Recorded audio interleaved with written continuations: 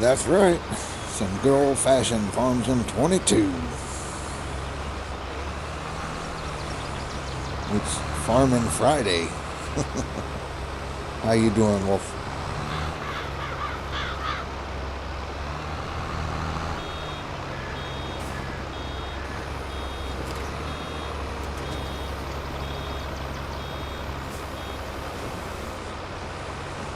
I need to get back in there. I can't even remember what I have my controls mapped to on the controller. But I really enjoy that one. I know they just dropped, it was what, not Kansas? Maybe it was Kansas, but they dropped another add-on.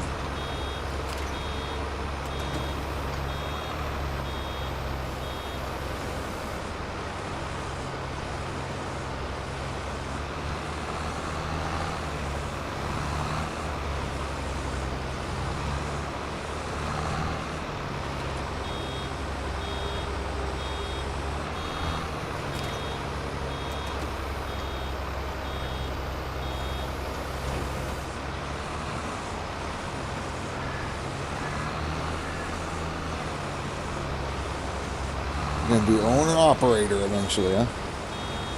You're going to use a modded truck, or you're going to run just a in-game truck?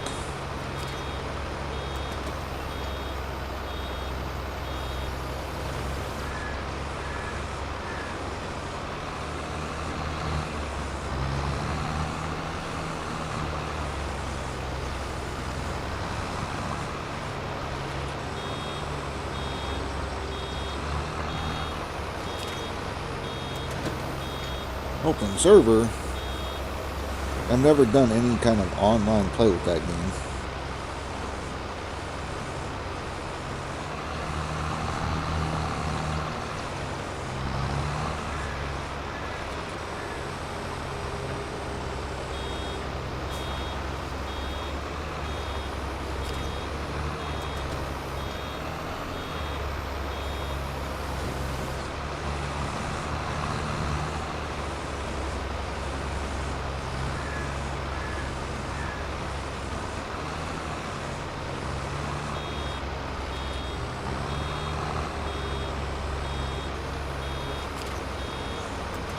Right. Gotta have that password. Safety.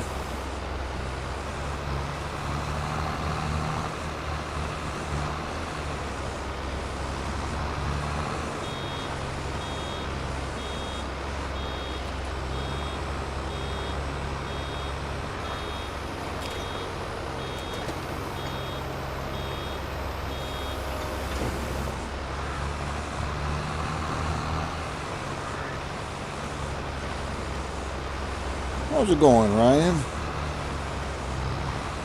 Watching some Dave while I'm doing some streaming, you know, multitasking.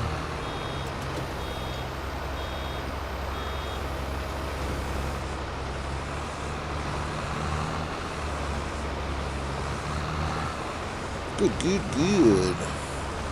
Yeah, there was a huge update for the ships at sea. Got weed on my farm. I'm sure there's a mod for it somewhere. Somebody's got a greenhouse.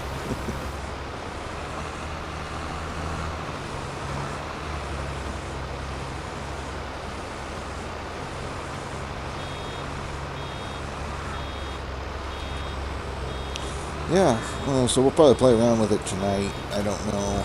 I know Dave said that he went in after the update to see if it said, you know, like, to see if it did what it said, such as delete your inventory.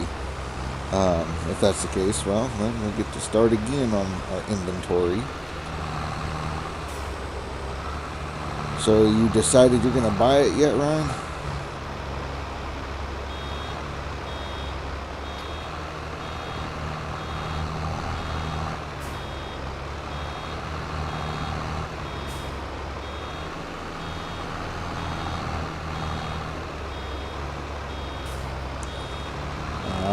Okay. I'm not even sure if it's still on sale anymore.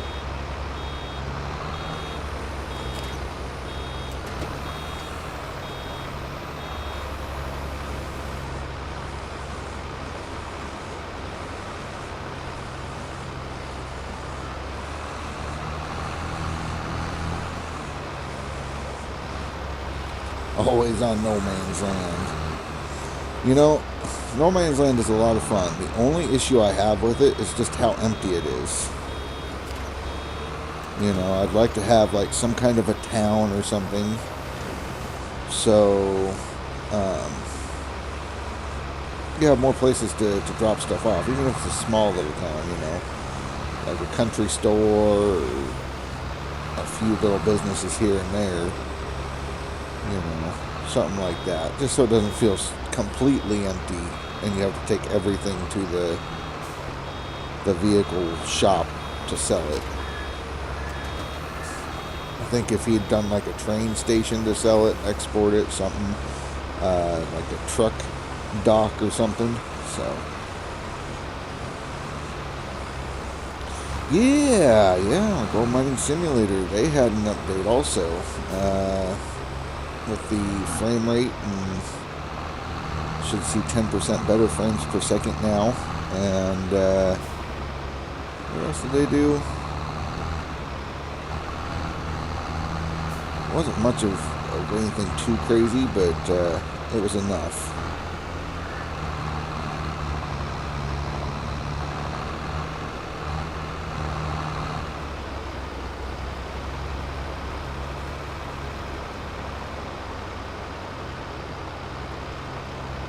That's right, the tent. That was upsetting me. Like, I kept buying trailers, and they never appeared on the claim, so that's good. Yeah, they're updating the Xbox and PlayStation as fast as they can.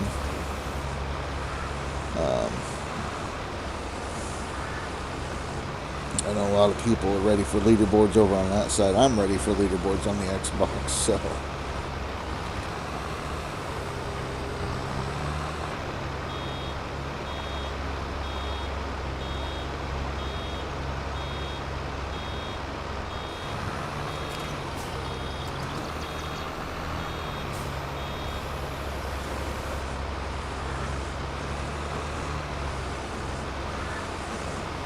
But anyways, yeah, the No Man Land map is fun, but I'm giving this Alma, Missouri a try.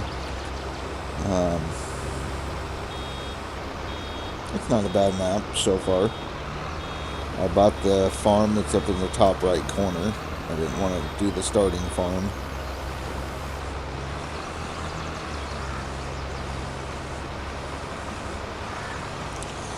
Right. You know, and they continue to do so even after being berated by people that really don't know what the hell they're talking about, so...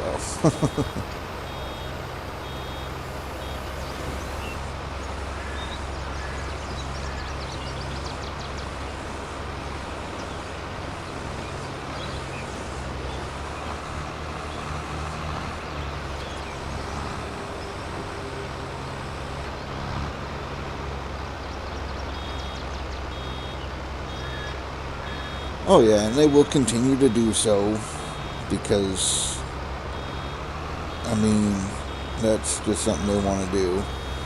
I can see how it could be beneficial doing like a co-op or multiplayer to teach someone how to play, but you can still learn by watching YouTube videos, so there's that. But a lot of people say it would make the game better, and I don't think that it would necessarily make the game better. When you think about it, like, if a game's biggest thing is the fact that it has multiplayer, then that means that the game's gameplay, story, ideas suck. And most of the time, it's a fun little feature that you might use for a couple of hours and then get bored of it, just like everything else. They'll want the next big gimmick.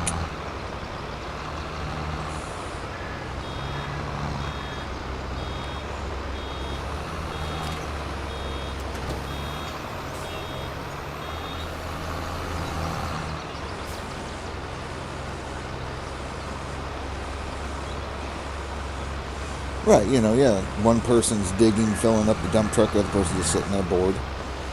I mean, you could do things where one guy's driving the truck and filling and the other guy's working the wash plant, or the guy that's driving the dump truck is also working the wash plant, so...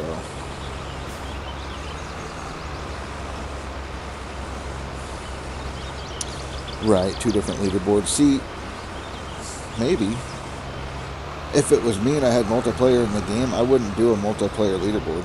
I'd just be like, look, you guys got multiplayer to go have fun. Multiplayer leaderboard would just be absolutely stupid. Like, the numbers you'd be putting up would be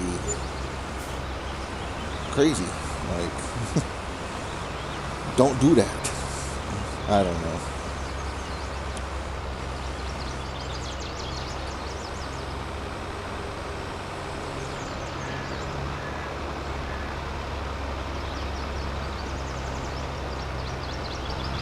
Right, yeah, stupid high. So it looks like I've got an ad coming up here in about 30 seconds.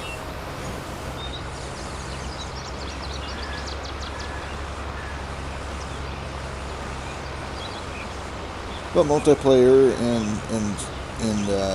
non-leaderboard would be a good way to teach others.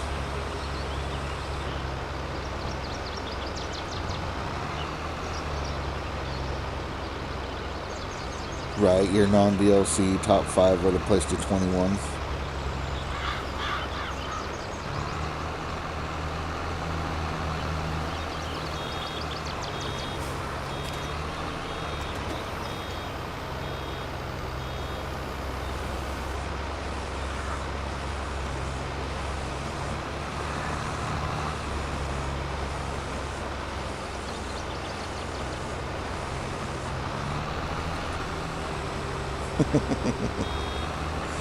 Just have fun with it, you know, that's the biggest thing. Is just have fun with leaderboard, you know. If it's not fun, then don't play.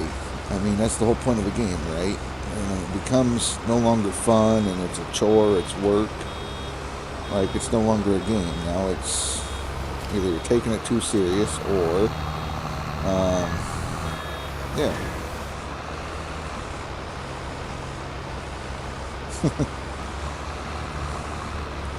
I mean, you made good content. I mean, freak out, man. I mean, those rage quit videos back on YouTube were huge years ago, so we know it works.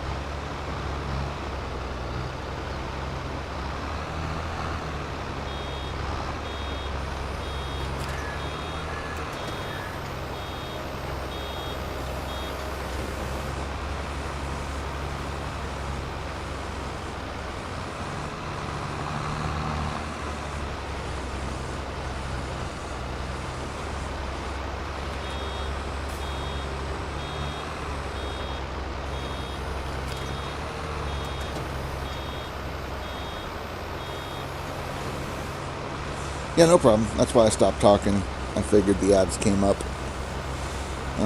All I was saying was that the old rage quit videos on YouTube were pretty big. So you raging out because of how frustrating GMS can be when you're learning.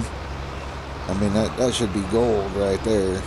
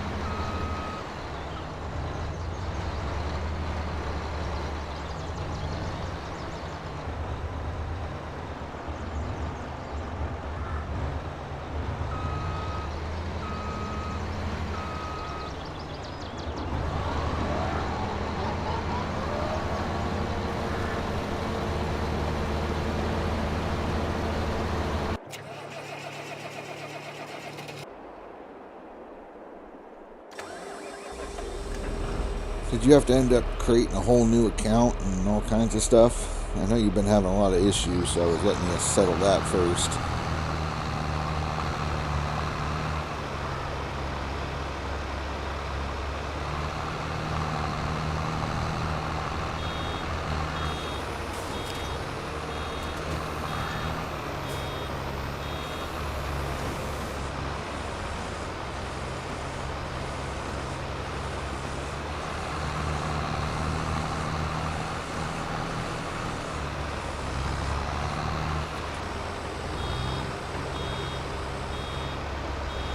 Well, there you go.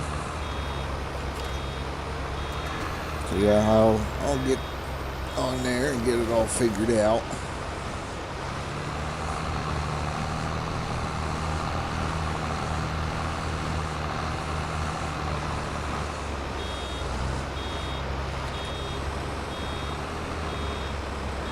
Good. That's what you need, you know. I know you suffered a lot, but you persevered, you pushed on, and you don't let it get you taken down, you know.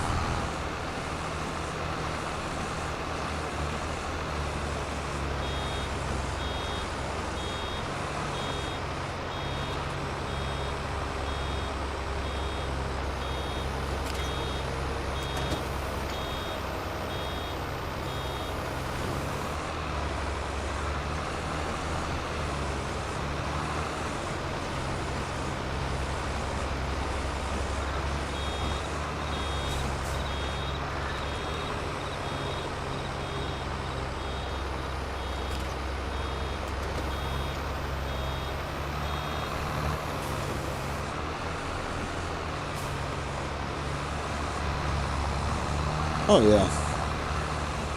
Yep, that was one of the things Grandma always told me was, you know, let people sink their own boats.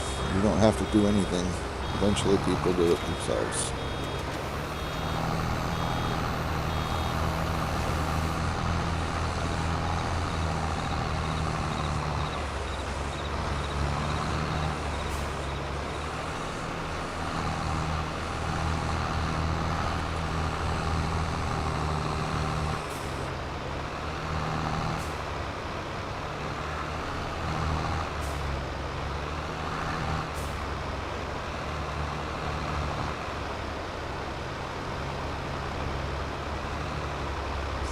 Yeah, YouTube is a whole different monster compared to Twitch. I'm doing dual streaming, so like right now I have a YouTube up at the same time as I'm doing the Twitch side, which came in handy last night because Twitch was going nuts and running terrible, and it seemed like it was jumpy, and like you would have issues where it would like pause or lag for like 30 seconds. Whereas if there was a hiccup on the YouTube side, it would only glitch for like a second and then you were back to normal. So it wasn't even a second, like a half a second, just click.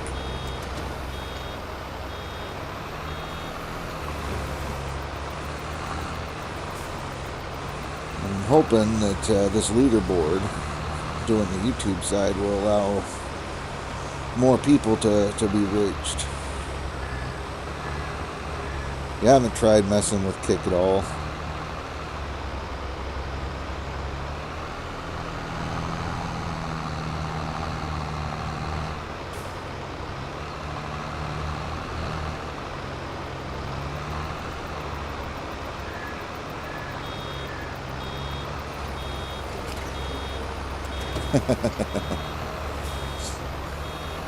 Yeah, I mean, a lot of people talk about the money over there and all that kind of stuff, but, you know, I think I got a pretty good following going with the YouTube and Twitch side and whatnot, so. Well, I mean, it's the new hip cool thing, you know, anything that's like Fortnite related, Battle Royale, those are what the cool things are. So your Call of Duty, Warframe, shit like that. And I'm not trying to be that. I appeal to a different audience. So I know my place.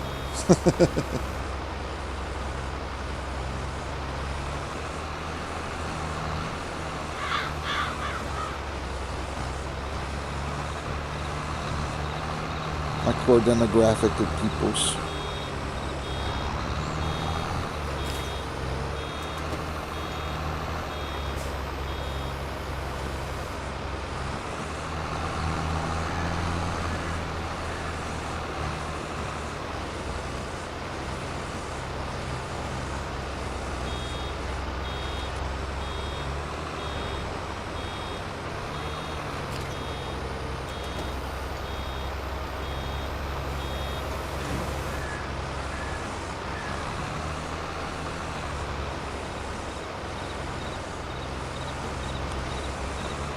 Yeah, it'll be a while.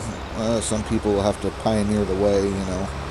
Eventually people will start moving over there as time goes on.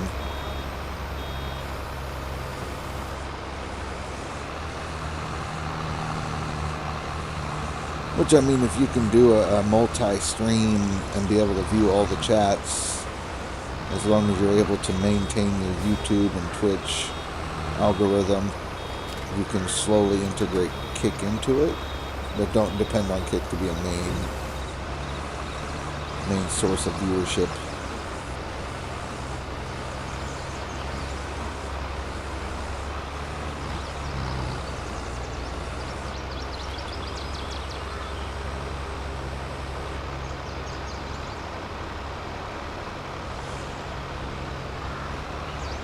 Right, that's another thing I've noticed is the time of day that you're streaming. So for me, Farm Sim does pretty good in the mornings. But then again, I mean, that's big with Germans and Europeans.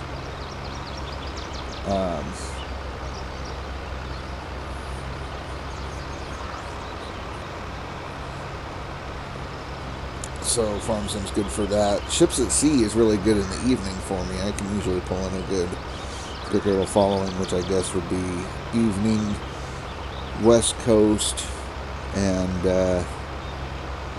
morning in the European countries. So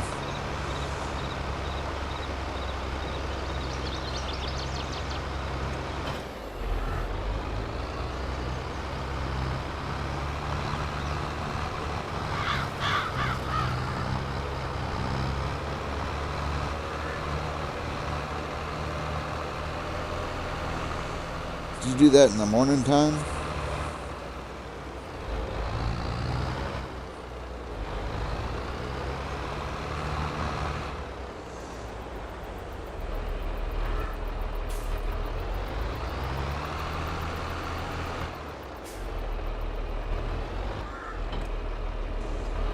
Right, yeah, Farm Sim. Yeah, hit and miss, because I mean, so yesterday morning's video didn't get very many, well, not video, but live stream didn't get very many views or rewatches. After, I don't know, it just didn't seem to do as hot. But the evening one, you know, I've got likes, I've got views on it, so.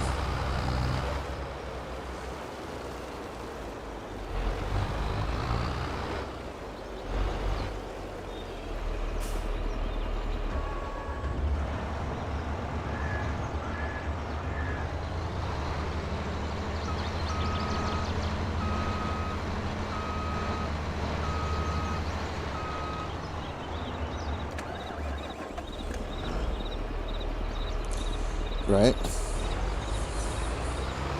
Play it, keep playing it, do I don't know, a journal or something, kind of finding out when, what times are good, what are bad, what happened when you played at a certain day, you know, look at that kind of stuff.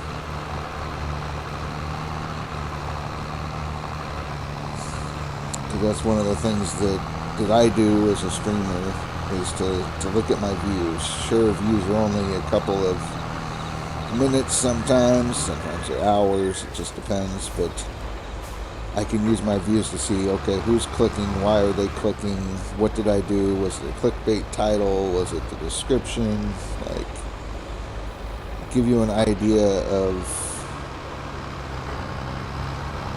what you did or didn't do that works. So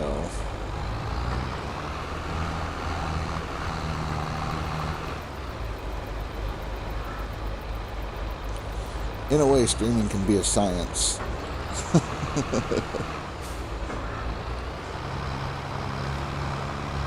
There's science, there's art, there's a little bit of everything when it comes to it.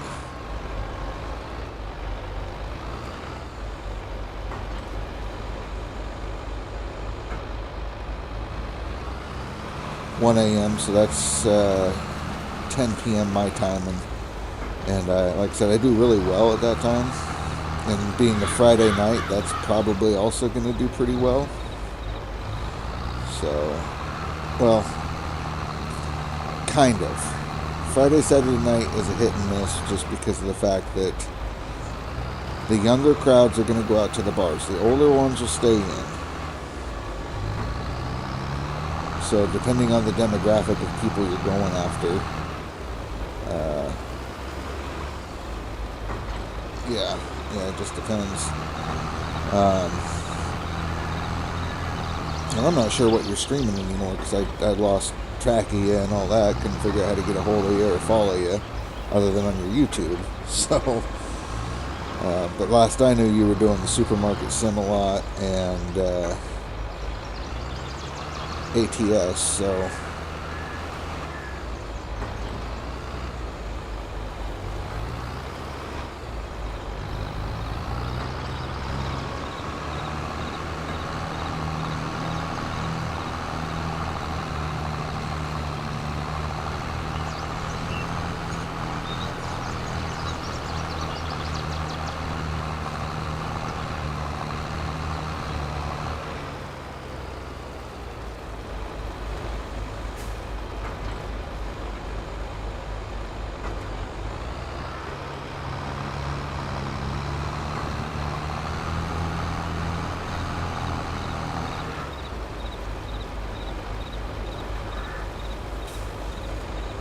any follows or anything on your new account, or based on the games?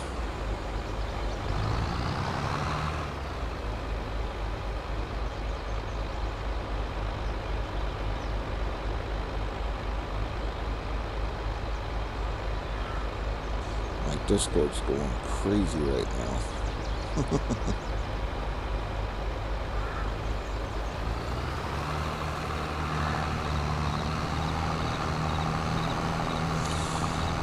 Right, and it's difficult getting started because most of the time people will not watch a streamer unless they have views already.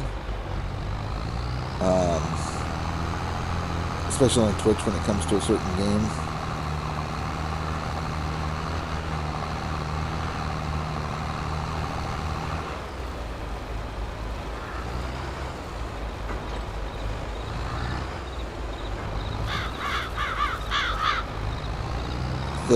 I guess, okay, so the biggest thing I could probably give you tip-wise is to network. It's not easy, but networking will probably help you get more views in the long run.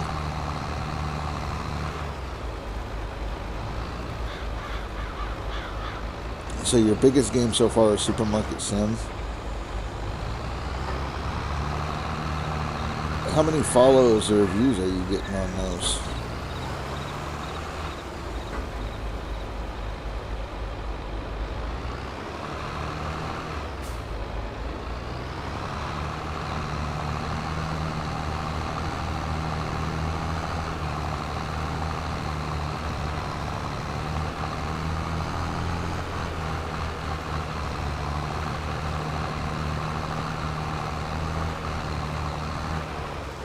Okay.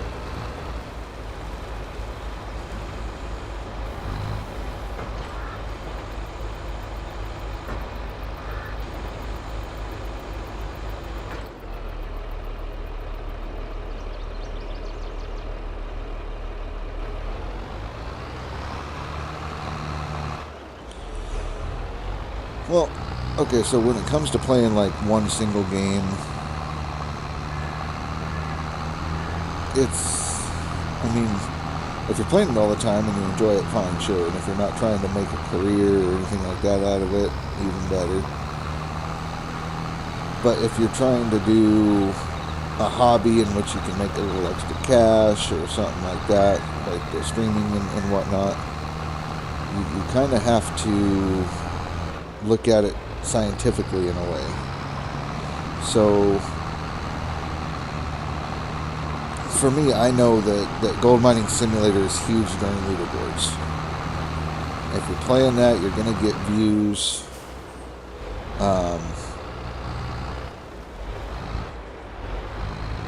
So for me, that when that leaderboard comes up, that's pretty much like Gold Mining Simulator month, you know. You can play other games as well. There are people that follow that kind of stuff, but typically that's where I've seen a lot of luck, is playing that. Then the trick is, how do you carry on from that when the season's done, you know? And that's where you have other game choices, things like that you're going to be looking at. For me, Farm Sim's been pretty good. Car Mechanic Simulator didn't do as well as I thought it would. So as much as I enjoy playing that, I've pretty much backed off of the Car Mechanic Simulator. Ships at Sea was a pretty good hit for me. I kind of figured it would be. And when it delayed it kind of sucked, but getting plenty of views that way. It just depends on what kind of demographic of people you're going after, you know. Supermarket Simulator, I don't know what kind of demographic followed that. Like, I've seen it played by Bray, I've seen it played by some big YouTubers, but the game never really interested me. I don't know that it's something that I can, you know, watch and play at the same time. You know, Farm Sim, a lot of people that do the Farm Sim thing are usually playing Farm Sim while somebody else is playing it. So if you're watching a streamer that's streaming Farm Sim, most likely you're also playing Farm Sim. And the leaderboard thing with Gold Mining Simulator, if you're watching a streamer doing that, you're probably playing that at the same time he is, and you're kind of either comparing yourself or watching and learning, all those kind of things.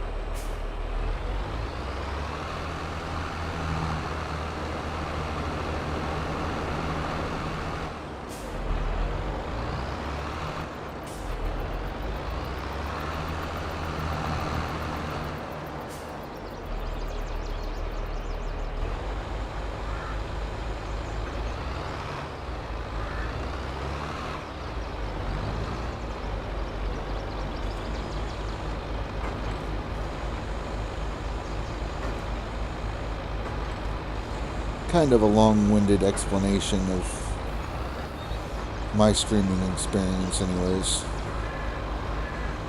And things work different for different people.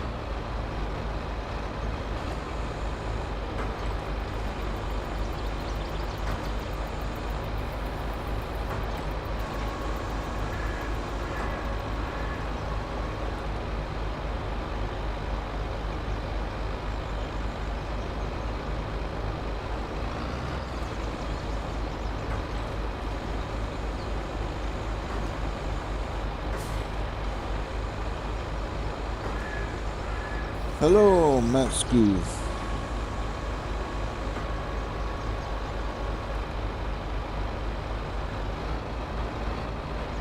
How are you?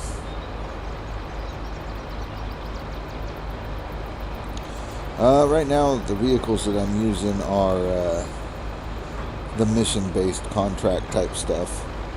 The only ones I own, because I just started out on the map basically, is a farm-all tractor and a old John Deere combine.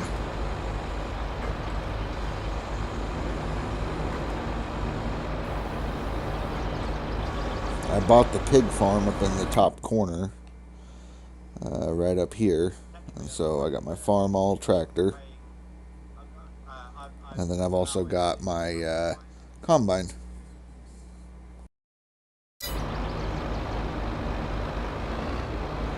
Kind of doing a playthrough where I moved into the area. I took a loan to buy the farm.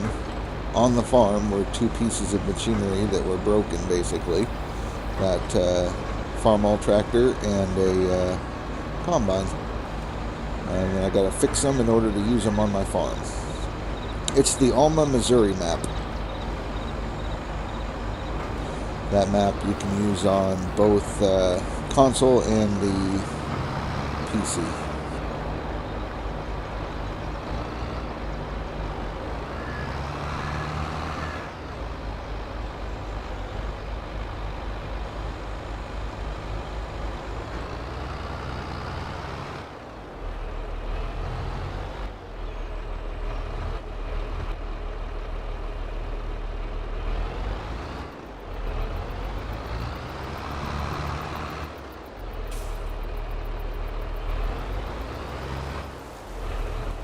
Yeah, I heard a lot of good things about this map, and so I figured I'd give it a shot. Right now I'm trying to figure out where I'm supposed to take the silage bales. They said to take it here, on here, but now I got to figure out where the drop point is, so...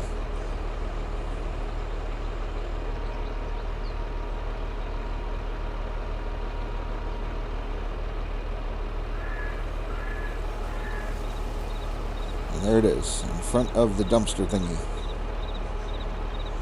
So if you ever do silage and you need to get rid of your bales, this is where you drop them.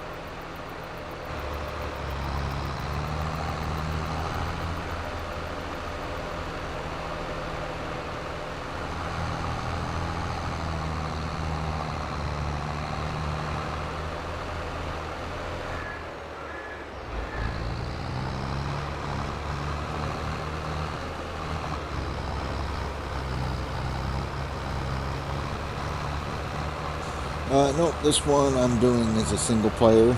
Um, you could do a multiplayer. There's 3 different farms on here. Unfortunately, one of them you have to start in like new farmer mode to get it. If you don't, then the map pretty much deletes the farm, and you have to replace all the items that we're currently missing. So, but no, I'm not doing multiplayer on this one.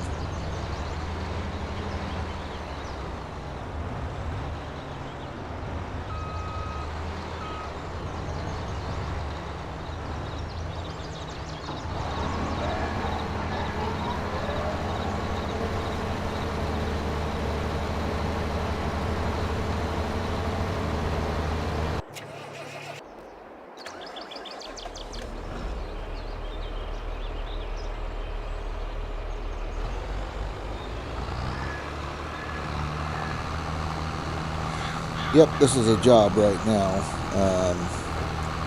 And since I'm basically broke, I have to make a payment every month on my loan. It's a mod that I have, and the loan is going to be about $1,000 a month that I have to do. So, got to make sure at least I have that much.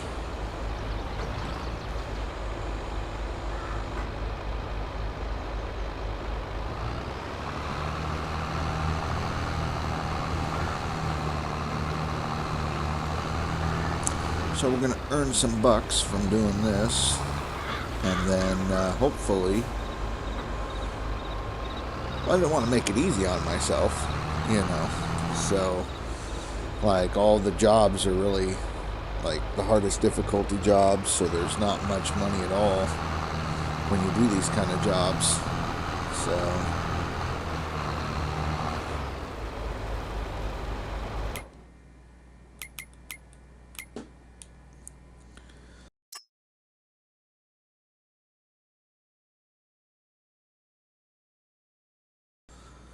the big field 40, I'll get 4,500 for it. The small one, I'll get 1,600. Plus, I also borrowed the equipment to do the field, so I might only get a couple $100 out of field 35 because of the cost and whatnot. So when I go down here, you can see baling contract field 3, I'd get $1,730.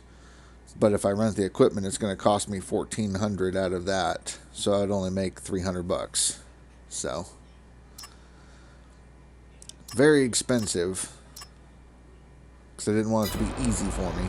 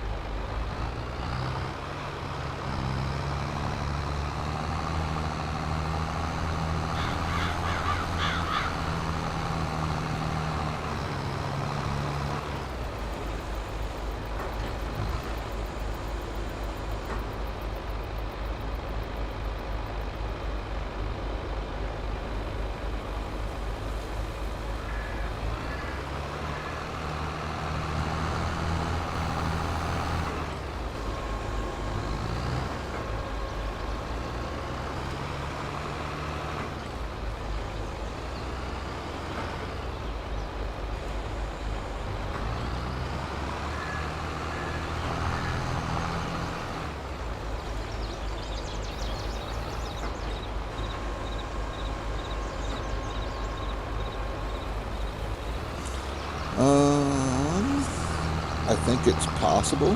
I've never really done a multiplayer game created like I've joined them. You might be able to take your single player game and make it multiplayer, but I'm not 100% sure.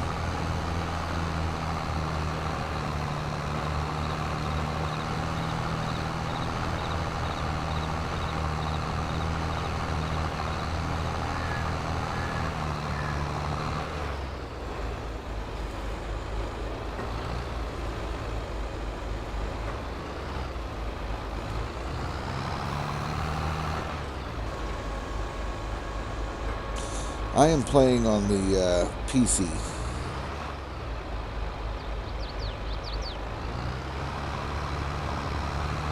I just use the Xbox controller because I hail from the land of consoles. So I'm a console player that became a PC player.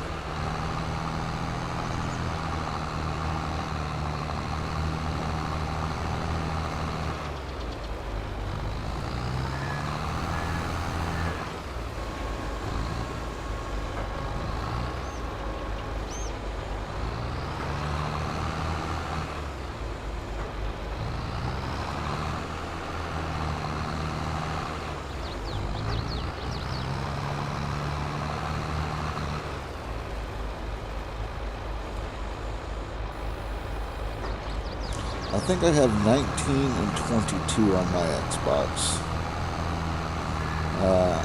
Basically, I started playing 19 maybe a month or two before Farm Sim 22 came out.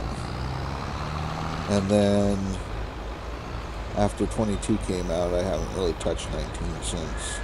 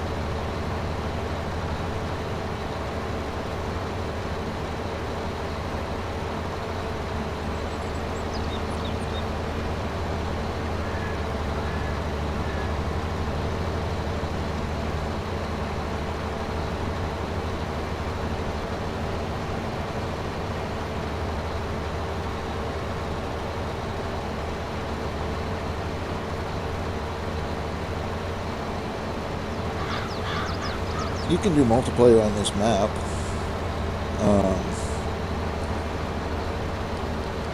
Let me see real quick. So this is the farm I have here. It's got pig farm already on there, pig barn, and it comes with the two fields right off the bat.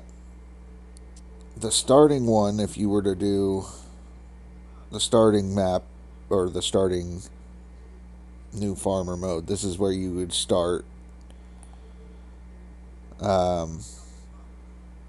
Has a horse pen, a sheep pen, and a cow barn.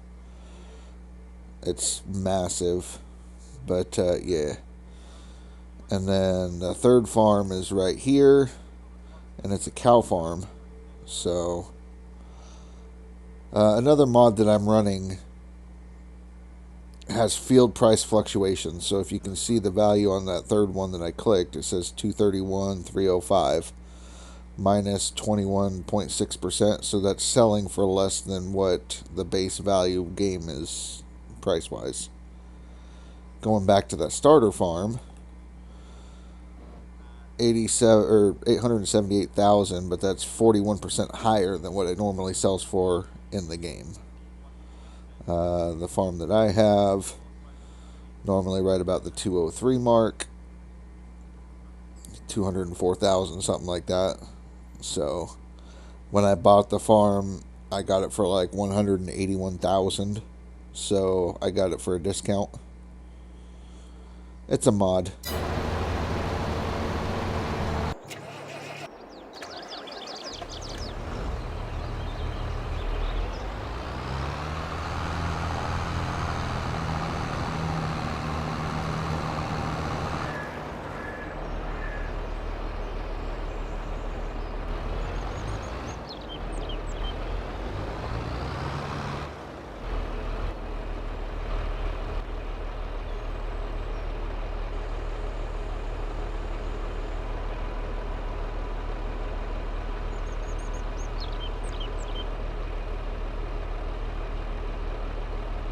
When is the multiplayer? Is that what you're asking?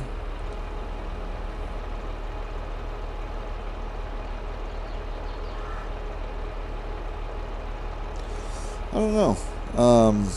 Like I said, I don't normally do the multiplayer streams or multiplayer games. I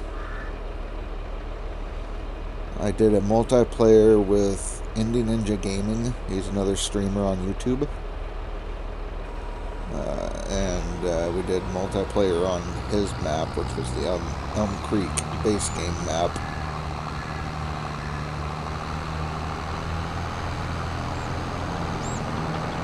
And then I messed with another map with Tyvius. He's a YouTuber as well. And he was showing this game to a guy that just picked it up. And we did multiplayer there. But normally I don't do multiplayer right now.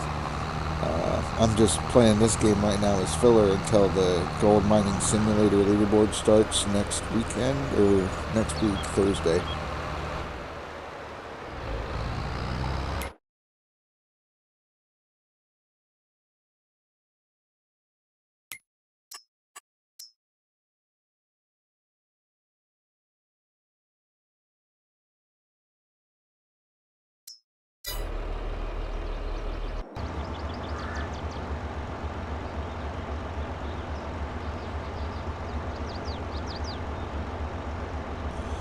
Huh. Yeah, I don't know much about the steering wheels. I'd like to get one, and you would think that it would work on the PC. I know a lot of guys that use steering wheels on PC, so...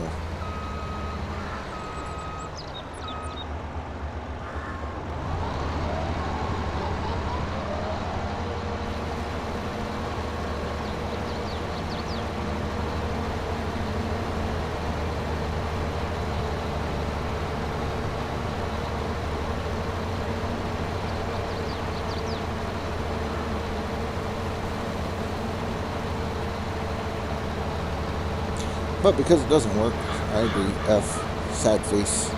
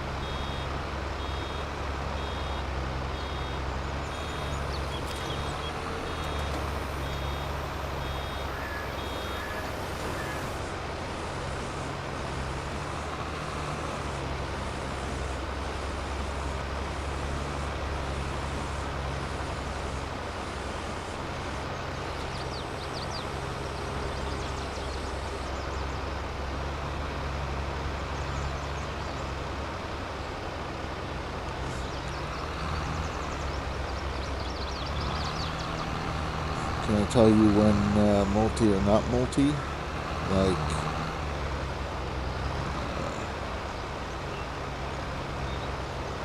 multiplayer when I'm playing that?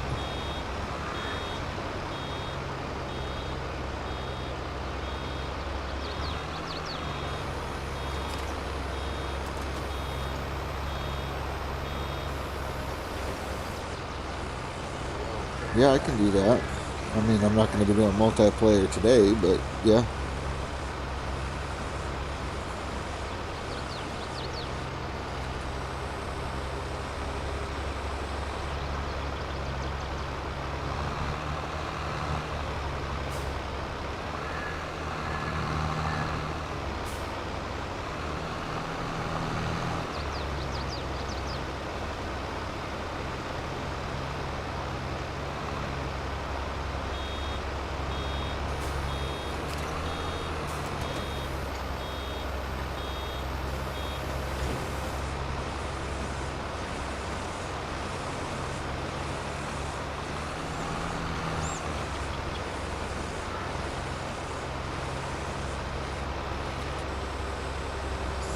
I'm not sure when I'll be doing multiplayer. I have to talk to Indy and Dan and find out when they want to do it again. We haven't really settled on a date yet.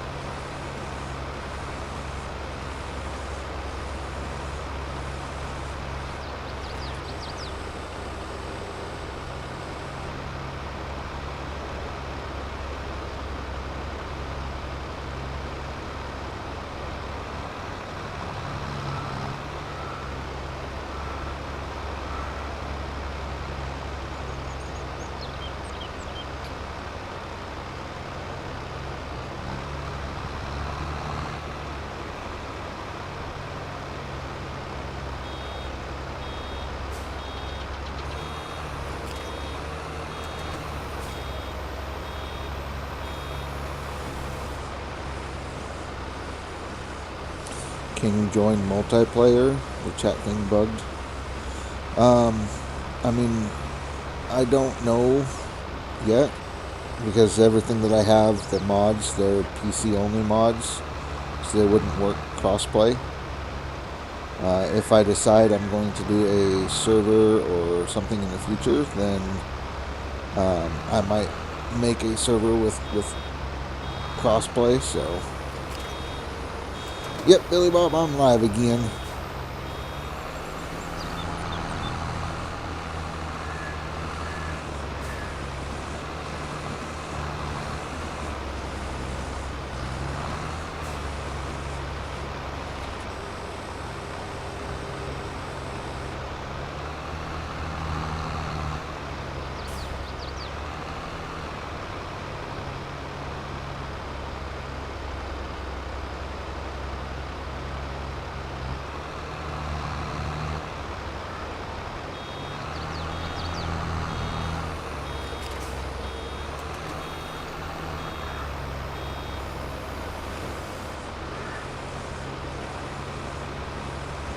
Nope, same save. I'm doing some work on a different field right now.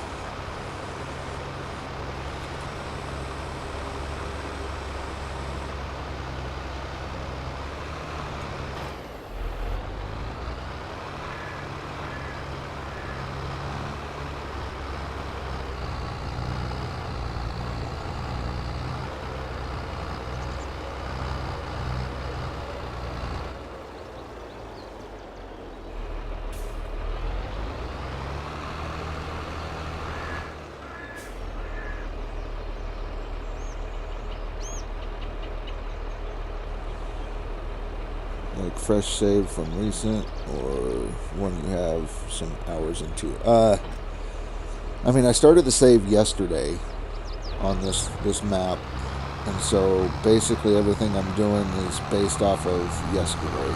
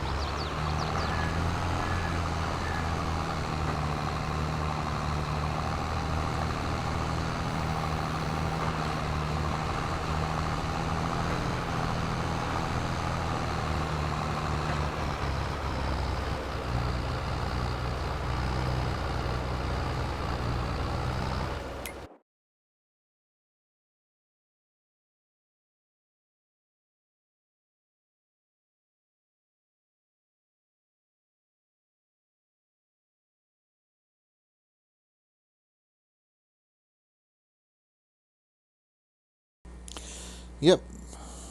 Been about 99 minutes.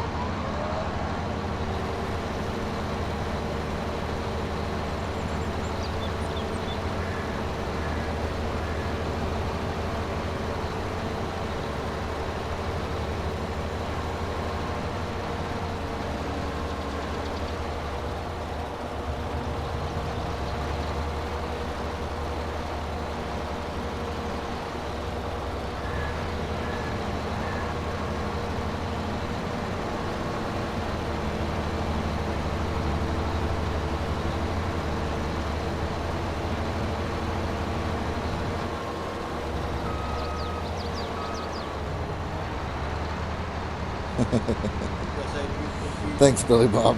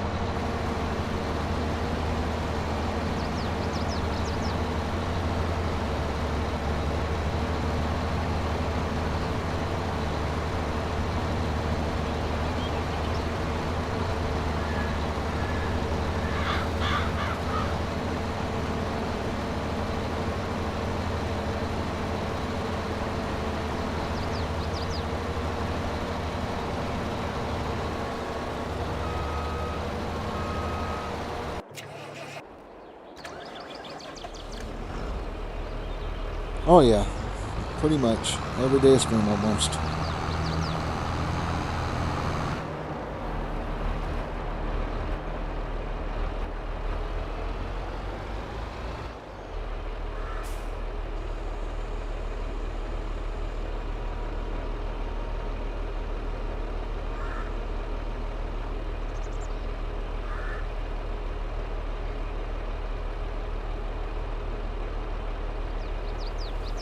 Be right back, guys.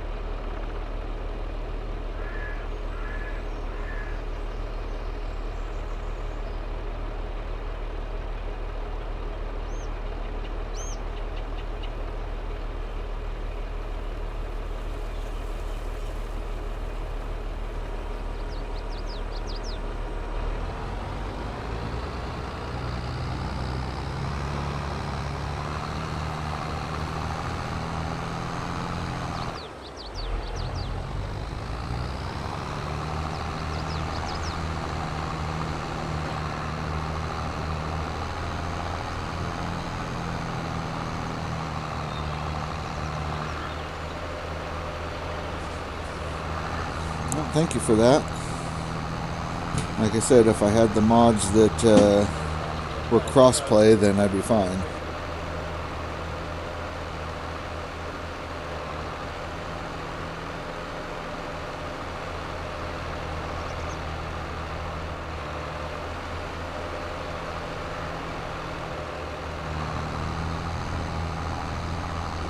You play on the PC as well?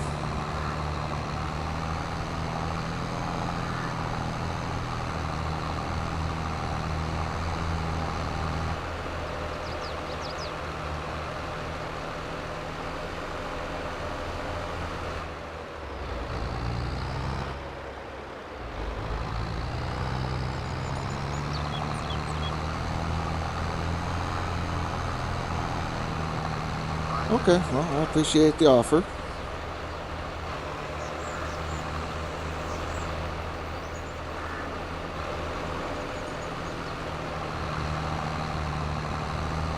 Tater tot, how's it going?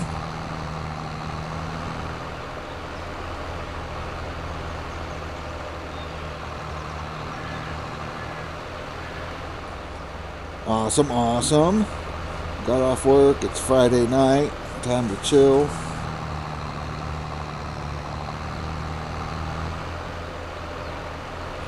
And you got the Farm Sim 22. 2.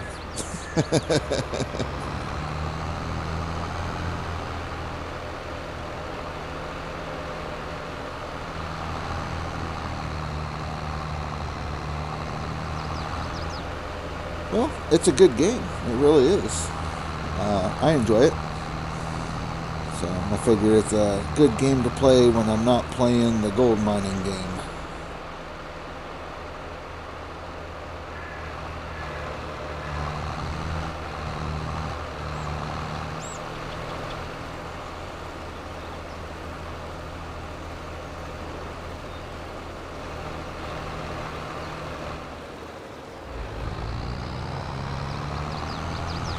Ooh, see, I don't know.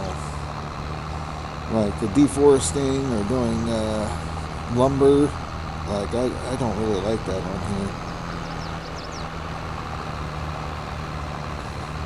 I mean, I'm sure it's fun, but for me, my issue is just I don't like all those stupid little stumps.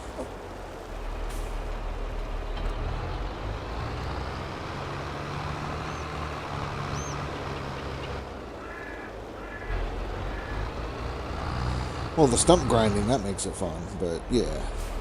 I have way too many to list them all here. I'd have to make a list. Like the developer tool, the paint tool, like all kinds of different mods that I'm using, so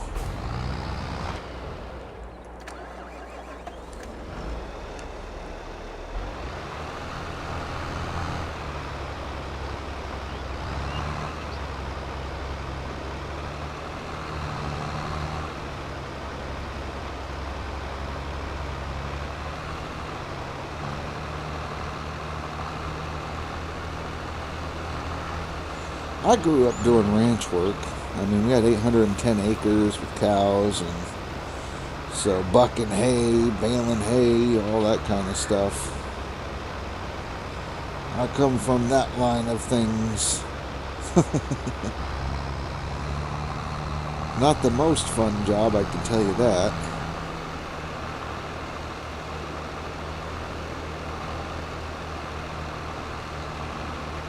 Yep. We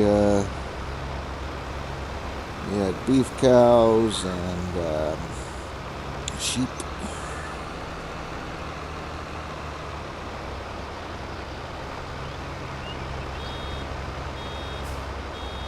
Yeah, the luxuries of AC and all that good stuff.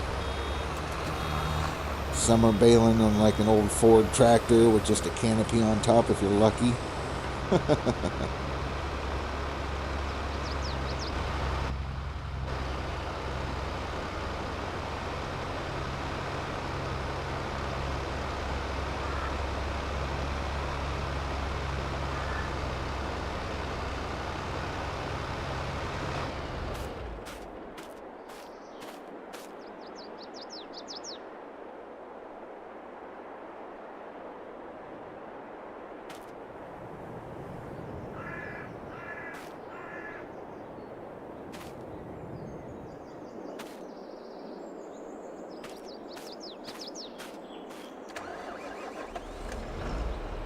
Old Orange Internationals, yep. I remember.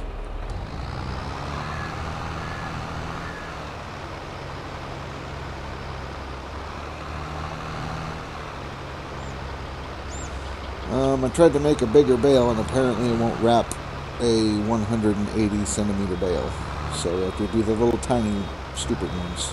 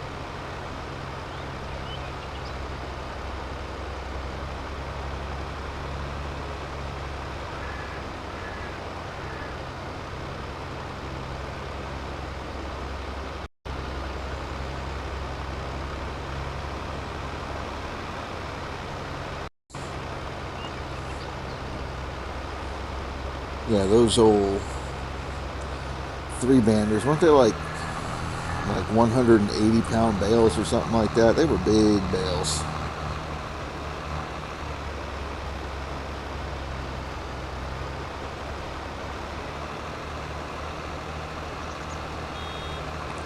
Yeah, 120. I guess it just depended, like it was just regular old hay or if it was like alfalfa, stuff like that.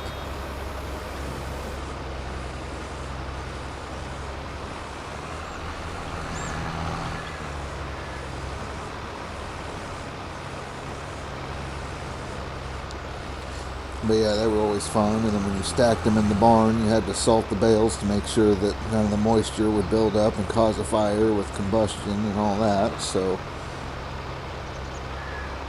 bye, Matt Skew. Thanks for stopping in. But yeah, you'd have your hands all tore up by the baling twine, and then you just grab handfuls of salt. And oh yeah, it was a lot of fun.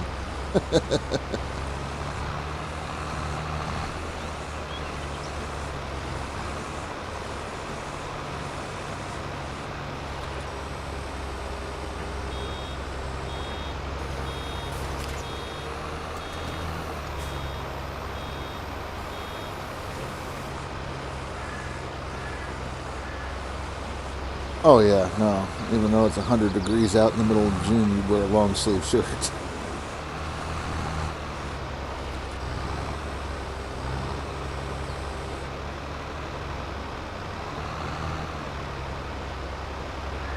Right, all tore up.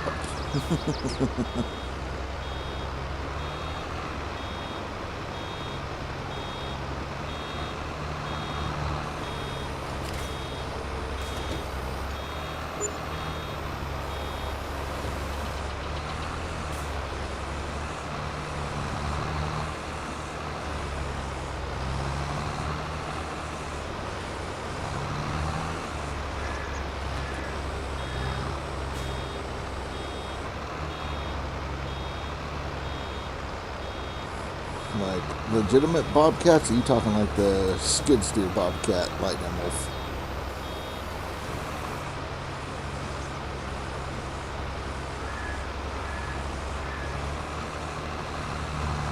I'm sure they have the skid steers on here. Hang on, let me check real quick.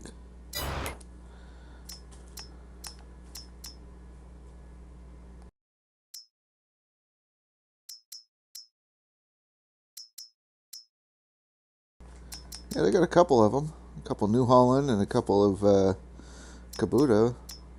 I'm sure that they probably have the Bobcat brand Bobcat skid steer in the mod store.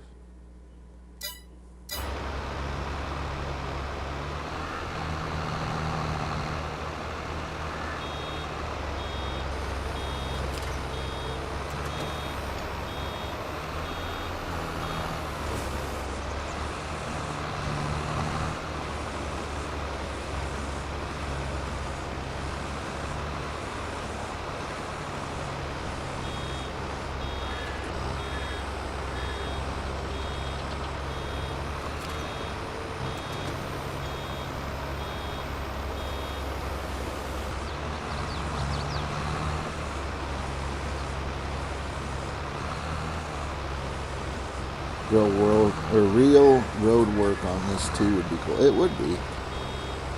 But I guess it just depends on like the map, because I know a lot of maps are adding all kinds of stuff like that. Like you got gold mining now, other mining, got logging.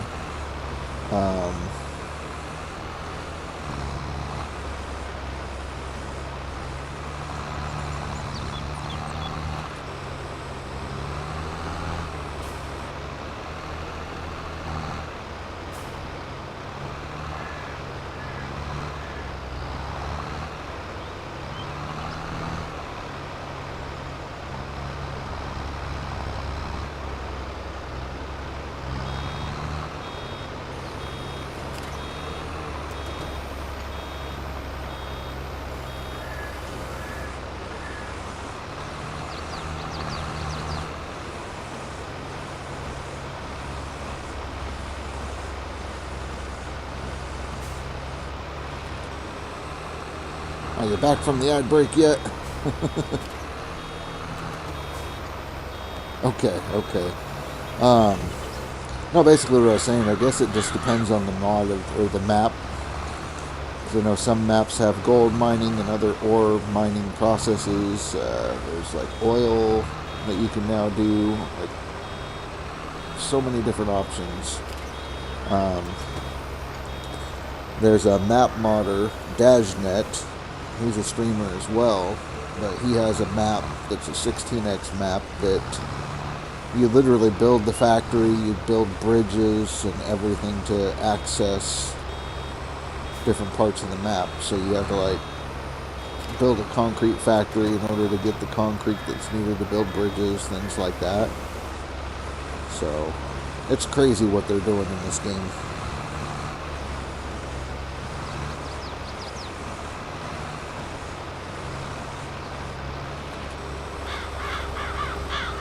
Right, no man's land.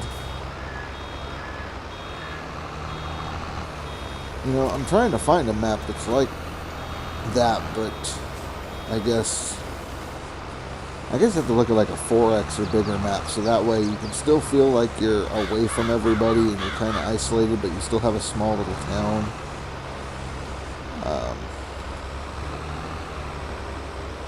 I don't know, I just kind of like having that better than where it is now, where you deliver everything to the vehicle warehouse or the vehicle shop, you know.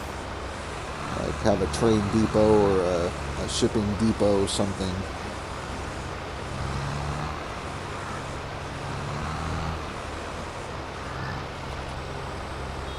I feel like the middle of nowhere, you know.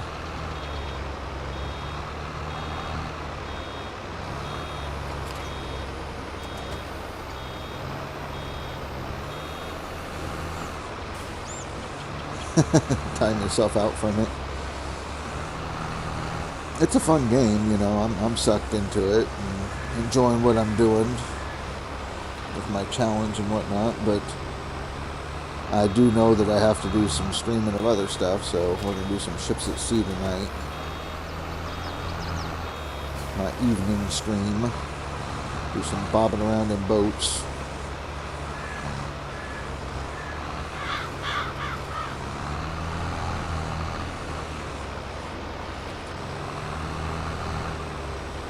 Hey, Lyle, don't make me get the hose. Don't make me get the hose.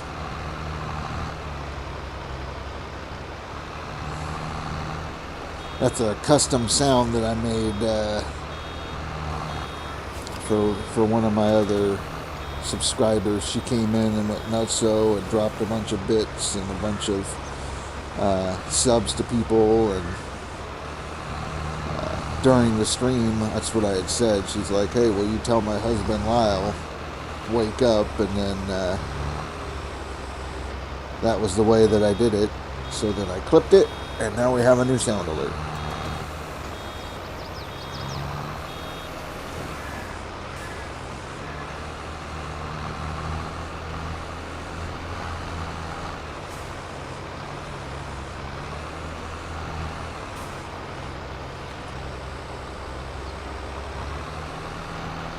Yeah, you know, I figure, heck, if you're going to donate a large sum of monies and whatnot, least I can do is make you a sound clip, you know.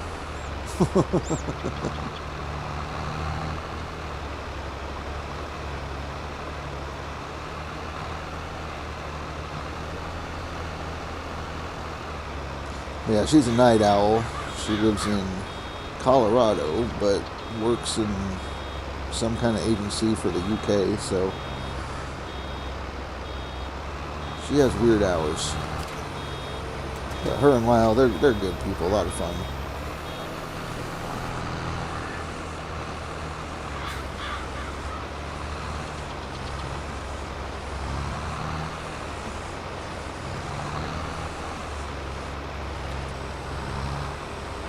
You work watching paint dry.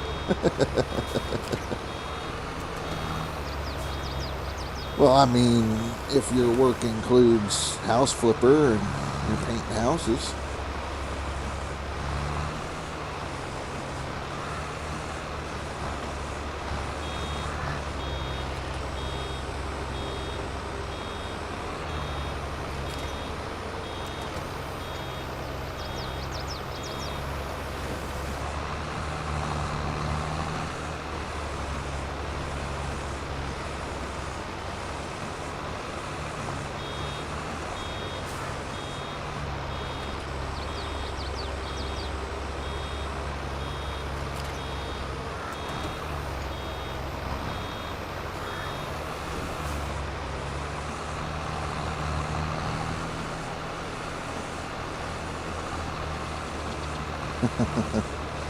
No, I get you. I mean, it sucks when you're messed up and want to contribute or feel useless. And that's kind of why I started doing the streaming thing, you know. Give me a sense of purpose, something that I can do instead of be all mopey.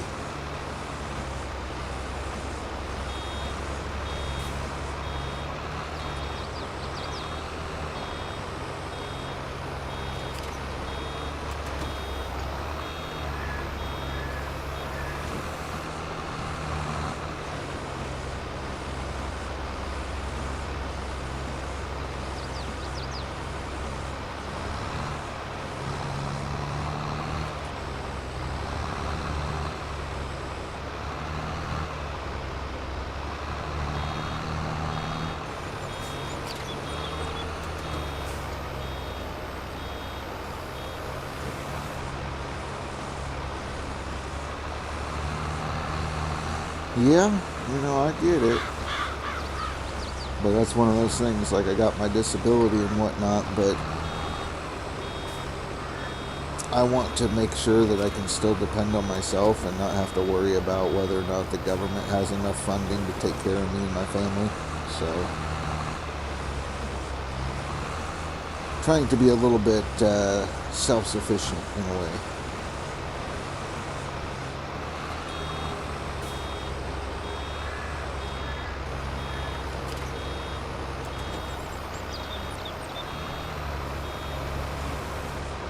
Yeah.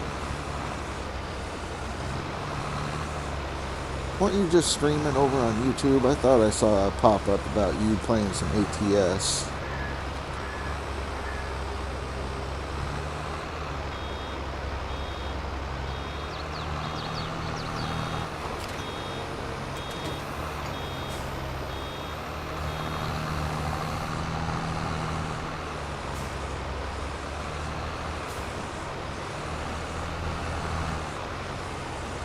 Oh, okay. Yeah, so I got the notification that it's ready.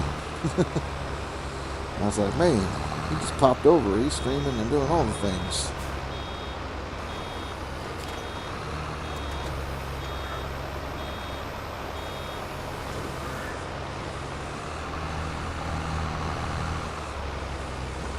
But I think it's a good idea. You know, that's what I started doing before I was doing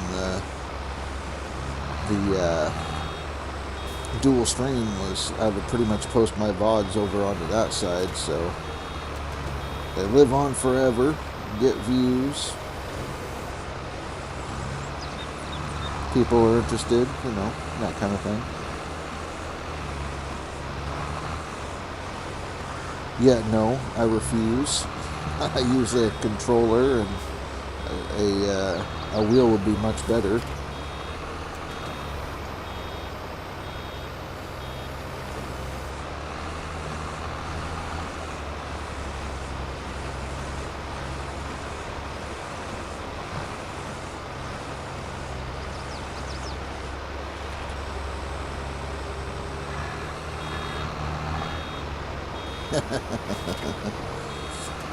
You have to charge is it an Xbox controller or is it a PlayStation controller?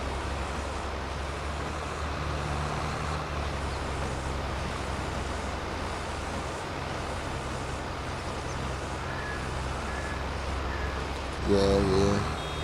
You know, I always thought the Xbox controller was better than the PlayStation one because at least with the Xbox One you can just change the batteries. Whereas the PlayStation 1 you have to plug it in.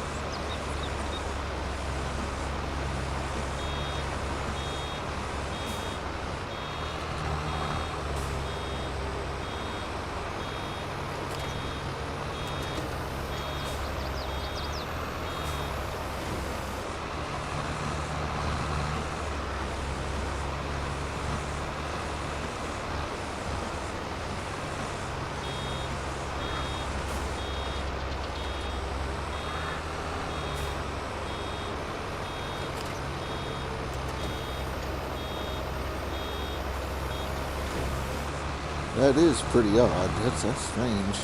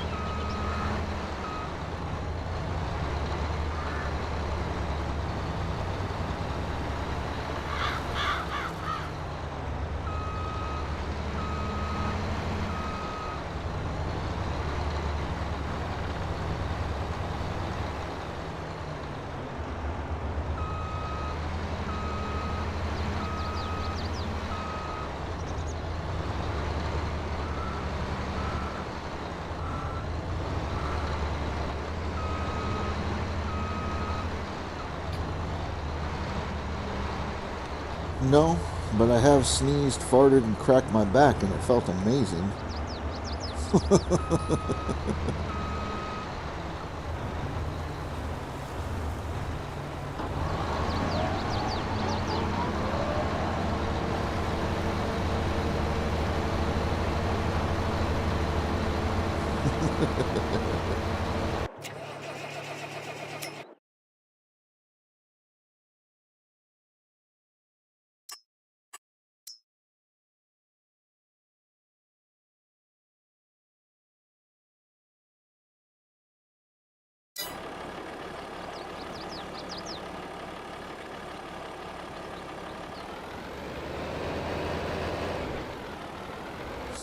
Hope I never have that happen.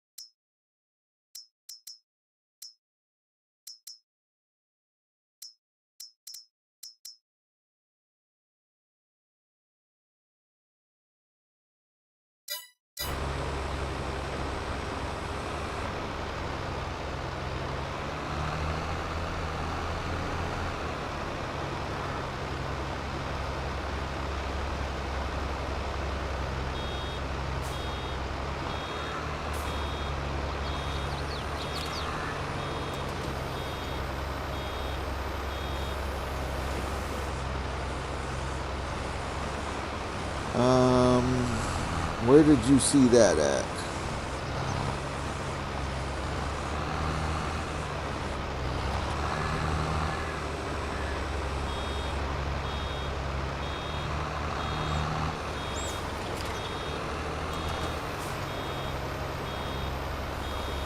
Huh. I haven't heard anything like that. Basically, what I've heard, well, what I've seen is the minis were nerfed, at least the mini wash plant was. Not nerfed terribly, just nerfed in the fact that you have to change buckets like constantly. But I've heard plenty of different rumors. Like I know Old Man Gaming, he's going to be doing a podcast the day that Leaderboard starts with the developers. They're going to have him on talking, talk strategies, things like that. But Old Man keeps talking about this idea that there's going to be a $1 mode leaderboard this season. And I don't know where he got that from.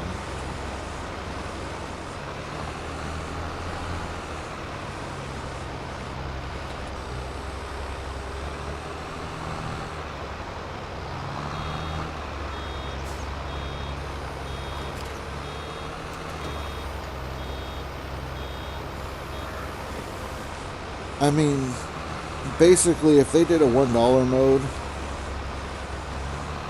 it's going to be who can just dig the most, because at that point you could literally get Nighthawk for $1. You'd be able to buy all the maps for $1. You wouldn't need to drill or anything like that. Like, you can get all your equipment for $1. So yeah, I mean, I don't know where he got the idea. I don't know if they're gonna do that, but like if they decide that they just want to mess around for one season, make it a fun season, whatever. But I mean, it's at that point, if they think that they're helping more people play, sure, more people are going to be on Nighthawk, more people are going to have the best equipment, but then it just comes down to who can dig the fastest. You know, who can put the most stuff through the fastest. So the strategy then is just digging strategy.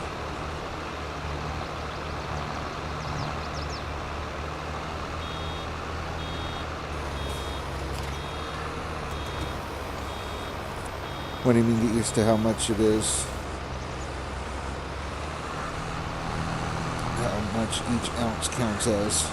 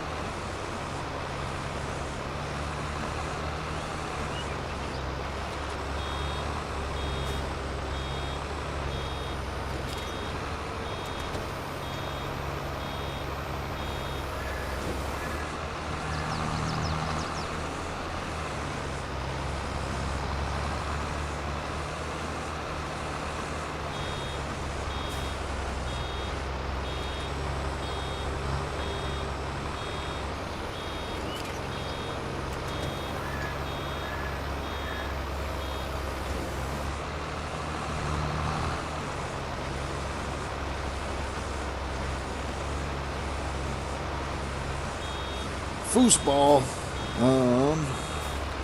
I don't know, maybe. Hopefully the freaking Cowboys can figure out the shit.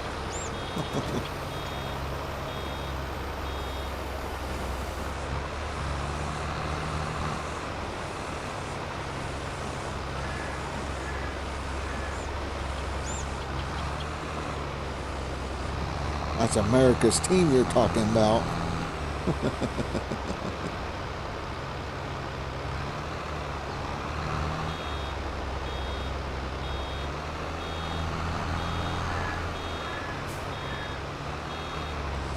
Oh, I know. We've had that conversation. Your roommate's a Cowboys fan. He knows what's up.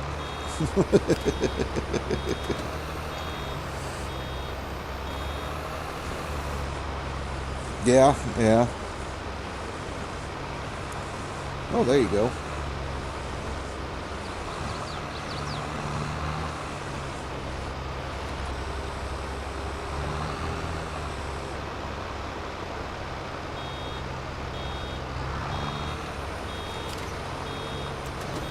Just go home now.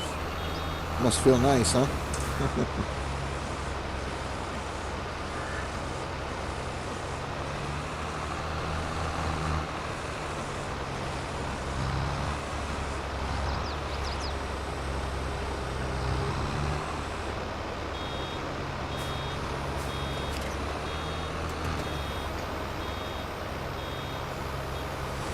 San Francisco and Green... Oh, man. No. Like Green Bay, okay, I'll give you that. But San Francisco? No.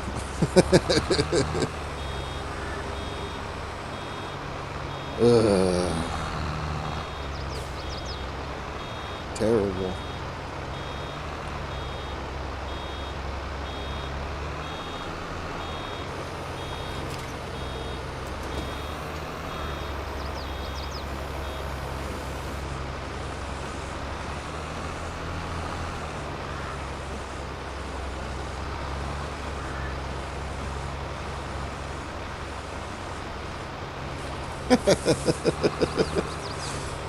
What? I mean, she's got to know that San Francisco and the Cowboys have been rivals for freaking decades.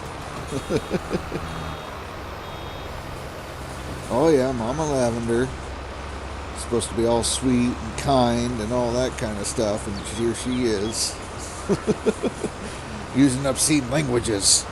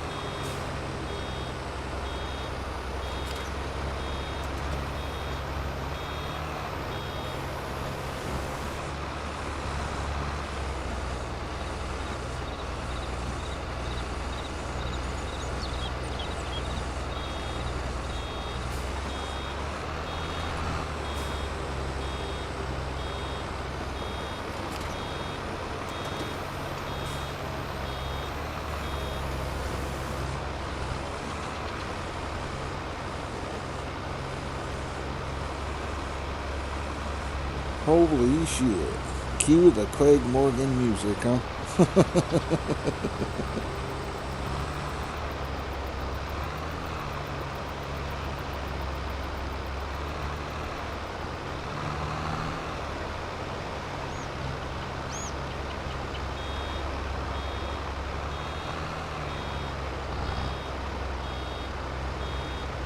Damn near.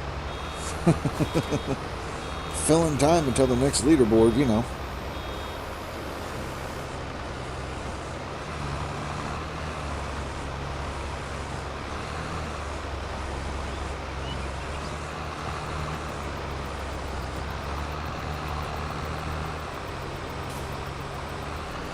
Yep, got a new challenge going.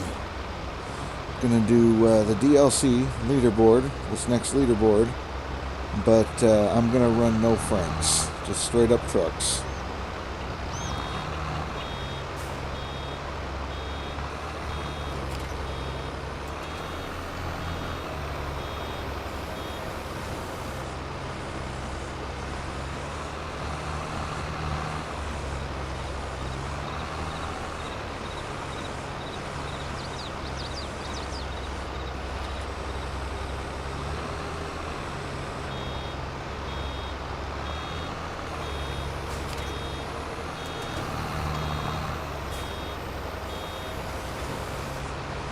Yeah, no, there's a bunch of us that are going to be doing this challenge, bunch of streamers. Ty, Hybrid Steel, Indie Ninja Gaming, Old Man Gaming.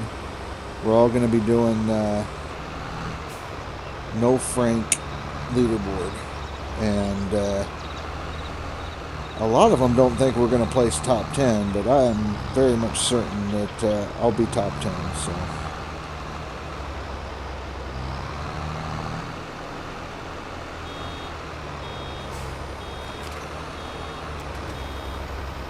Oh yeah. Well, I mean, the fact that I took a week off of the non-DLC leaderboard and still managed 150,000 ounces, 150 some odd thousand, which doing the calculations would have put me about 5th place on the leaderboard on the DLC side if I'd done that instead.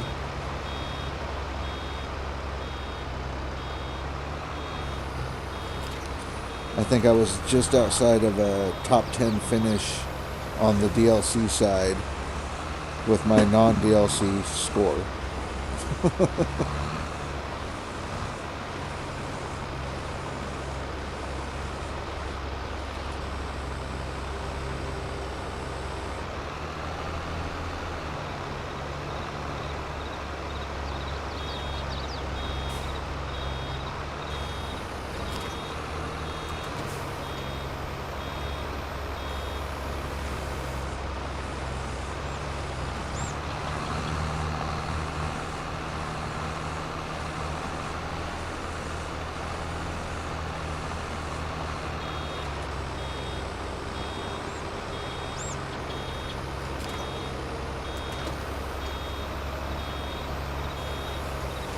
Oh yeah. Well, the funny thing is, like, I was proving that you don't even need to do 3,000 yard days. I was pulling in those numbers with like 2,400 yard days. So, like, it's crazy. It all comes down to the way you dig, like you were talking about. Because even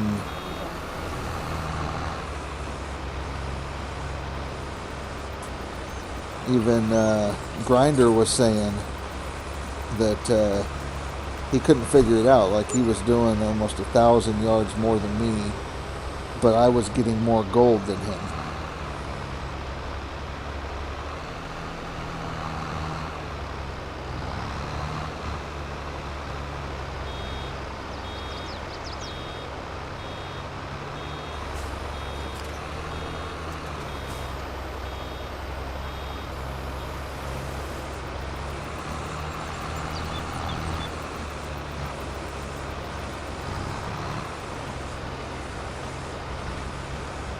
I think he was using his normal method, but That's just what he was saying. I know he could freaking outpace me, moving the yards, which eventually adds up to more, but the fact that I was just plugging along, doing my own little thing, 2,400 yards a day, and was putting out, like,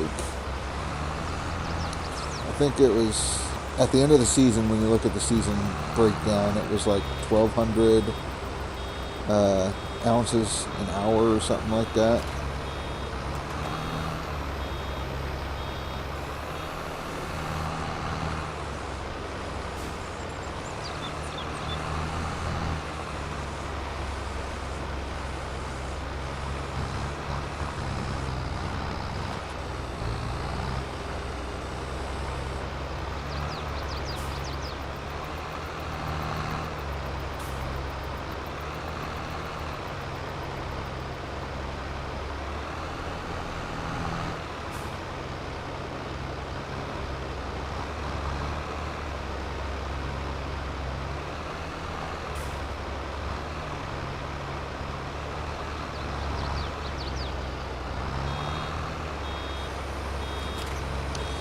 It's possible. I mean, we're on the same exact map on the claim and everything like that. And I was doing the bites and whatnot. He was taking bigger bites than I was, is what he was saying. So I think he was breaking it down to where he was taking like a bite, like breaking into thirds basically. Whereas me, I'd pretty much take a bite every meter or yard or whatever, working my way down. And then when it came to clean up with the fell, reaching up as high as I could and then drop it down to basically each bite was about the same size as a bucket in height.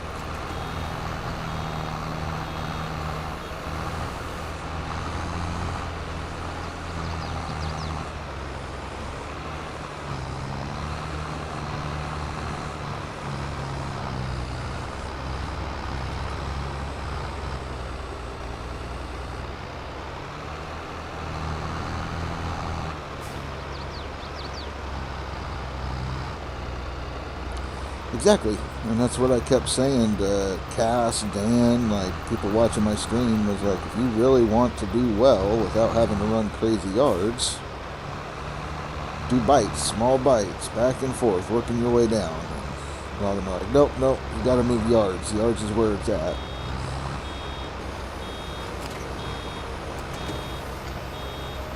Which, I mean, that's true. Most everything you hear about anymore is all about how much yards you can move in a day, and not really the fashion in which you dig it, because I could probably throw a crap ton of yards and not get very much gold.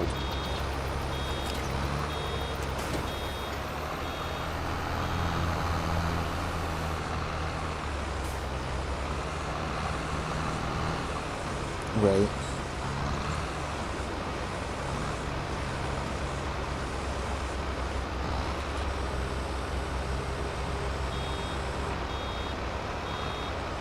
Exactly, the more you do it, the better you get at it. Repetition, practice makes perfect, whatever excuse or analogy you want to use.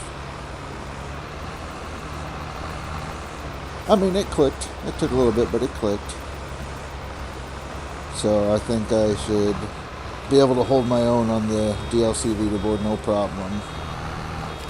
After messing with the non-DLC side, the traditional style of competition.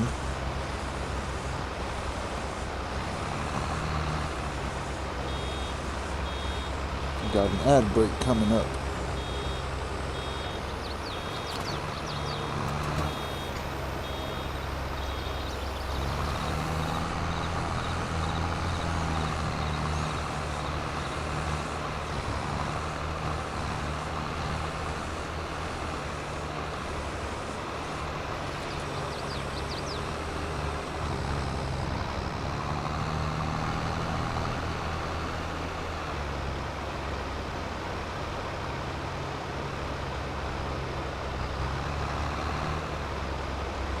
Well, I know Dan's going to stay over on the non-DLC side. He likes being able to get his top 10 finish over there.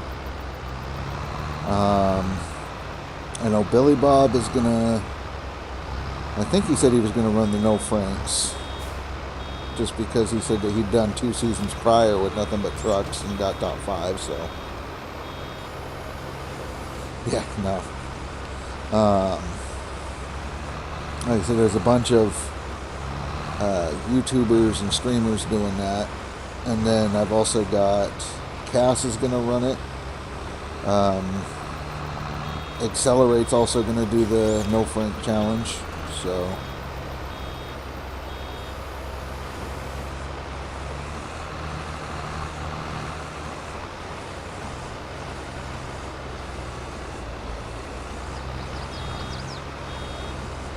the Accelerate guy, the guy that got the million whatever.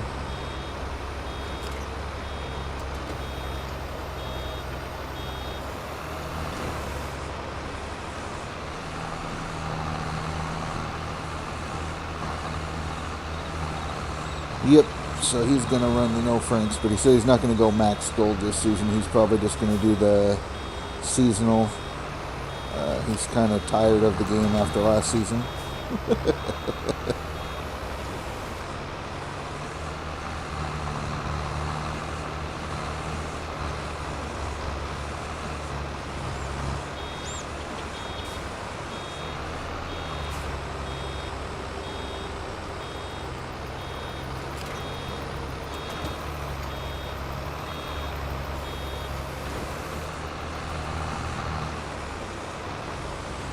But it's kind of interesting, like watching these guys that are already on the DLC side, and as soon as the No Frank idea came up, they're just in panic, like, oh gosh, we're not going to be able to keep up, we're going to have to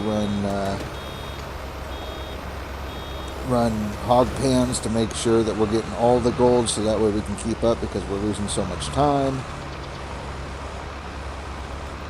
Take a day and jump. Why not, you know? The traditional speed comes in, places top 10 right at the bat, and then disappear.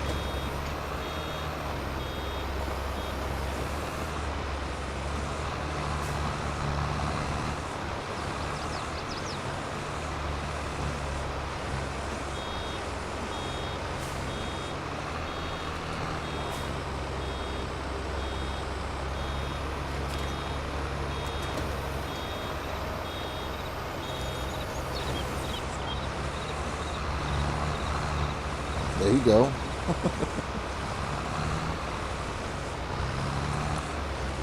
But yeah, there's others, like I know, was that Nuke Eastwood? He's going to be doing a No Thanks challenge. So instead of No Franks in the name, he's going to be saying no thanks, and he's going to compete against us to prove that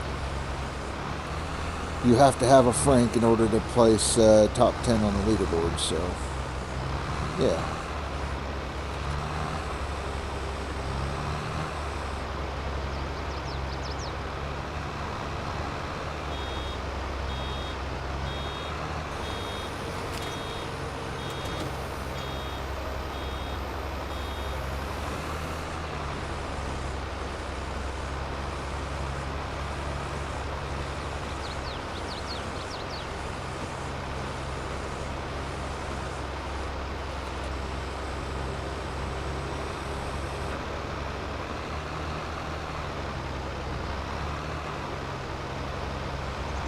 Right, you know, and that's what Billy Bob was talking about, is you can do top-down digging, don't even have to dig down or anything like that, and just reset the map, keep doing that. Oh, and the day of the leaderboard starting, you know how they usually do a stream on Steam with the developers? I guess Old Man Gaming will be doing that. So they'll be talking strategy for the leaderboards and whatnot.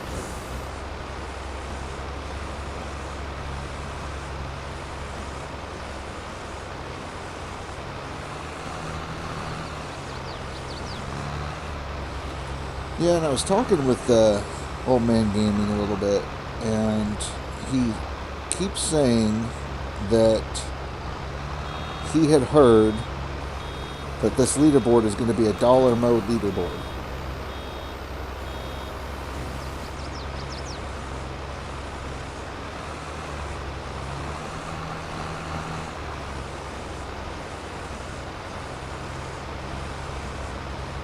Yeah, like this season will be dollar mode for the leaderboard season. I don't know where he got the information. He hasn't said anything. I've asked like where he heard it. He ain't saying anything. So, I mean, at that point, it might as well just be like, here's Nighthawk, here's Tier 5. Here's everything you're gonna need. Dig. Like, because if it's dollar mode, then basically what you're gonna do is just get Nighthawk. You're gonna get all your equipment, buy it for $1, put it over there, buy your gold maps for $1. Don't like the claim, reset it for $1. I mean, you don't even have to take a loan at the beginning. It's literally reset, get golden egg, dig, go. And it's just 30 days of straight digging.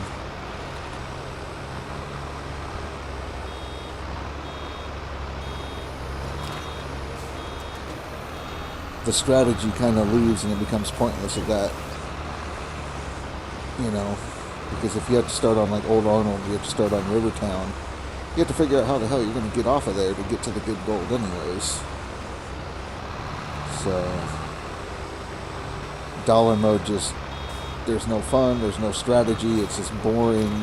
And I think if they do something like that, it's to appease the normies that complain every season.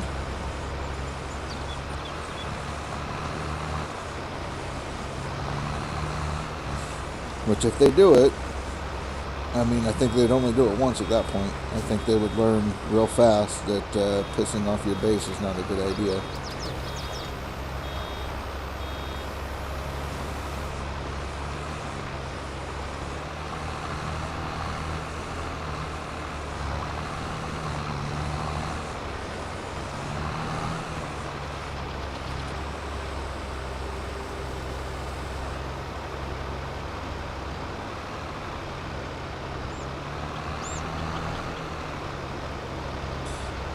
But yeah, I mean, if Old Man is going to be on there,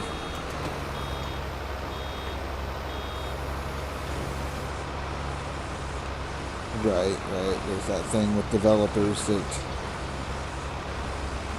try to appease to the people that spend 2 hours or 5 hours playing the game and then they don't like it and want it changed to suit them instead of learning the game.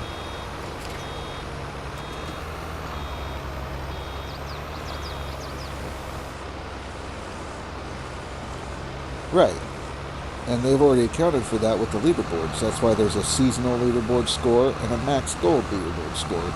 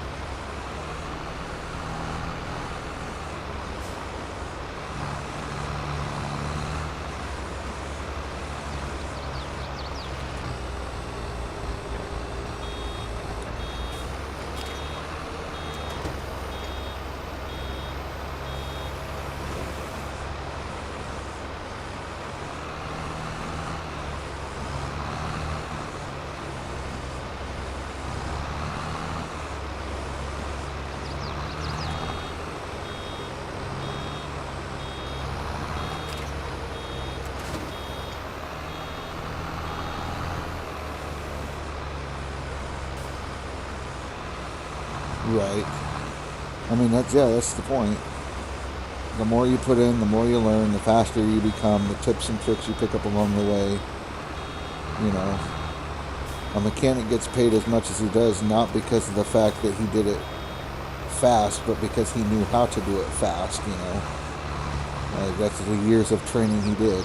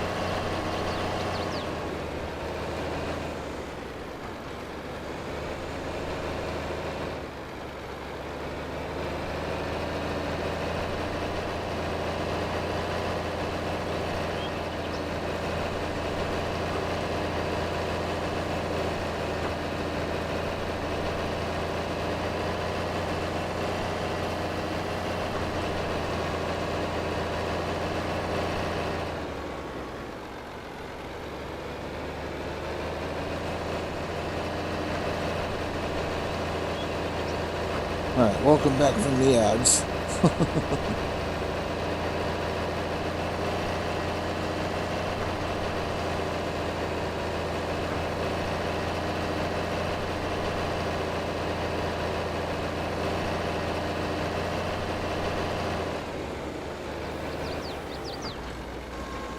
Right.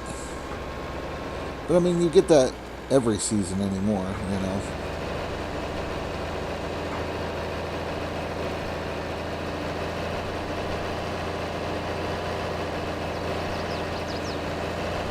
Well, yeah, we've been talking about different strategies to go, and yeah, you doing it early, just when everybody else is pretty much drilling and drilling and drilling, you're just throwing dirt into a tier 2. So then your gold score goes up.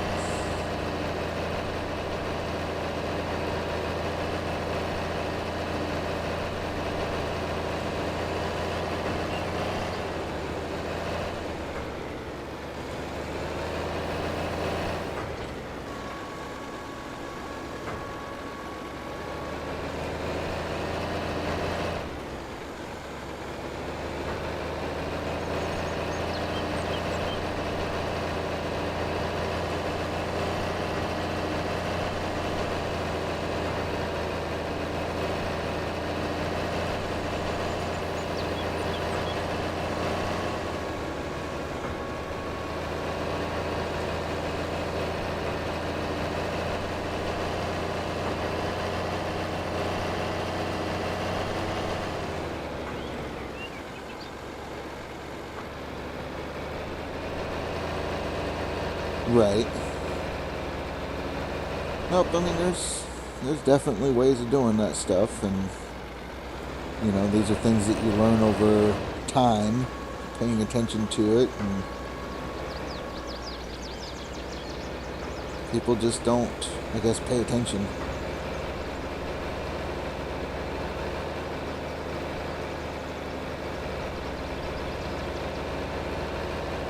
So it's kind of like if you wanted to start digging fast, it would be better to use the mini drill just to pinpoint the hot spot, dig the hot spot, and go.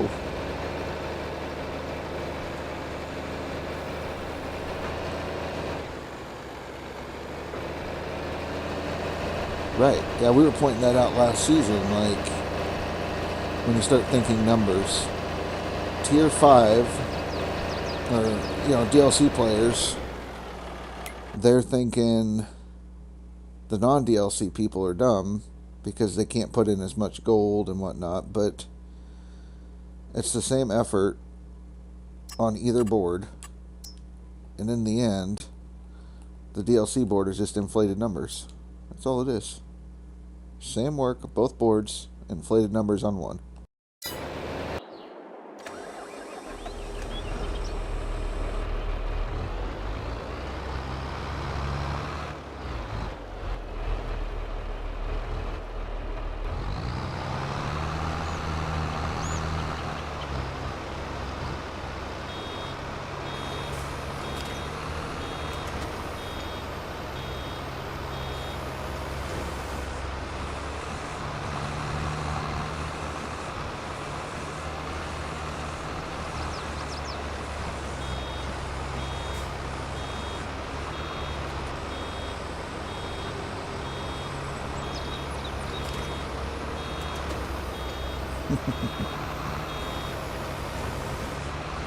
Yeah, 6 hours, don't recover any gold. Definitely that. And then there's always the psychological gaming effect of that as well. Because, like, you don't have anything on the board yet, but this guy is already sitting there on the board and he's got freaking 1,200 ounces. Like, you start wondering, am I doing something wrong? You start psyching yourself out.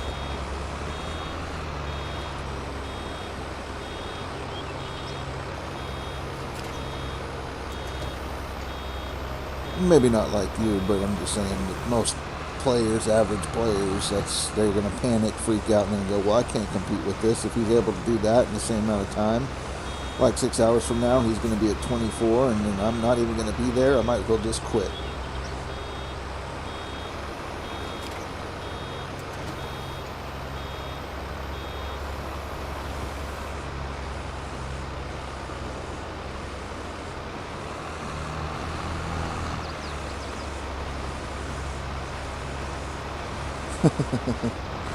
Right. Well, that's the thing, like, I started figuring a little bit of it out last season, but, yeah, some of the strategy and whatnot, because I was about to catch up to you when everything went nutso. Like, I'd figured out what I needed to do. And like I said, I started processing gold a lot more, going that route. But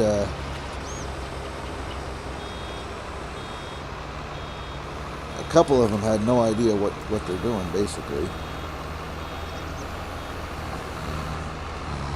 Not to bad talk anybody or anything, you know, but they just get panicky and don't know what they're doing. And it's all doable. Just breathe. It's going to be okay. Find your strength.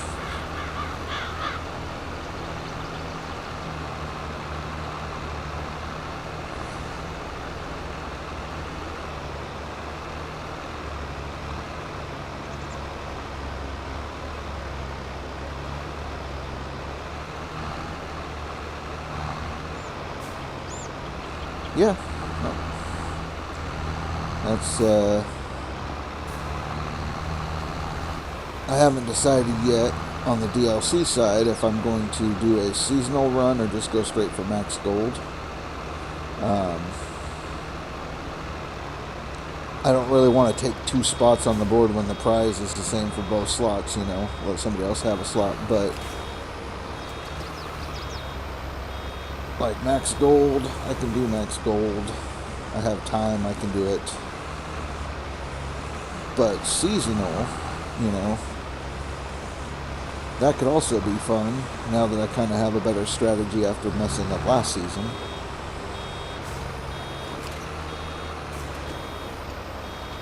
Like, I ran out of gold to do resets, so I had to go smelt gold. Well, smelting gold takes too freaking long.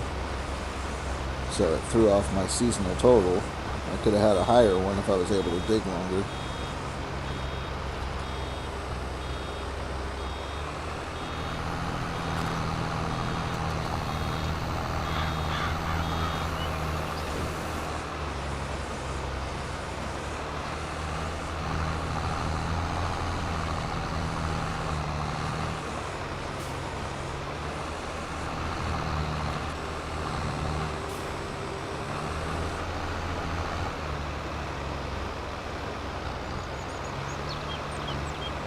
But I know a lot of the streamers are already intimidated about the next leaderboard, talking about how they have to do a seasonal run just to make sure that they can at least get something on the board, because they're not sure they'll place top 10 with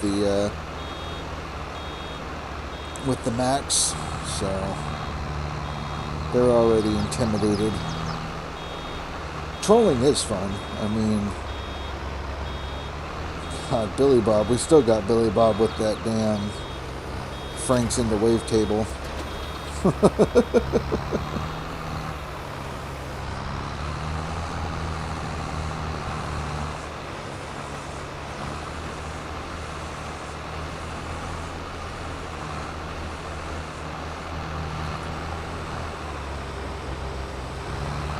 Yeah.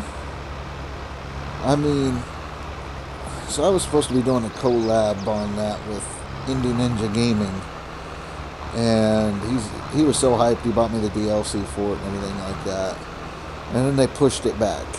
Okay. He was like all hyped again. Oh, it's coming up. It's ready to go. And then all of a sudden that Sunday, Friday update thing came out and said they were pushing it back again. So...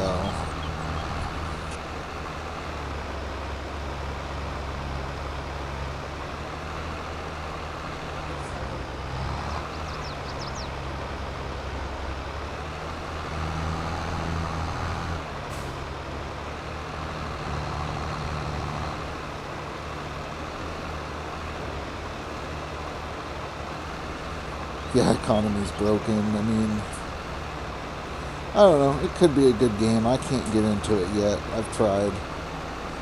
Like, I need optimization, and I'm hoping the next update's definitely going to fix a lot of optimizing for it, but like, as of right now, I don't really want to run around or do anything.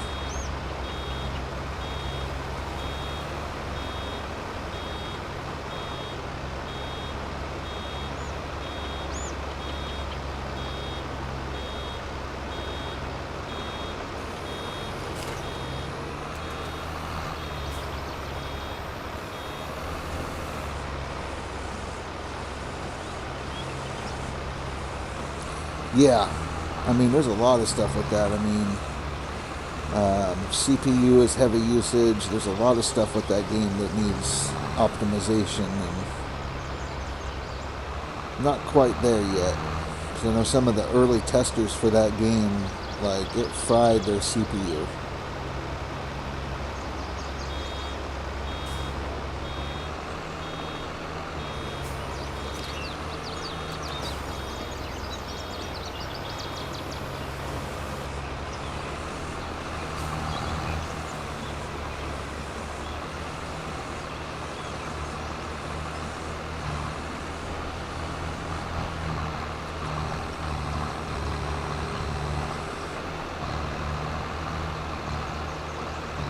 Yeah.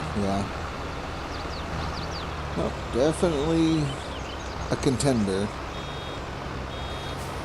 I know India's freaking out because of the dirt physics that's going to be added to it with the update.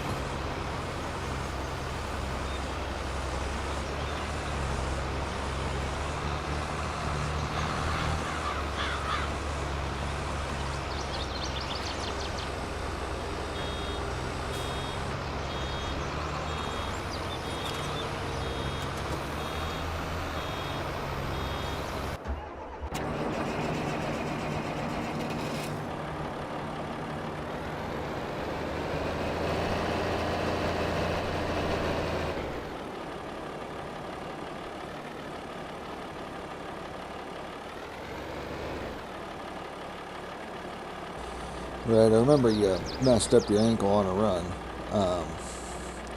And you got a house you're trying to flip, and a few other things going.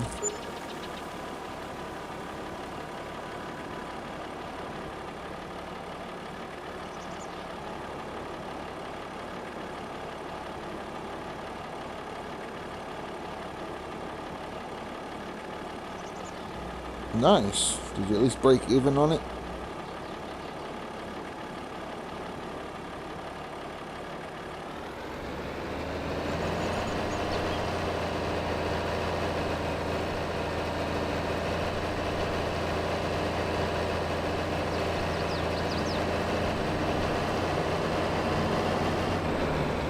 Not worth the time, yeah.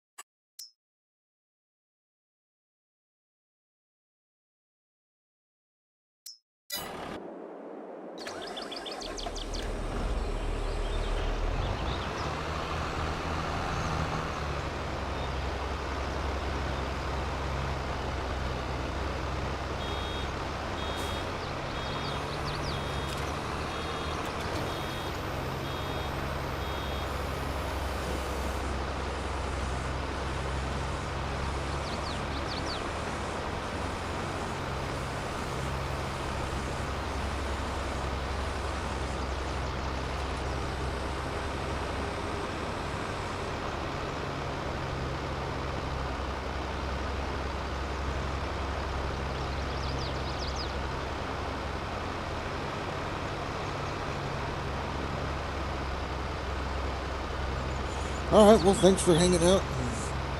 Take it easy. Be here for a little while longer.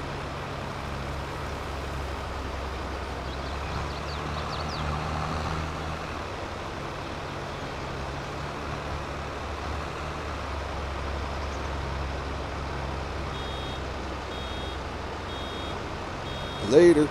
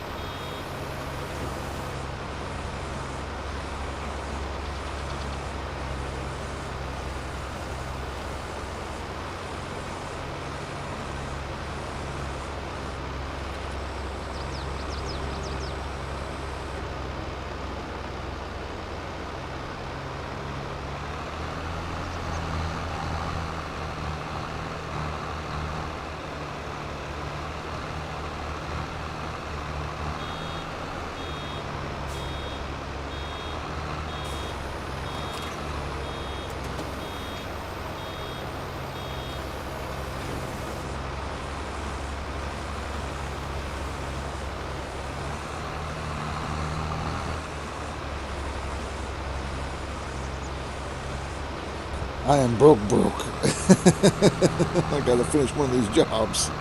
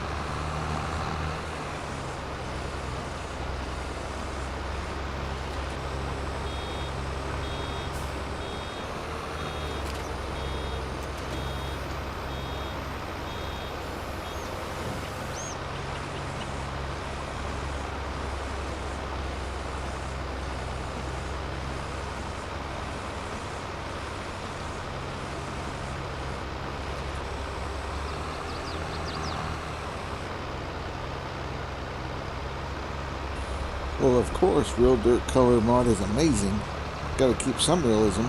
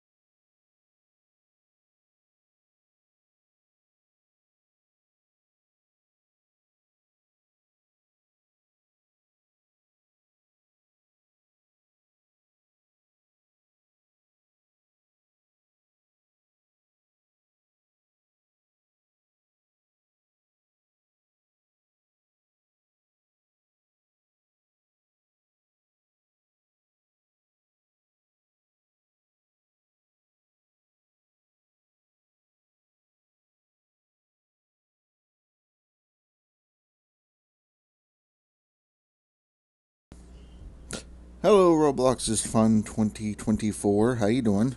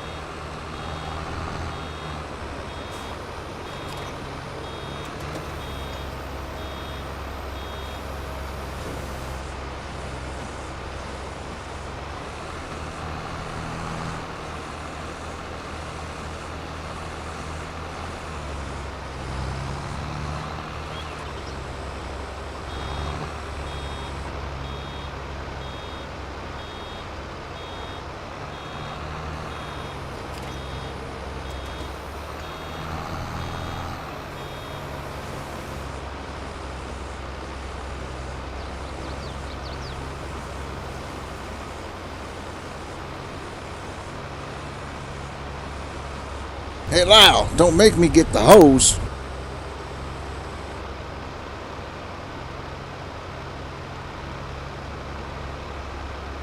Welcome back, Speed.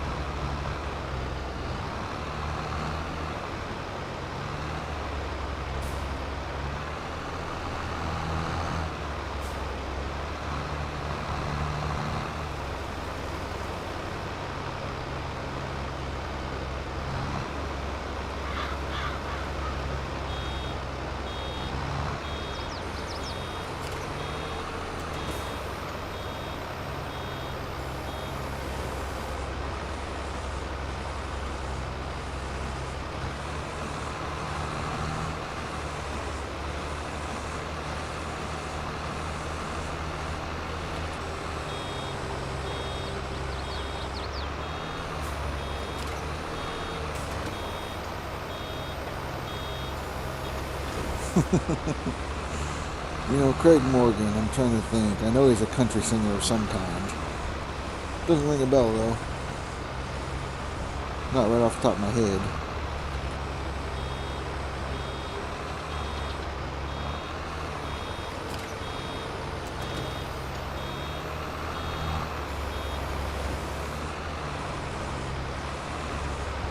Oh, okay, okay.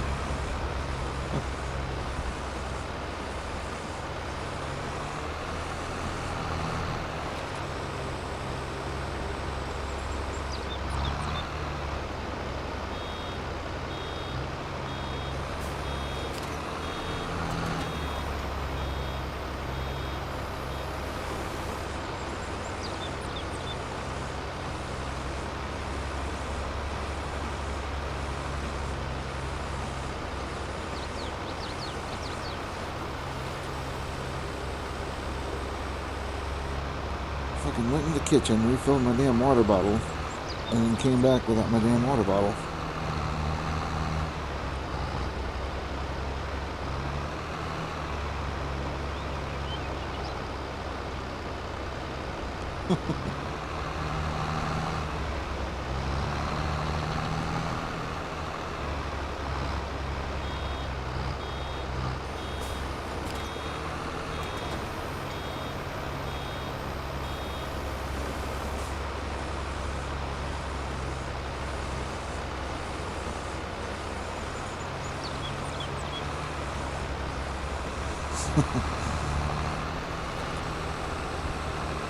That's why I can't do harvesters in real life. Too damn slow.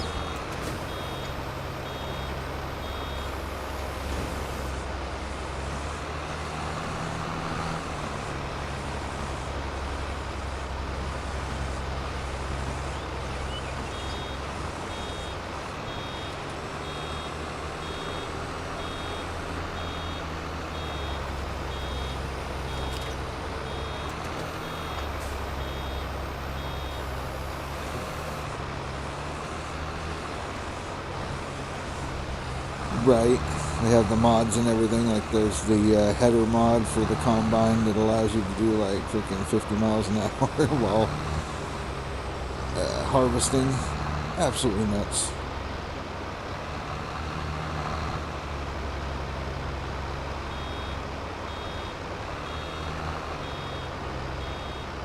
Well, I saw a mod the other day that allows you to pretty much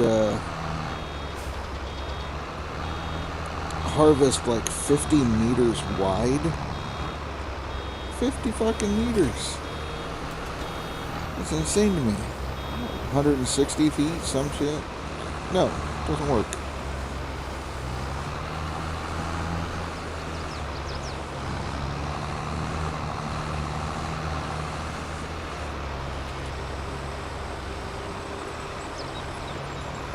Right. Like I added mods to it just so that way I can make the damn game harder. Playing hardest difficulty, crank down what I get for pay for doing missions and shit. Like a loan, I took out a loan. It's got a 3.7% interest rate, and I have to pay it every month. Like, come on now.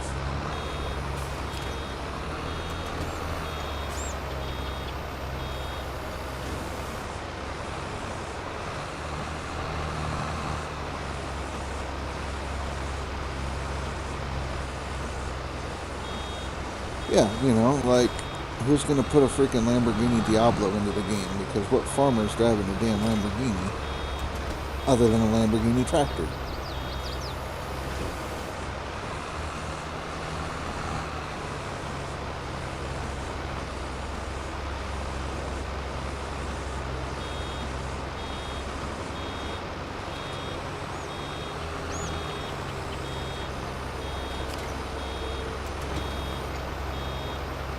Right? Now, I get doing the drag tractor pulls and shit like that, but you ain't doing no tractor pulls.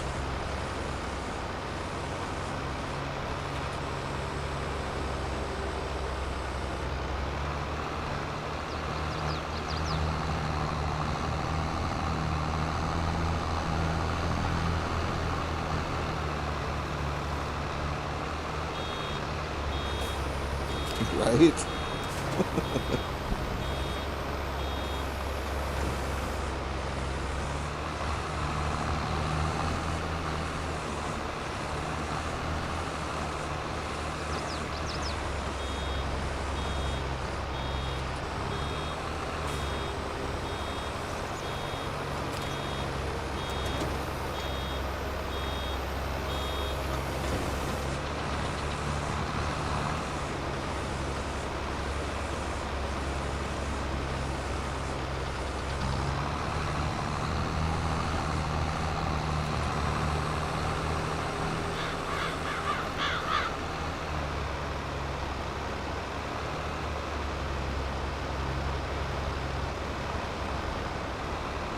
Like, I know. Back when games used to be completed when they were sent out, and like a DLC was called an expansion on the game. So, like, you actually got a damn cheeseburger with all the fixings and whatnot, is the analogy. Yeah, gamers had more honor.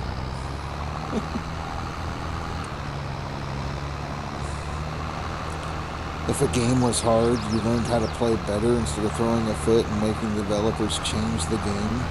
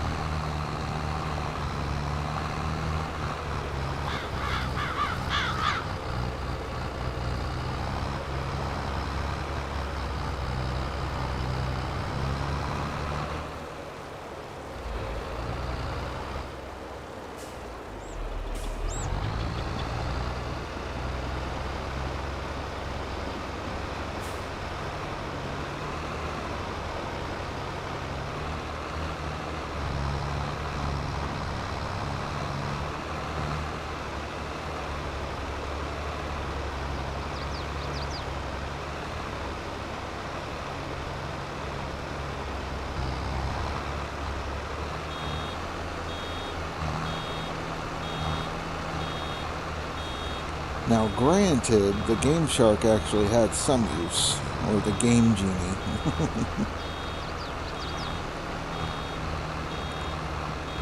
Right.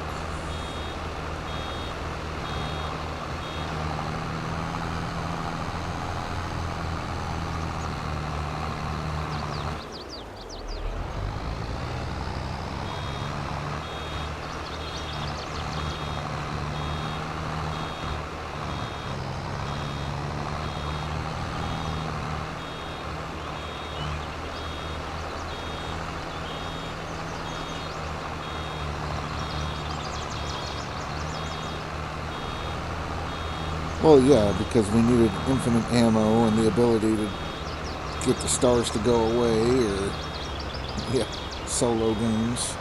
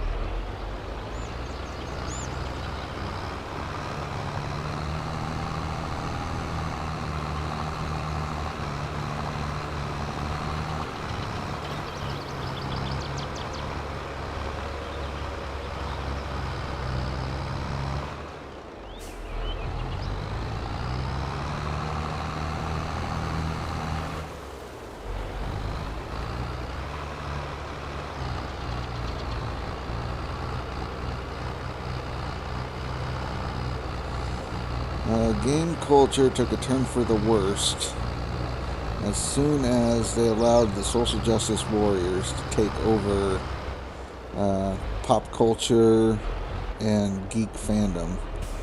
Basically, they let the people that write the fanfics on Tumblr take over. And that's where shit went wrong.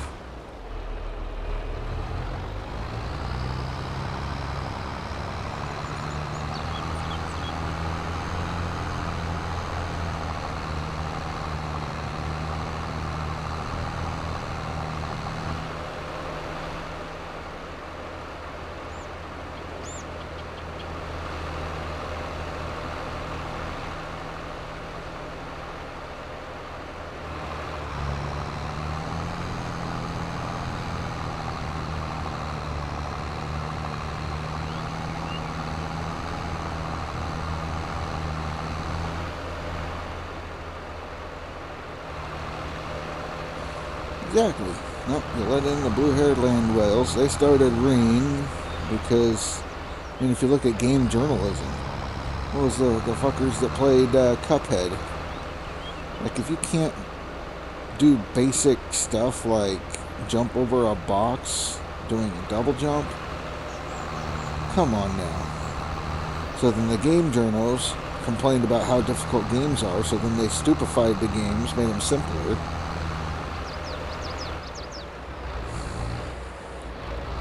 Yeah, the damn blue-haired land whales, part of the damn alphabet mafia, fucking shit up.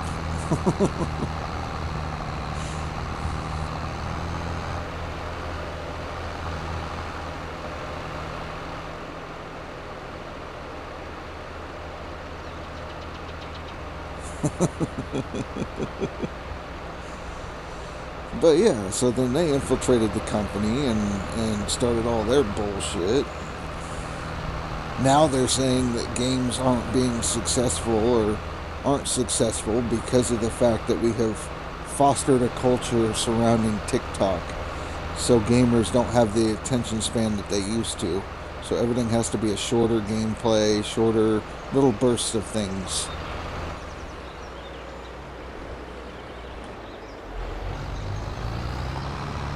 You make a great game, gamers are going to show up for it. You make a shitty game, you can't blame it on the TikTok culture.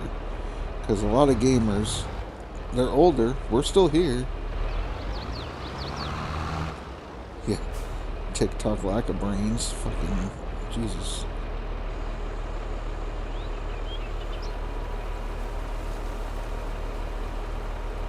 Walking around like fucking crack addicts, can't look away from the screen, random ticks, all that kind of shit, like doing these stupid ass dances, challenges, whatever. Yeah, no. You take their phone away, remove TikTok, and they're like fucking itching their neck like Chappelle looking for the next fucking hit. Stupid.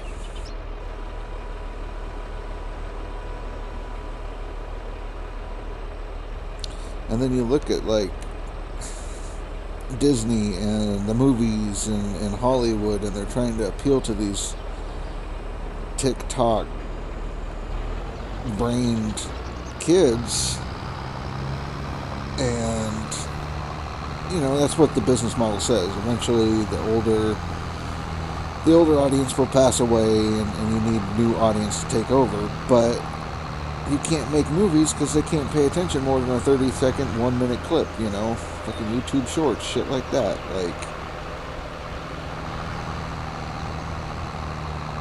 if you create the culture, you can't fix the culture unless you get rid of that fucking culture. Like, I'm sure we all remembered the freaking fidget spinners.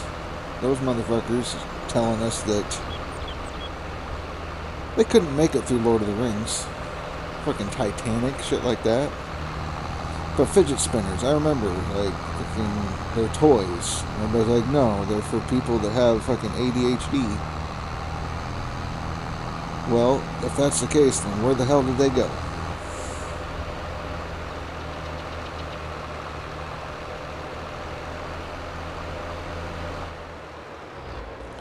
Yeah, fidget spinners are just another kind of toy, but trying to tell me that it's for like a medical reason that you need a damn fidget spinner.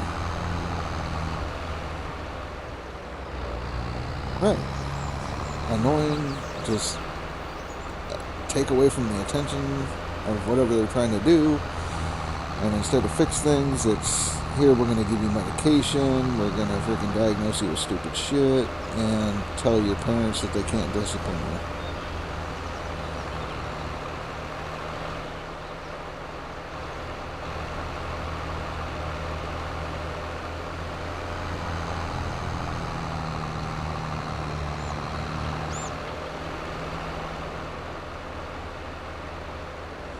I mean, it's been around. It was always called fucking being a kid. Like, you try to put a kid, it's a kid wanting to go climb trees, play outside, ride bikes, and force him to sit in a classroom for 8 hours a day.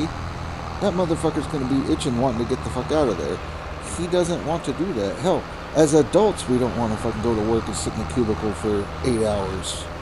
We got shit we want to go do. We'll go fucking fishing, we'll go running, hiking, biking, anything but sit in a damn room for 8 hours. Doesn't mean we have ADHD, ADD.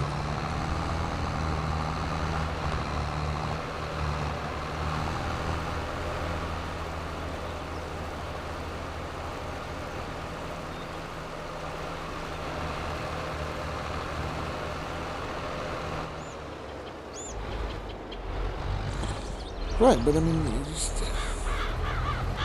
you go back, okay, 100 years, 150 years, I don't know. Most kids were working on farms, they were surviving, they had energy, they needed to go do stuff. And then you look at it now, and they want everybody in their house, lock them away, like... It's not diseases, it's not a mental thing, you know. Thank you for the follow there, Jackson Carnage, on the YouTube side. Subscription, thank you, thank you.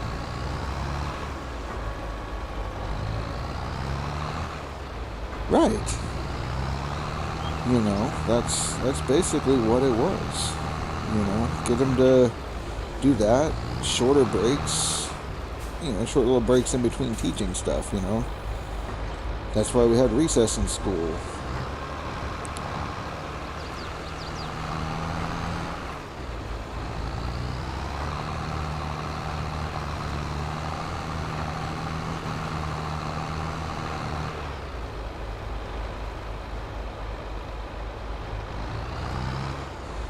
Yeah. Yep, I mean... Because you start looking back, and a lot of these diseases are starting to pop out of the woodwork, and we have genetically modified foods now, which I understand the whole GMO thing. Things have been genetically modified for hundreds of years. That's how we domesticated foods, animals, things like that. But when you get things like bioengineered in a laboratory, that's where we have some freaking issues here. Like, eat natural foods, drink wine, drink alcohol in moderation. Don't go freaking ape shit, but you know, that's basically it. Clean foods, natural foods.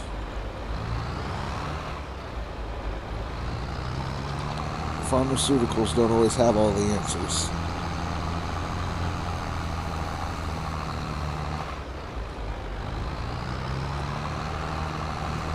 Well, yeah. I get that. You know, it's like the guy that keeps making hotter and hotter peppers. Like, there's no real need for a hotter pepper. Like, shit's already hot enough. Why keep doing it?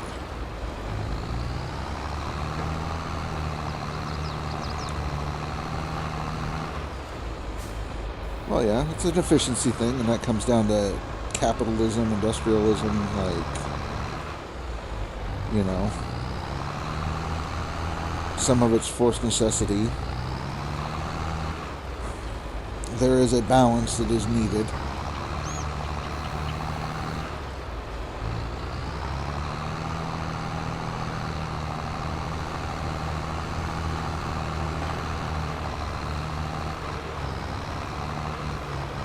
Back in the day, you know, you had all these kids, they'd help out on the ranch. A lot of them, they didn't go to school during harvest season, shit like that, so...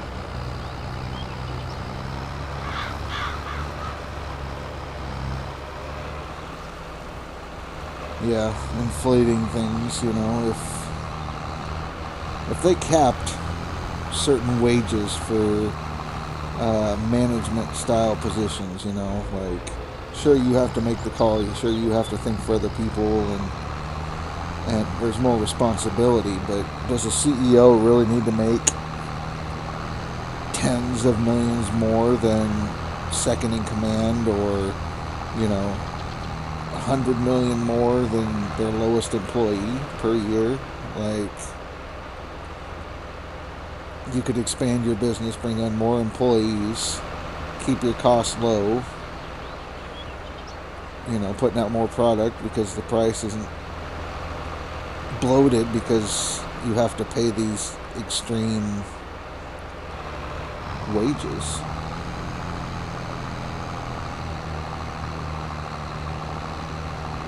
Right.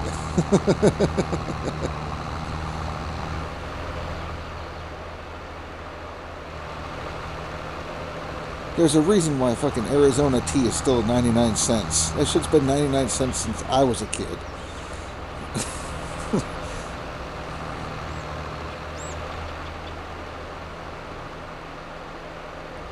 Right, bonuses. And bonuses should be an incentive more than anything. Like, not a guaranteed thing. And not like some outrageous deal. Like, the CEO should get a goddamn pizza party as a bonus, just like all the fucking employees. Now, if the employees get a cash bonus, then yeah, they should, and it should be a percentage of whatever your yearly wage is or whatnot, but your yearly wage should not be outrageous, crazy numbers.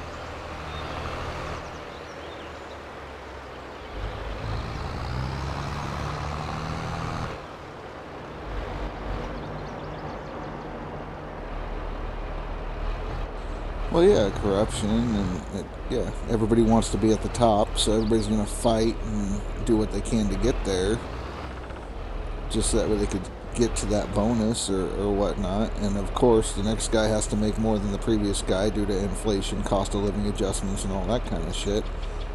But, somebody who's making $100,000 a year, okay, cost of living of 3.2%, that would mean that they're only making $103,000, not $150,000 or $120,000. Like, no. And that's the thing. Also, is I think raises for people should be based on like cost of living adjustments. Like when I was working for Lowe's, you would see a raise every 6 months to a year. And the raise can be anywhere between 1% or 0% if you didn't get a raise, or 5% if you did. And most of the time you would see like a 1% raise, but the cost of living each year has gone up 2.4, 2.5, 3.2. Like, your wages aren't going up to match the cost of living anymore. So the only way for you to actually get a raise is to leave the damn company. So then you have high turnover because they're not going to give you a raise. This is what they think you deserve. So you have to leave. Well, then you can't build up a career. Your 401 can't follow you. Excuse me. And benefits like that. So then you have a probationary period of the new job, and it's stupid. They want to keep people for life. You need to look at actually treating people for life.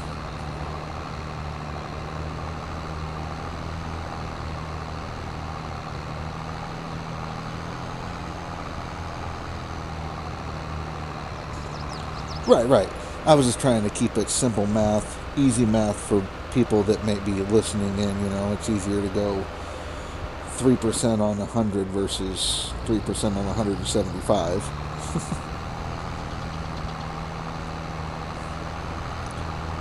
But yeah, no, I mean, I know for sure that like the Lowe's CEO is making millions of dollars each year, and supposedly coming up with ideas and stuff. But then again, the Lowe's guy, all he's got to do as the head manager basically is hire people whose idea it is to come up with ideas to make Lowe's better.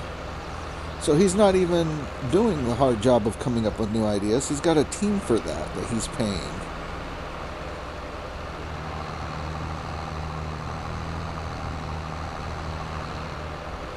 Right. You know, you're going to turn the company around. All you do is pretty much approve what happens and doesn't happen.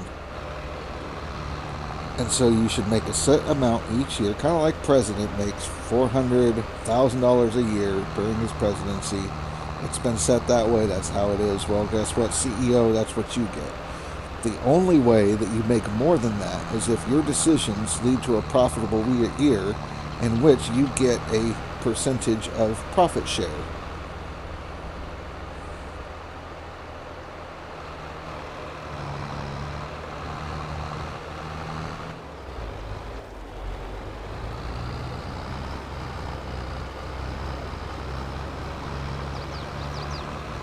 You know, that's what they teach you as a manager, right? When you own a business, you don't need to know how everything works. Your job is to make sure that you hire people that know what they're doing to make sure that you're profitable. Sure, you could know what you're doing on everything, but you don't have to. That's just not what your job is, running the show as a manager or CEO or owner or anything like that. You just make sure that you put the correct people where they're supposed to go. That's it.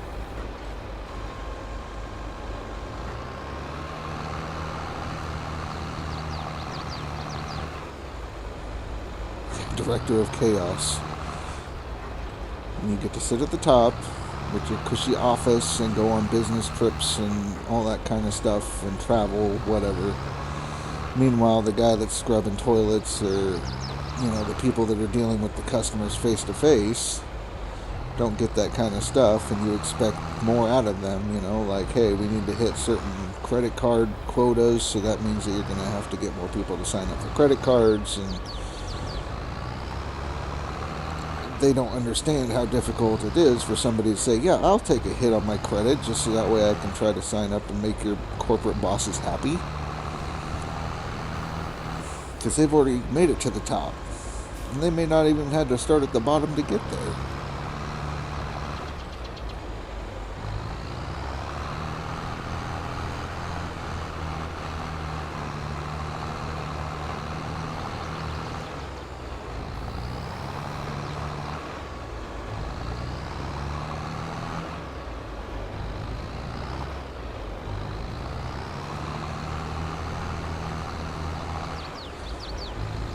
Well, that was the funny thing. I was with one of my exes way back, and we did a parenting class. And while I was managing a Jiffy Lube, I was using what I took from the parenting handbook during the parenting class and applying it to guys that were in their 40s, treating them like little kids, toddlers. They had no fucking clue. And it worked.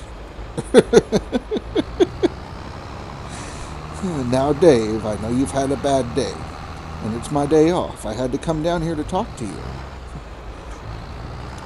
Do you think maybe you're a little hot, you're upset, you need a snack? Okay, I'll get you a candy bar, take a break, and in 5 minutes, come on back and let me know how you're doing. Okay, Dave, you got it from here? That's what I need, buddy. All right, I'll catch you back tomorrow, okay? Try not to give Jesse any hassles.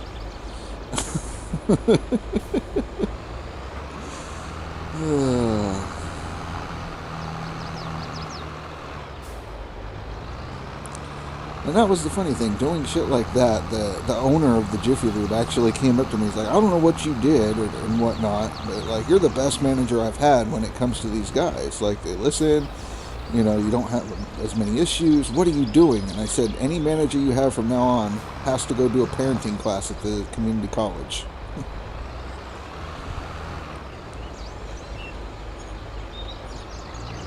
Oh yeah, it's crazy.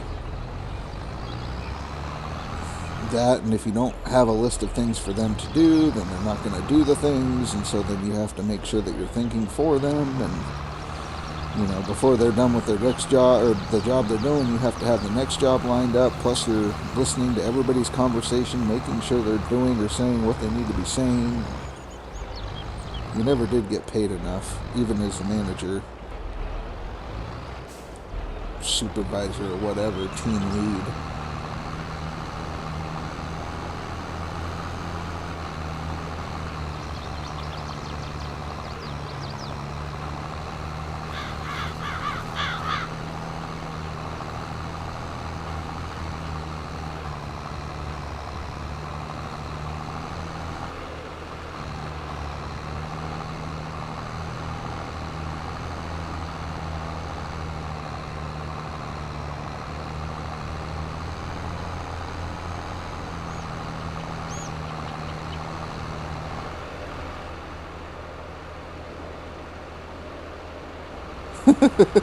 Well, that's the funny thing. Like, you might have got paid enough, but every time I had a job where I was in charge, the Jiffy Lube one, for instance, was salary $500 a week.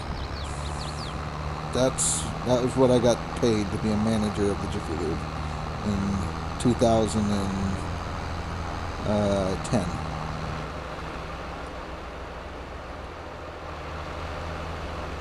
Right. And then 2021, when I was the department supervisor in Lowe's over 2 different departments, I was making $21 an hour.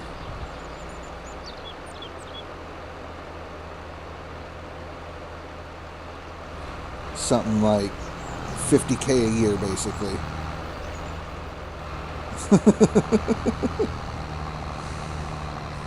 Yeah.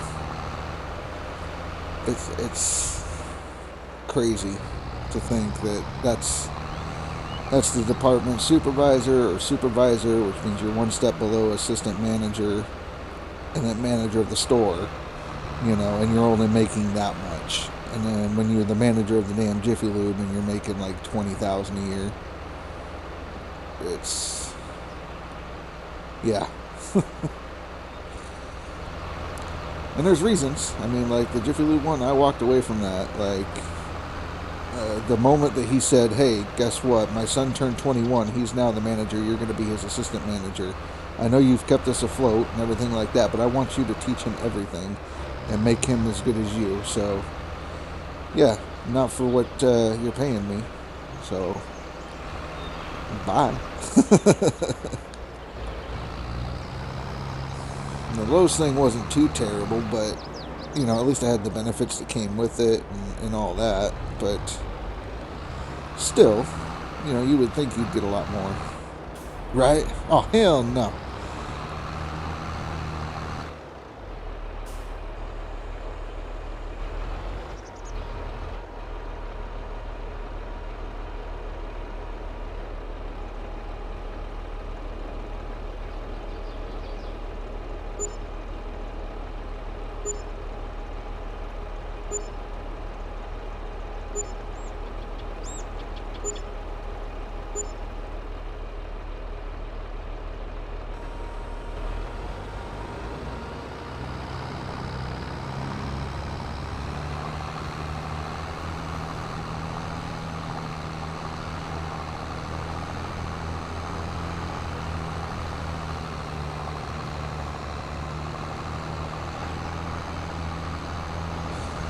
Right, that's not how that works, It should be a merit-based thing, not a birthday gift. Here's a fucking Jiffy Lube.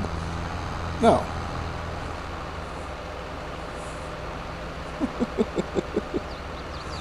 No.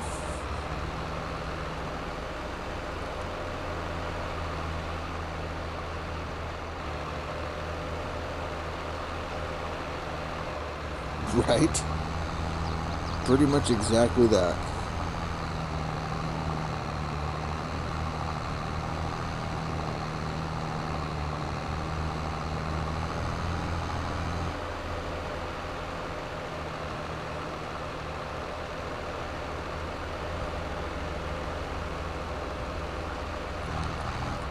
Yeah, the Lowe's thing, I ended up leaving that due to health reasons and all that kind of shit, but even with that, you know,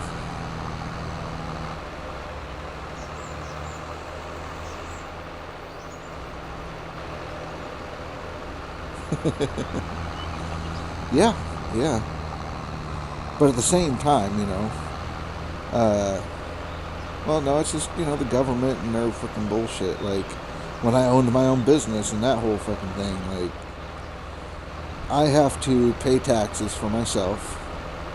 I have to pay the taxes of my employees on top of the taxes that they already paid. I have to jump through all these extra hoops and whatnot, and basically make nothing in order to be profitable.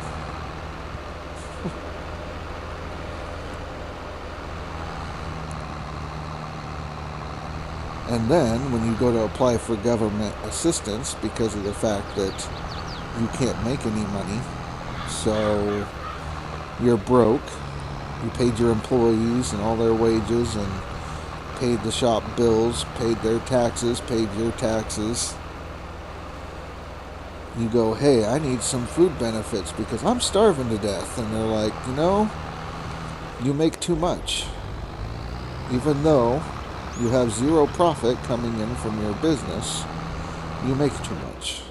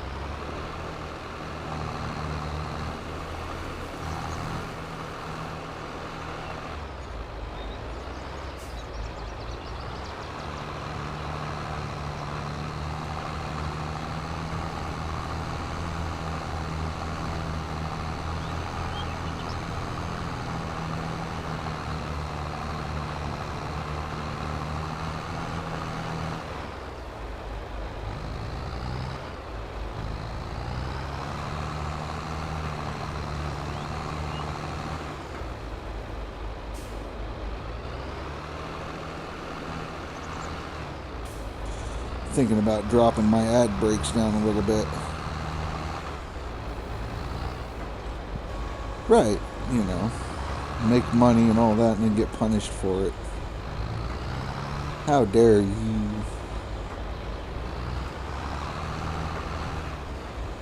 I kind of figured that like 2 minutes worth of ads in a 1 hour period isn't terrible, like 1 minute and then 30 minutes later another minute, but I might drop it down to like just 1 minute total so you have 30 seconds and 30 seconds. Okay. I just hate the ones where you go into somebody's stream or whatever and it's like a minute and a half to 2 minutes worth of ads. I had one guy that was 3 minutes of ads straight. Right. Well, that's why I said on there, you know, you got a free Prime, toss it here.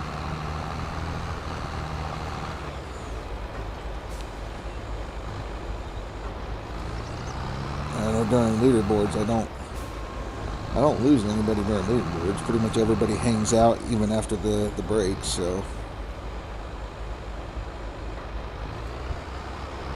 Oh yeah, depending on the TV channel. PBS, you know, freaking public broadcasting and all that kind of shit. Like brought to you by viewers like you, and freaking 15 minutes worth of ads just so you can watch fucking Sesame Street for 10 minutes.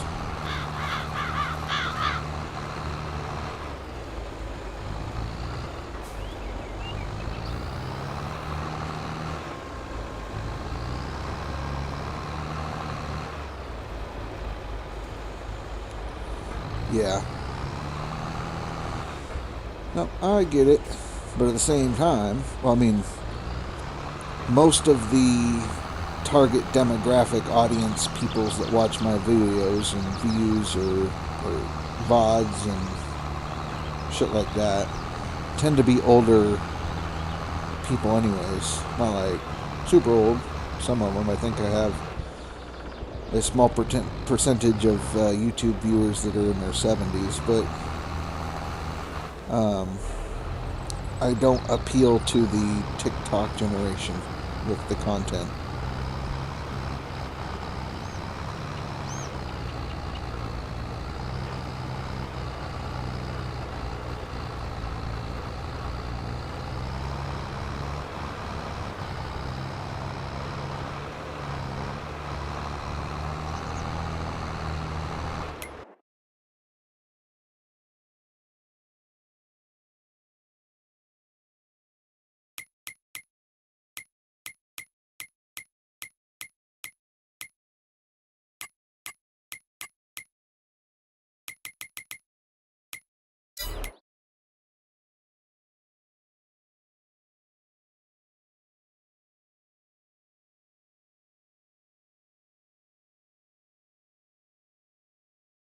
Yeah, still picking up the damn bales, but they're paying good. Like, the jobs are basically complete. I just gotta pick up the rest of the bales.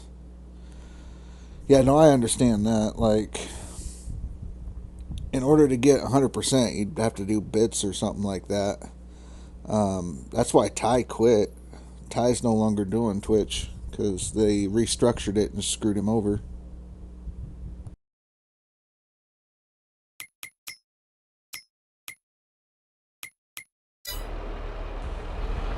So what they did is they now base how much you get per sub based on your region. So if you're in Canada and the United States, each one of your prime subs is going to get you about $2.25. Thai, being in Thailand, will only get 75 cents for a sub when he was getting the $2.25.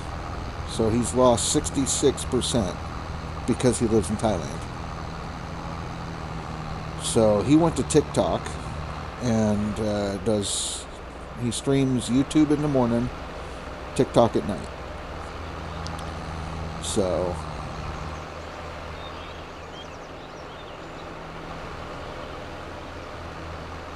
but yeah, different parts, different countries, everything like that. You only get a certain amount. There was an email that went out with the attachment to the blog when they made the announcement, and shows every region and whatnot.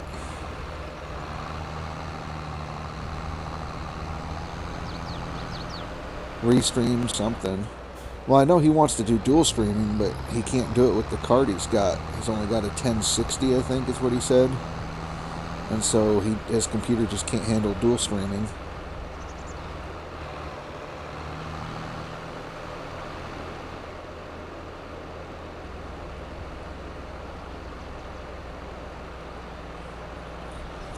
Have to get a hold of him then and talk to him about that. I didn't know about that.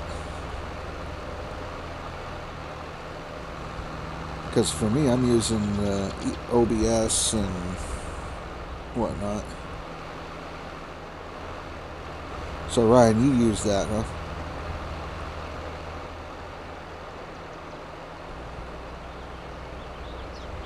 Because like right now, I have two separate chats pulled up.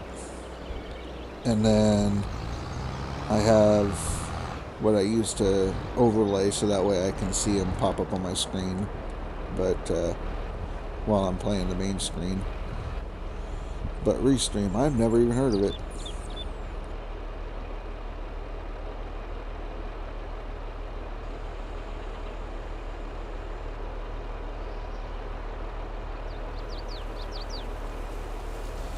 Well, shit. I need that link. I need to check that out. And it uses OBS, yeah?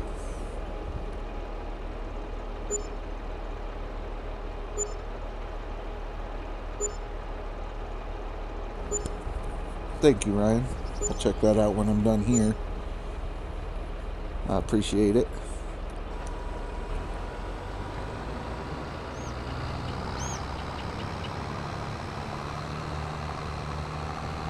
What kind of delay do you get with Restream? Because I know, like, YouTube, it's about 15 seconds or whatever, even on a low latency or the lowest latency.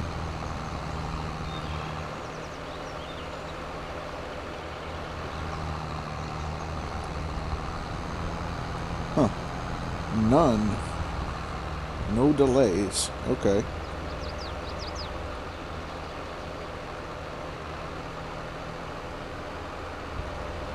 Because, yeah, I'm using the OBS and used some kind of a plugin basically to do dual stream or add as many streams as I want, you know, that kind of thing to OBS.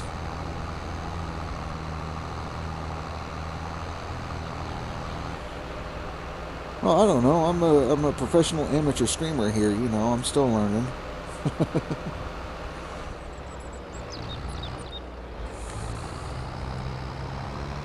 So yeah, I'll have to check that out.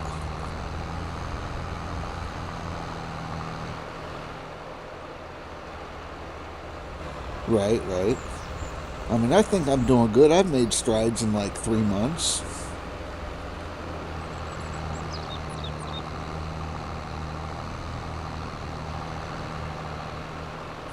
And it doesn't do anything to your, like, CPU doesn't go nuts trying to do that, and your GPU and whatnot.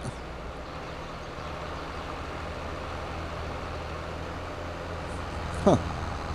Okay. So I might have to get that set up, and you still use all your stream overlays and all that kind of shit.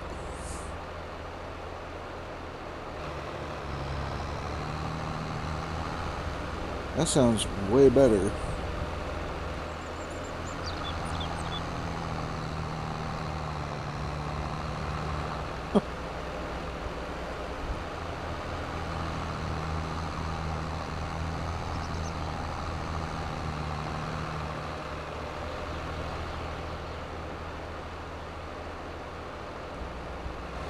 Well, eventually they all got to make money somehow. Because, like, I've got sound alerts now. And then I've had to force myself to use OBS because Twitch is no longer supporting Twitch Studio. So...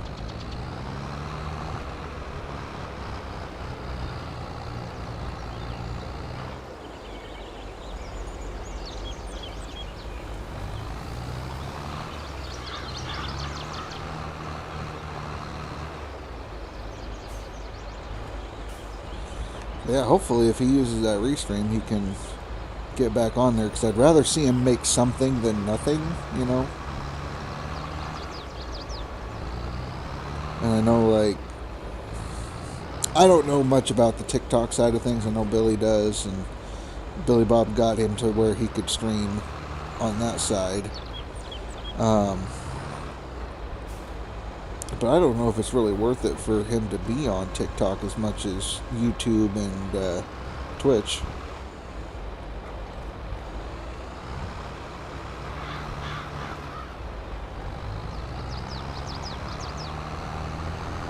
Right.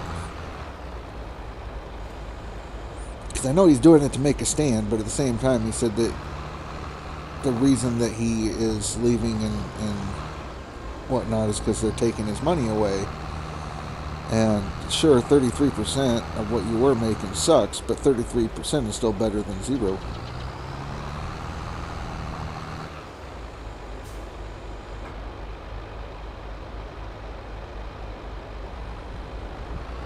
Bruh.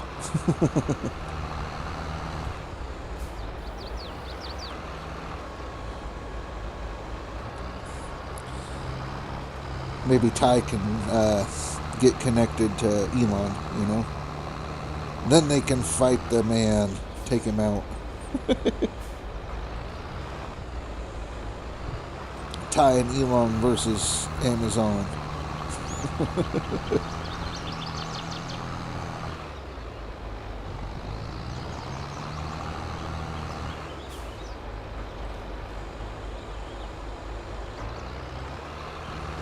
But yeah, I mean, I could see it. I'd be pretty upset too, since, you know, his pension doesn't quite pay for everything, and he depends on part of that. But at the same time, you have to think logically, you know. It's like, here's $20. Sure, you could have had $100, but your $20 is all you're going to get. And then you take that $20 and you tear it up. Now you have $0. So...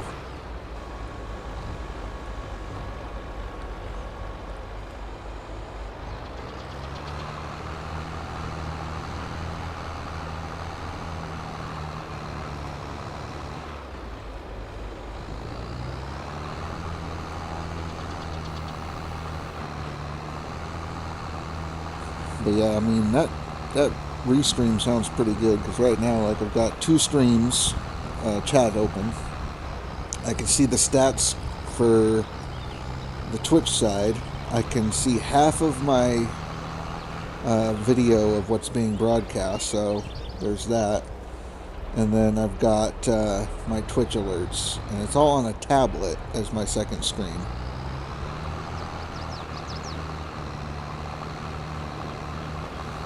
Right. The whole nickel and the diamond thing. Which I understand the bits thing. You get 100% of that. That's nice. You still got to pay taxes on it. There's the tips that you can get through like Stream Elements or Streamlabs. But then again, they get a portion of it. Plus, PayPal takes their portion. So...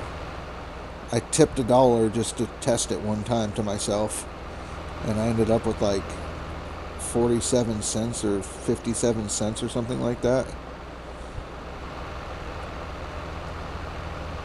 Yeah, tips, donations, whatever. Well, it wasn't donations, they were the tips. So you can create a tip link when you connect your PayPal through Stream Elements,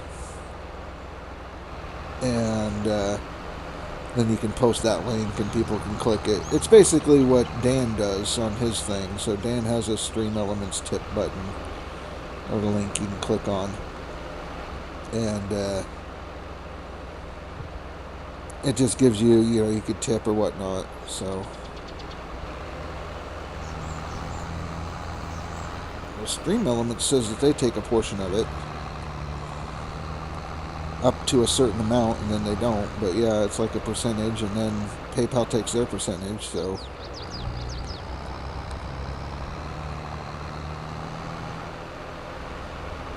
but I tested it just so that way I could see if my address or any of my personal information was showing up on the receipt that you get from tipping, because, you know, I didn't want that getting out there. So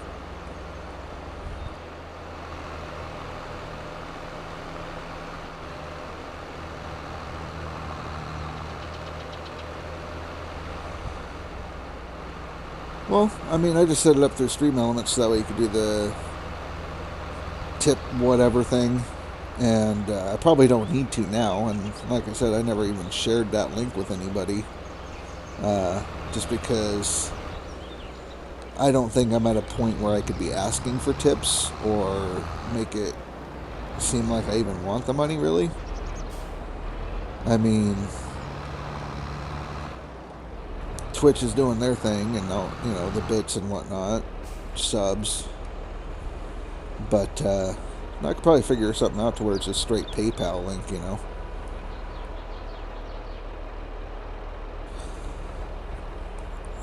And so with Streamlabs, I've heard hit and miss on that one. Like, I stayed away from it because I had heard a lot of bad things about it. Like, it sucked, it randomly drops your stream and things like that. So I did Stream Elements instead.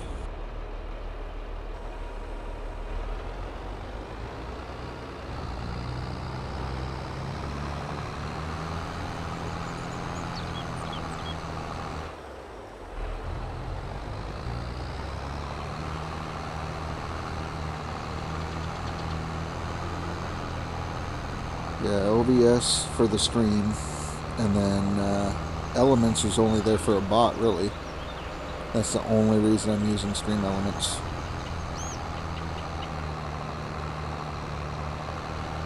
Just so I could do the stupid exclamation point lurk and things like that, so I could use other things.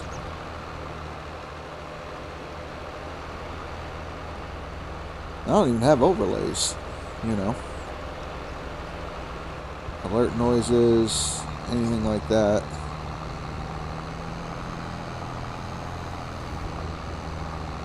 Ryan's got overlays though. His looks pretty professional, almost like he knows what he's doing. But no, I need to do alert noises and things like that. I just never really got into the overlays and doing the sounds and whatnot. So, but I'm assuming that most people want to hear an alert pop up when they subscribe or follow and all that kind of stuff. And I guess the reason I really didn't do that was in case I wanted to cut up the footage and use it in a video or something, and I didn't want to run dual audio streams and things like that. But I really haven't done that right now, so basically I'm more of a streamer with a VOD channel.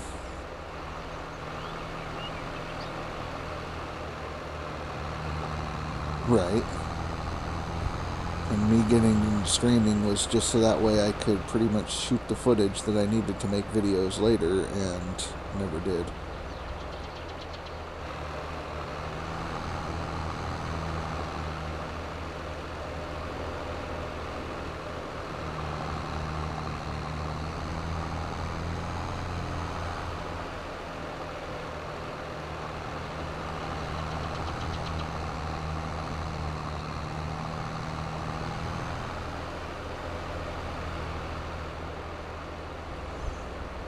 Well, thanks. I'm definitely learning as I go, hella quick. You know, I've seen crazy growth.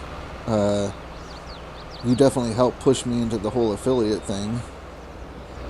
When last leaderboard, you were just like, hey, let's push him, and you did. So, I appreciate that. And since then, I've been climbing and climbing. Now I got to get the YouTube side up. But they've been pretty hand in hand.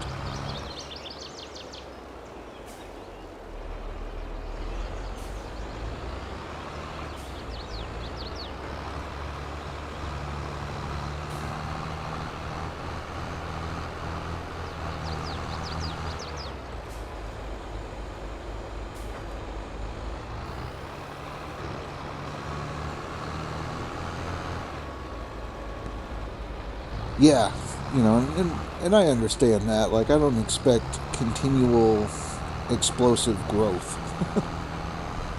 Like, pretty much by the end of leaderboards, I was, like, I want to say pretty close to about 90 followers. So, considering that I started the board with, like, 30, and I shot up 60, I think I'm doing pretty well. And then this leaderboard I get to stream on both YouTube and Twitch, so I'm hoping to bring in more traffic that way. Get some more views, get some more subs, followers. Help build my name a little bit.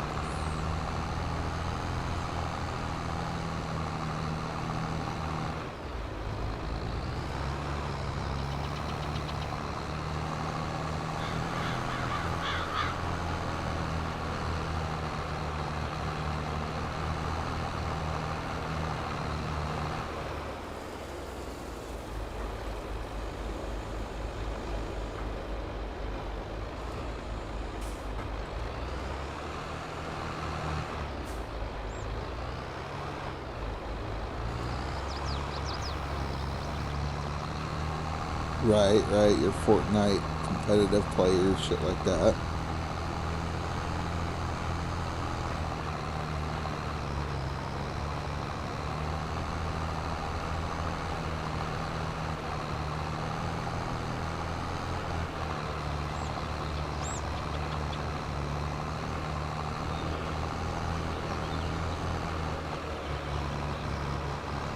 Right.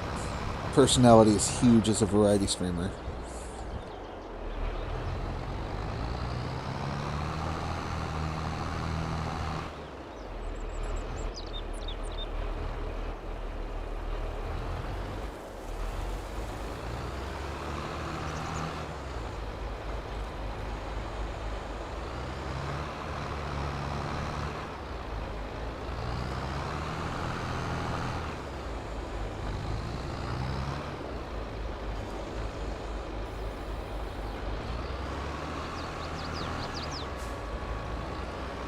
Yep, some interaction, likes, things like that.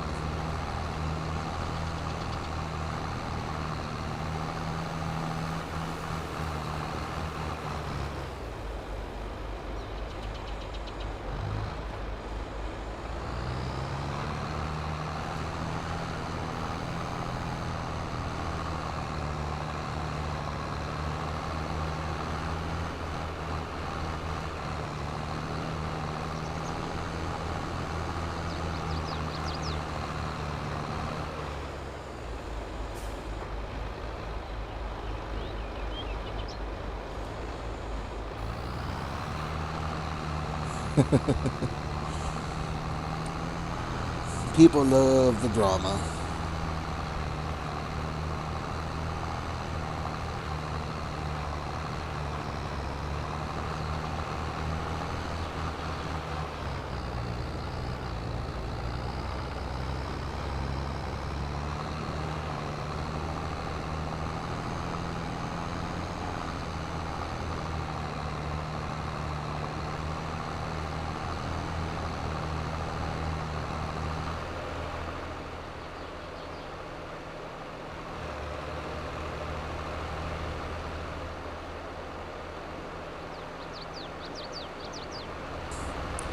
Well, yeah, every good story needs a good villain.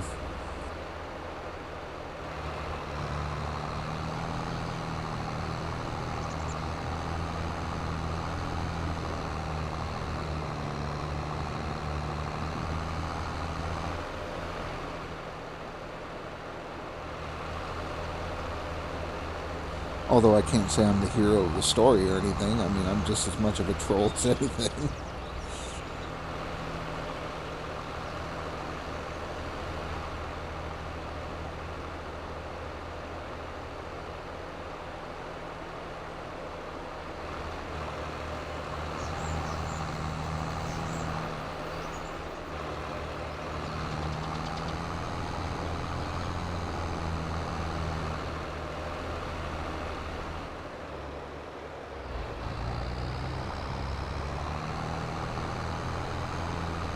Right.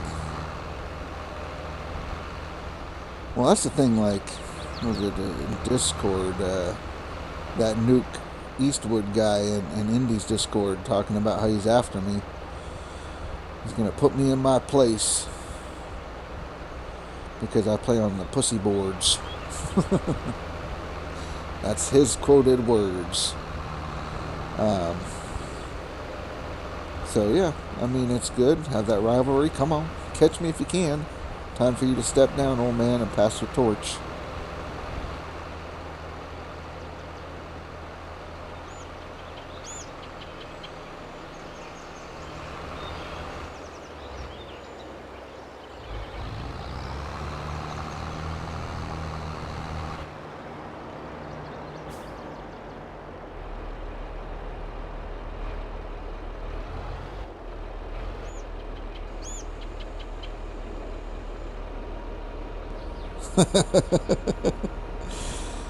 Yeah, I mean, I hope he can make it through the whole board because he'll shoot up, be in the top 10, and then the minute he drops from top 10, it's everybody's cheating, everybody's a bunch of no-lifers, screw this, I'm leaving.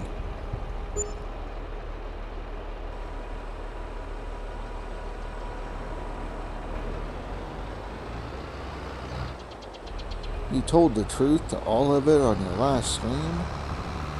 Why would you do that?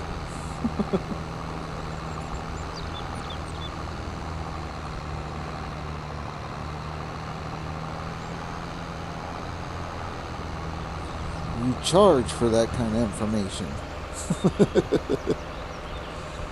You have a Patreon set up and only select few people get to get in and learn the knowledge.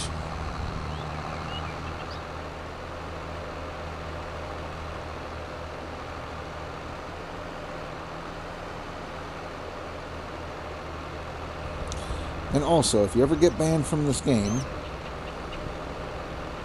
for cheating, you know, gold mining simulator, gold rush, whatever, and you make a new account, buy the game again, everything, and you come back and play second place, do not spend the whole season saying I cannot confirm nor deny that the new character that showed up is me. Because you'll get banned again.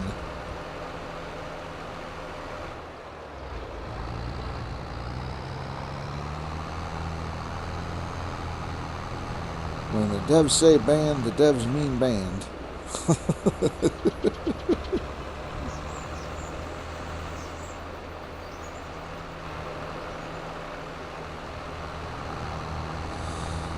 Yep, he got second place on the DLC side. Everybody got their screenshots, and then the next day when they announced the winners, he was gone.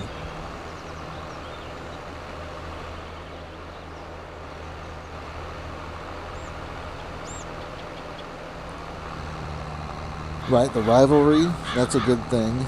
The other thing I've noticed is, since Gold Mining Simulator is kind of a drag, the Drews got banned again. He was Parker 932 something or other, I don't know. But no, if you guys are streaming and you're in the same Discord with the banter,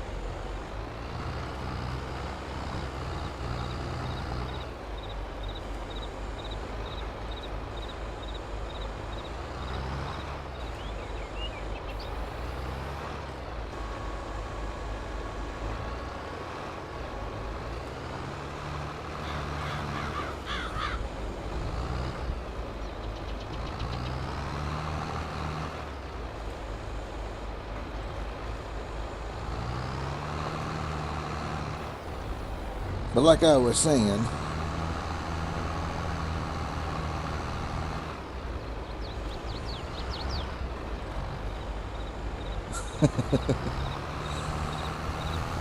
the banter thing, you know, having people in there that are talking, laughing, joking, almost like a podcast while you play, that seemed to do pretty well last season. As long as everybody's kind of in on it, everybody's talking and having a good time, you know, there are times where people will bring it down, and that kind of sucks, but that worked pretty well, the whole banter thing. So, honest, well, you've been lying this whole time?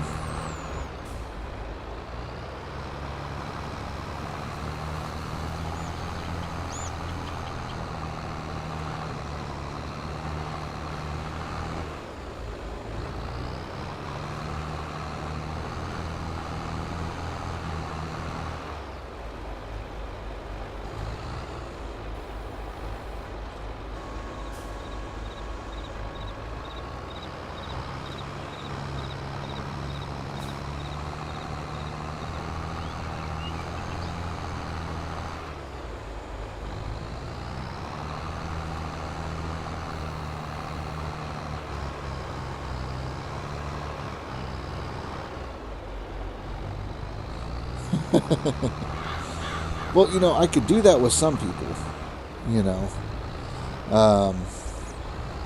But there are some people that I was streaming with or had in the call that it doesn't click, you know. Like, you could set up something for a perfect, like, alley-oop, slam dunk. Yeah.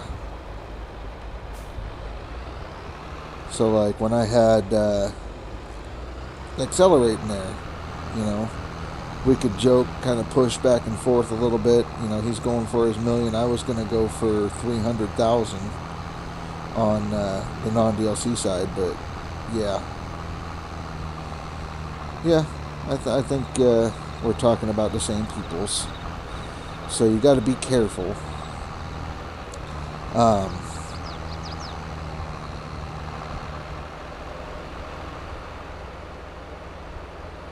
I'm gonna be what? I think I'll be in the call with Indian India next leaderboard season. I think he wants to be in there. I might be in call with Old Man Gaming. I don't know if Hybrid Steel is going to want to chit chat or if he's more of a lone guy when he's streaming. But I'll reach out, see if that's something he wants to do.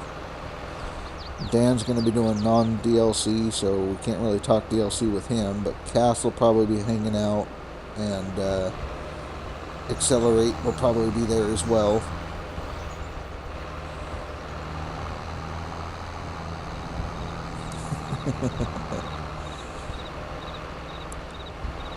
It just depends, you know, I get it. Rivalries, that push, people coming back and forth from each other's chats going, hey, did you see he just dropped freaking 50k ounces? What are you going to do? You know, that gets the chat fired up, bouncing back and forth between the chats, talking crap for the other streamer.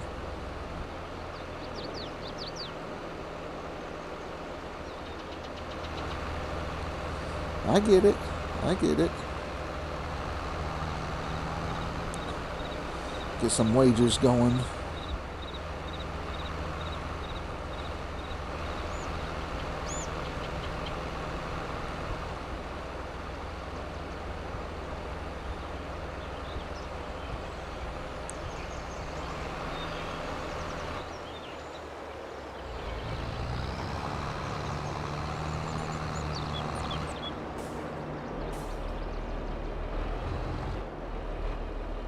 I gotta figure out all kinds of shit anyways, because I know this leaderboard season is during my birthday month. So I will have my birthday during the leaderboard season. So I gotta figure out something streaming wise for that. So, not that I have a whole shit ton of followers that want to hang out on my birthday.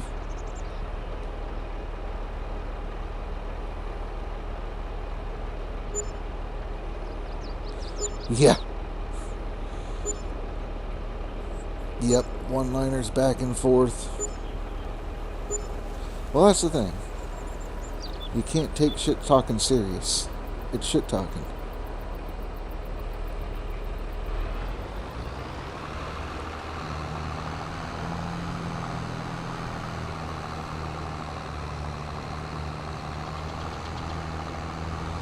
I'm pretty sure I remember.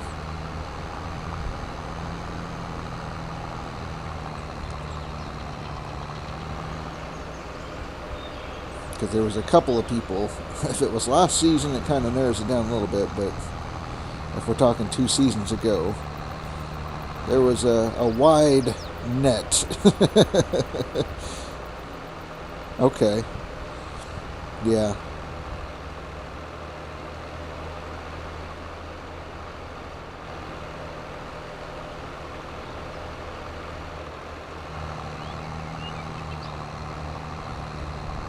Right. Yep, I remember you were playing the outdoor. I think I was there. Grinder was there. The person in question was there.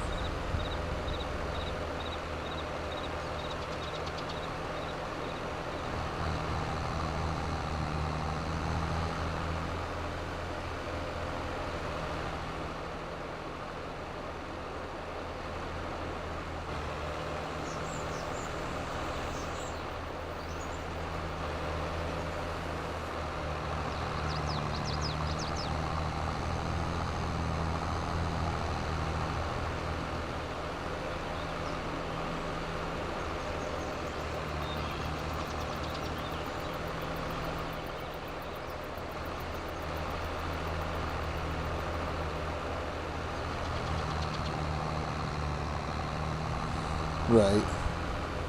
Yeah, Billy Bob was there. I forgot Billy Bob was there.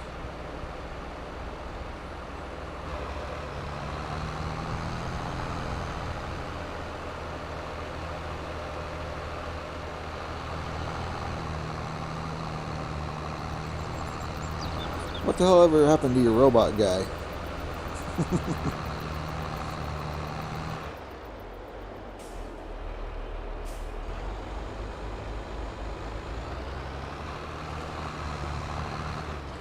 He just shows up, leaves. Last I knew, that guy was pissing rocks.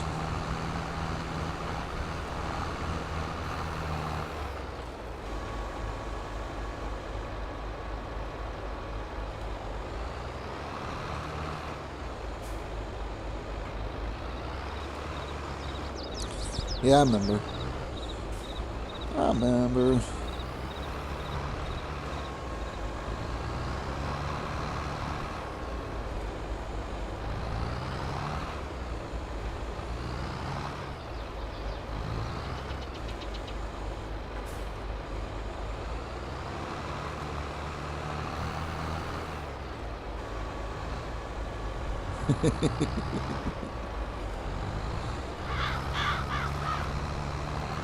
Well, some people, you know. Like, Bear showed up for a little bit last season, not long. It was like the first week of leaderboards he showed up and said, okay, he's going to have the next week off, and that he'd be putting up numbers, and then after that, nothing. I think he put up like 300 ounces on the board, and that was the end of that.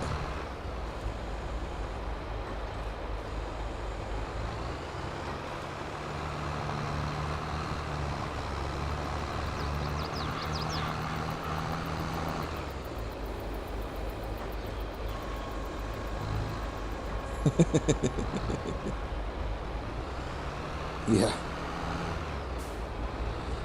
Well, they got him in the wrong job, that's for sure.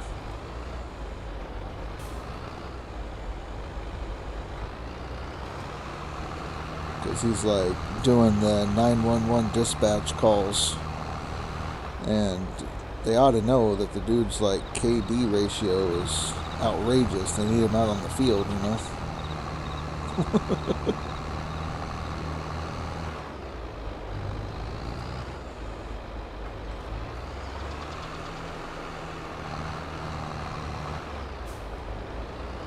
Yeah. Oh, yeah.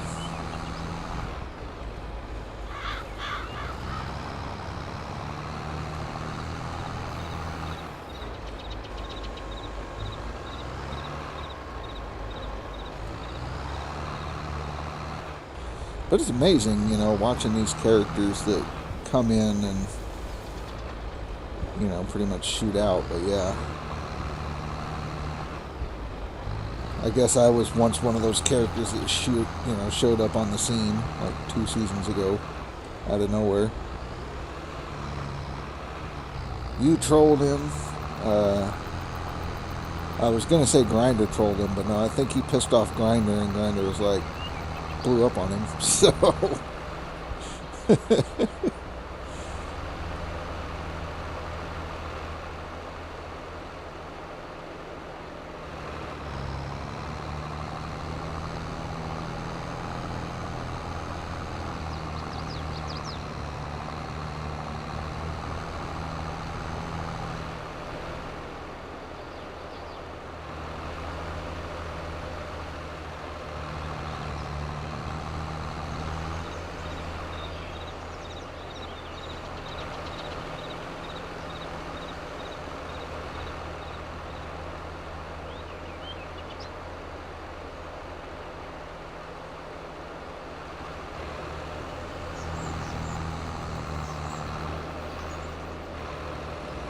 I think the hardest part for a lot of the streamers, so like Indie is struggling with the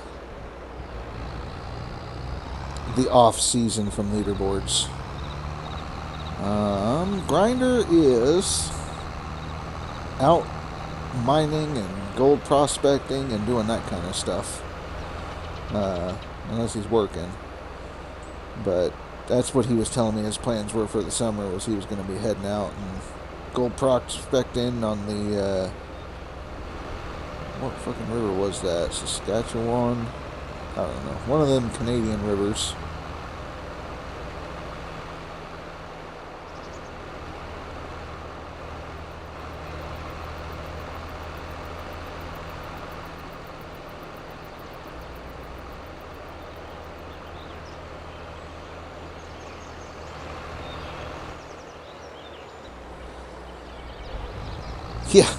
Yeah.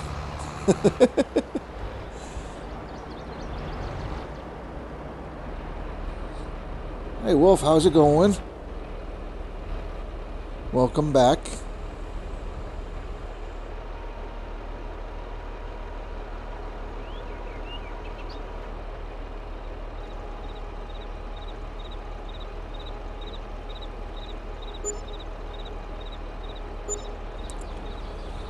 Damn, Texas Steakhouse. I ain't never been to one of those.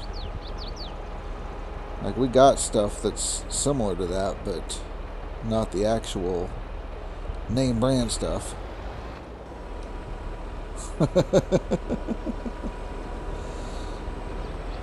It's a wolf, run.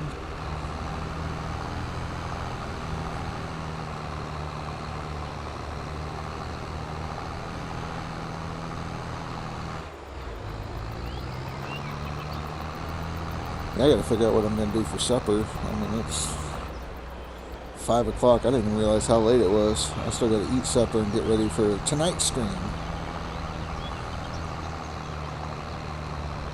That sounds good. I might get a couple Whoppers or something.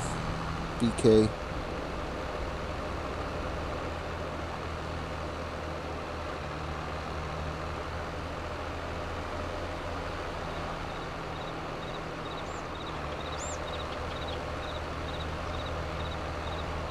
I got the grandkid here again, so we're taking care of him while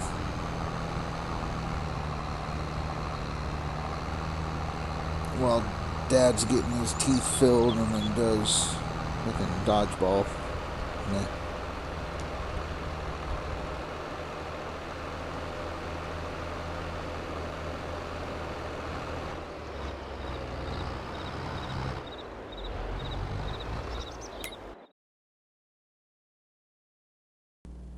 He does what he normally does when he breaks games. He makes it go completely nutto.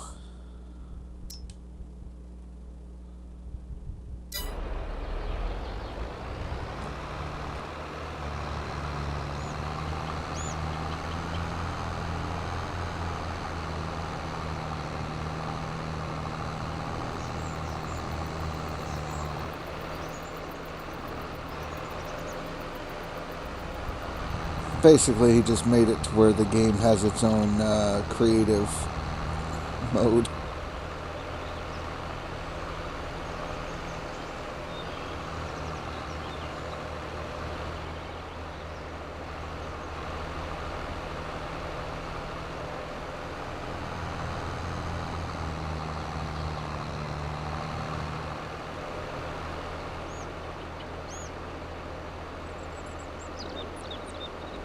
Well, that's the thing with the game. Most of that stuff is just a suggestion. We suggest you play the game this way. However, we got different plans.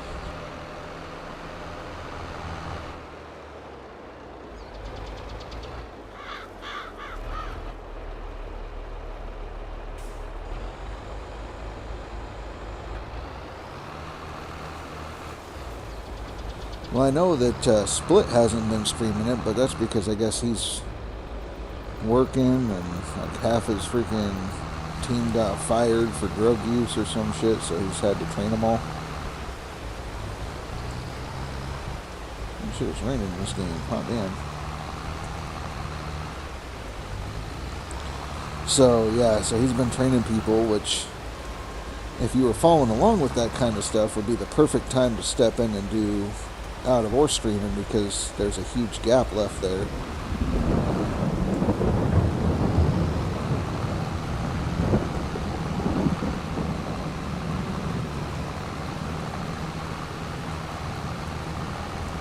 I tried to get Indie Ninja Gaming to do it, stream out of or, because he likes the game.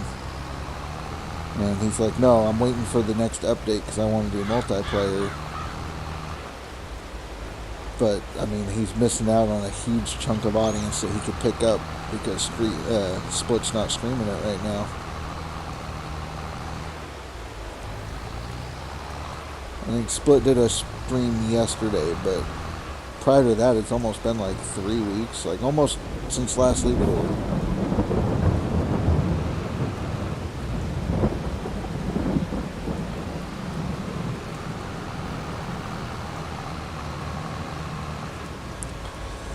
Well, I hope you're always honest, damn it.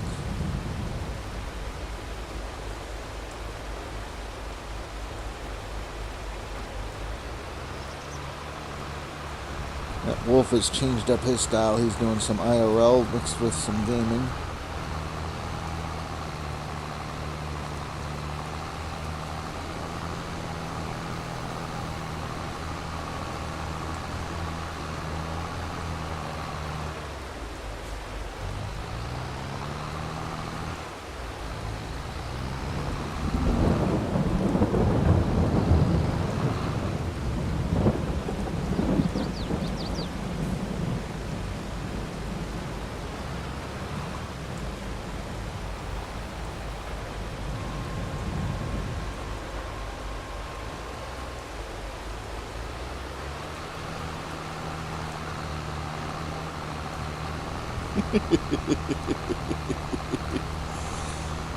Well, that's the thing, okay?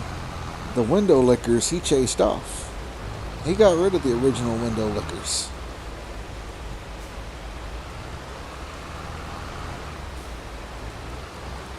Like, basically the whole group that got him to where he is, he chased off. Got rid of them. Doesn't want nothing to do with them.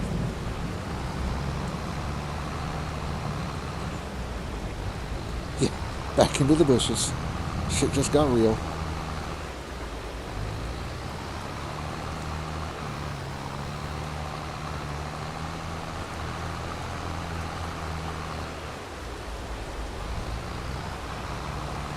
Yeah. Nope. That's idolization type shit, you know. Sure, he was good at Gold Rush at one point, but he quit playing Gold Rush. Doesn't want anything to do with it. Doesn't even have a channel for it in his Discord. And, yeah, like,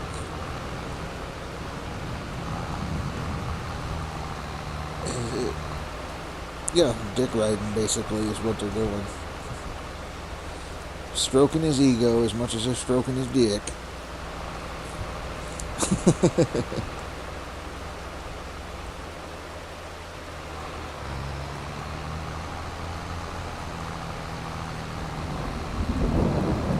No, I don't know. Who is that guy?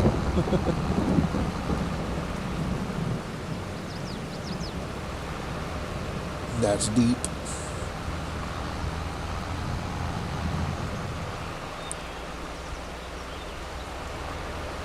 Right. Now, it is weird, you know. But then again, that's... a lot of people do that kind of stuff. I've watched other Twitch streamers, and if they're playing a game, then somebody will come in and be like, well, how come you don't do it like this person does it? I don't even know who that person is, dude. You know? Well, this person does it this way, and they have way much more gold than you. Okay. Well, so Split pretty much got his big break playing Gold Rush. Like, he streamed it non-stop, that's made videos for it, pretty much was the hype man for it, and built it up. A lot of things. Basically, he was known as the King of Gold Rush because of the way that he was digging certain techniques, strategies, stuff like that. But, anyways, he got tired of the game, picked up Out of War. It was a different game at the time. Moved on to Out of War, and I think he's in a partnership or a deal with them. I don't know for sure. But basically that's where he's at, is pushing that game now. And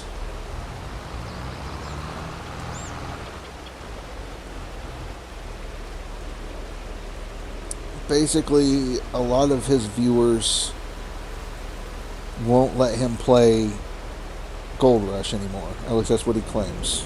That and his wife is his manager or something.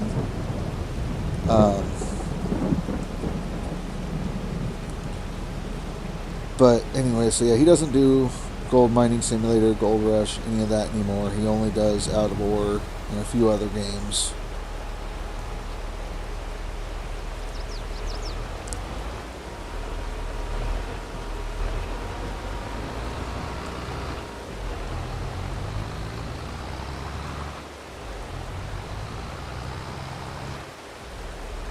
Pigeonholed. So, what do you mean by that? Like that I'm limiting my ability to fly by being tied with other people?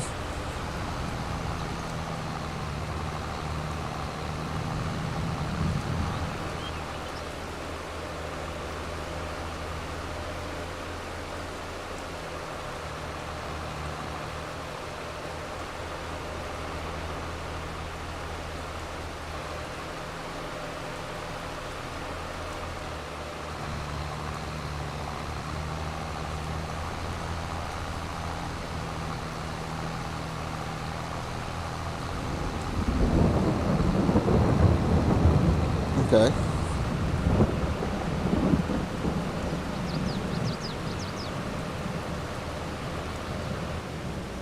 Right, right. They mostly do it alone.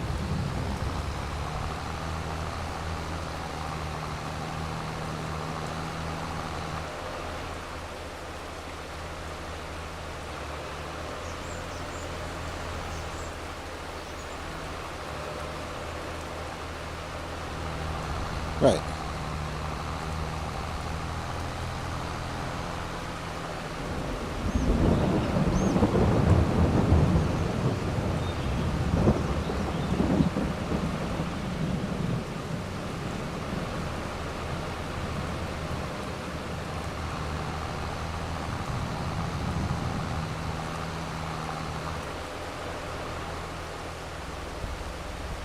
I get what you're saying.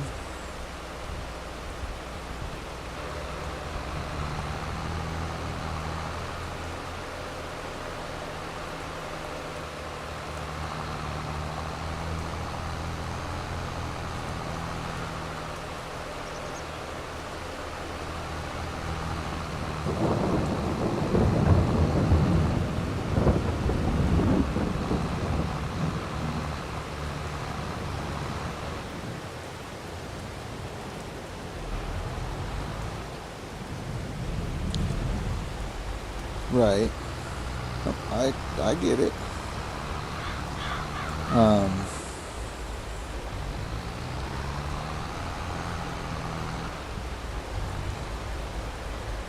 That's why, not every stream I'm in my Discord and in a group with everybody,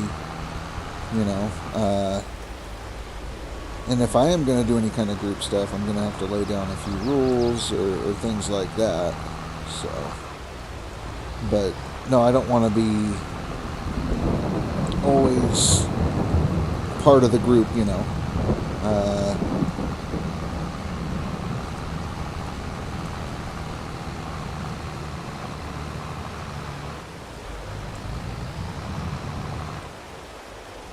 Right.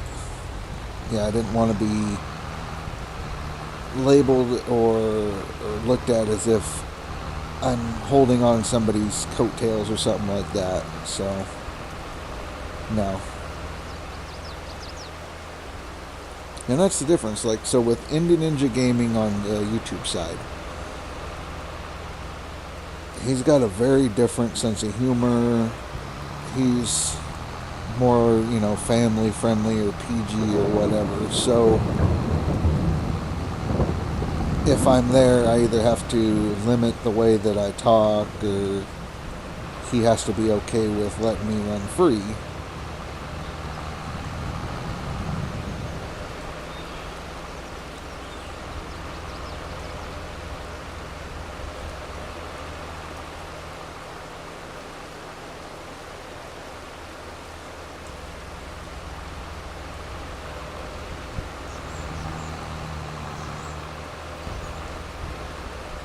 But I haven't even discussed like plans for leaderboard season, as in, are we streaming in a group? Are we going to be in the same Discord? Any of that kind of stuff.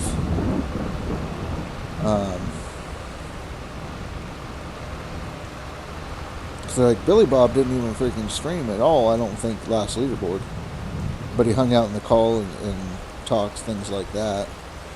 Dan streamed like maybe the first half of it, like first 2 weeks.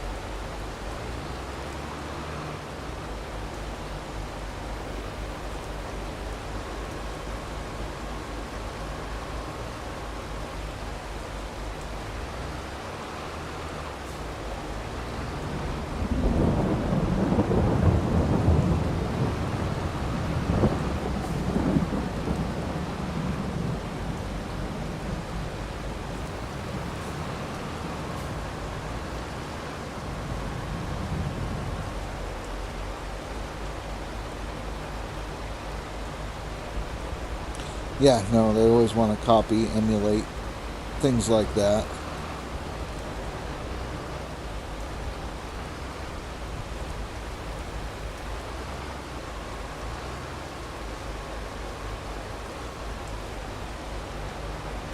Cloud chasing. Yeah. Nope, it makes sense. I mean, you watch, for instance, okay, Minecraft YouTubers, every fucking video, you know, they start out screaming at the goddamn screen and get all hyped up and, you know, hit that like button and we'll get right into it and yada yada yada. It's the same intro for every one of them fuckers.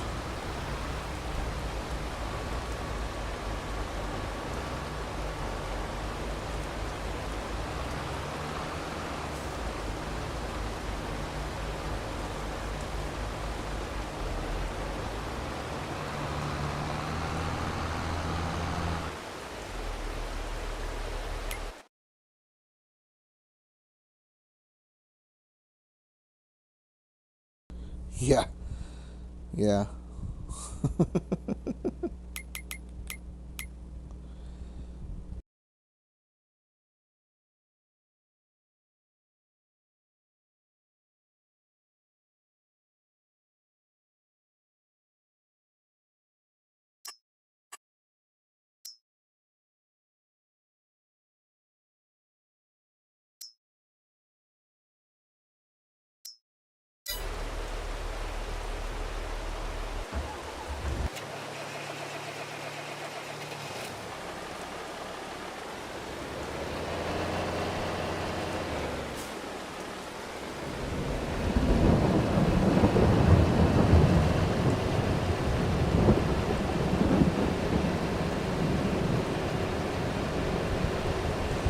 Right.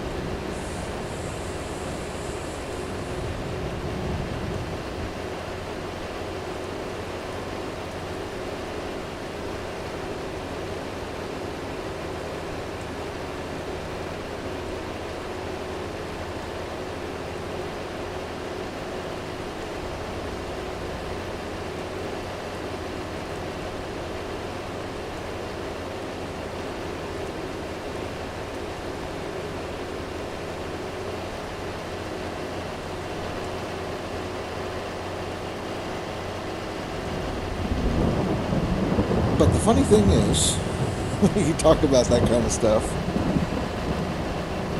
you have, like you, when you did a stream or whatnot, you'd be like, okay, here's what we're gonna do.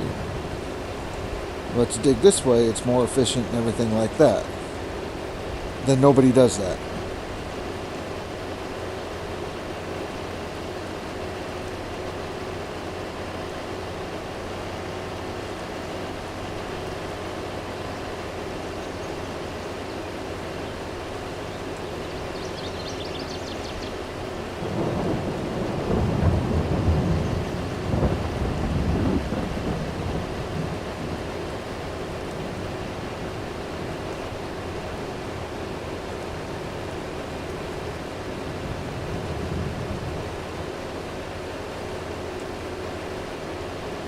Exactly, Ryan. Everybody follows what split does.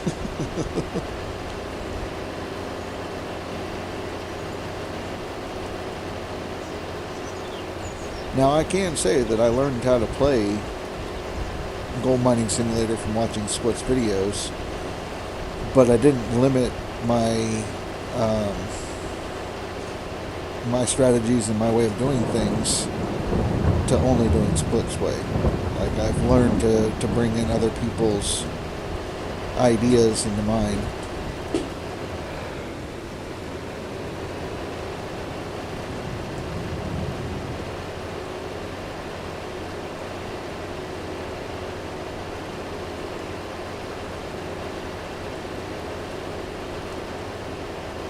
Yeah. Management School 101.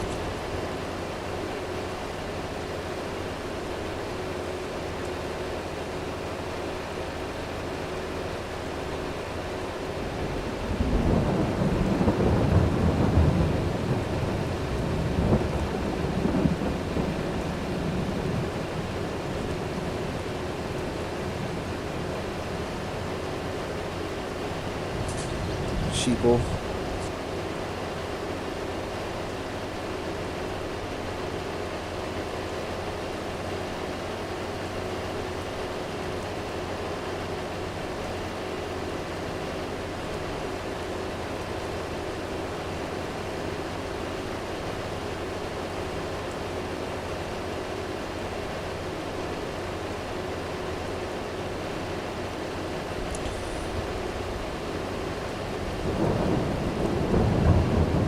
Right, people get so pulled into what they're doing, you know, they become part of the picture. It's hard to see the whole picture because you're in the picture.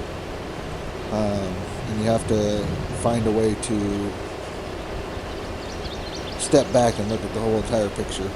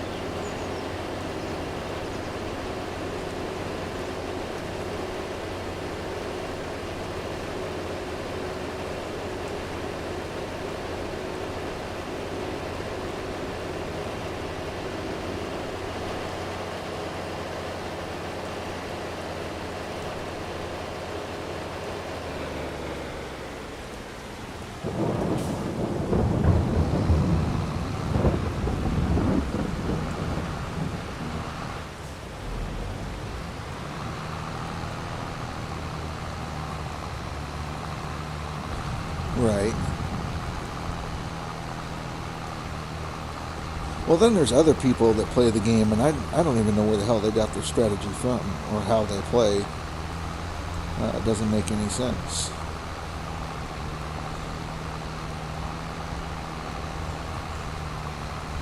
I mean, I guess it could be their own thing. I mean, Hybrid Steel putting the nuggetators at the end of the duplex chigs, you know. I guess it's easier for him to jump up, grab them, toss the things down, you know. That's one thing, but then Indy, he stockpiles all of his stuff, or Ty does it too. All the mats, I'll keep them in a box and then wash them later.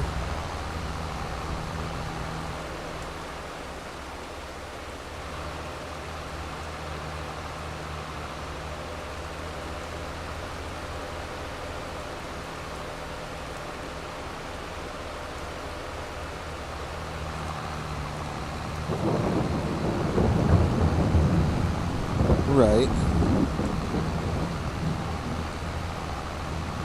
But stockpiling does build up a pretty good, like bucket hoarding anyways, will build up a pretty good, like drama effect of how much is actually there.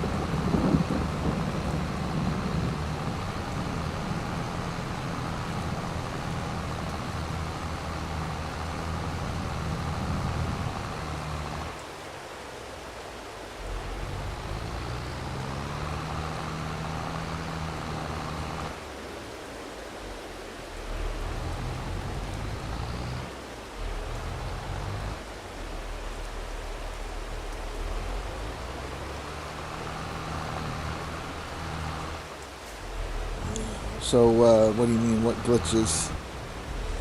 Because I know that they patched the minis a little bit, so we got that kind of fixed.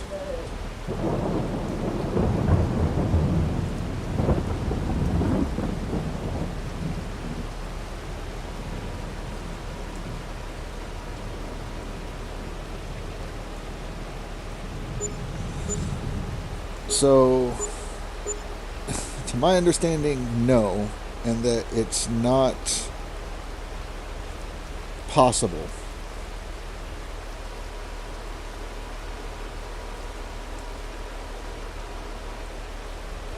I spoke with one of the moderators, because remember how I said I was going to look into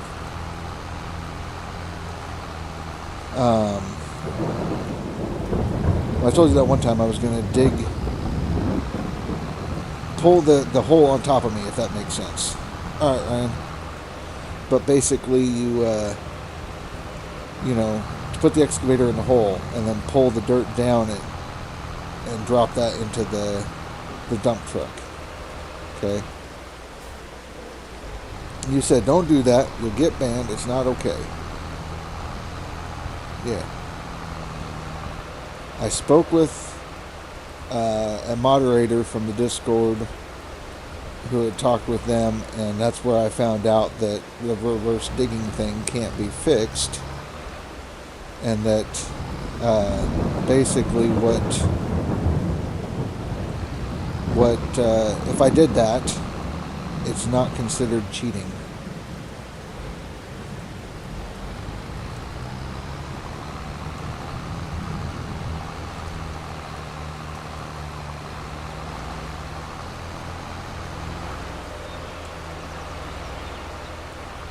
I'm just telling you the last thing that I heard from a moderator. I'm not naming any names or anything like that, because I don't even know if I would even do that, but I got the okay from a moderator.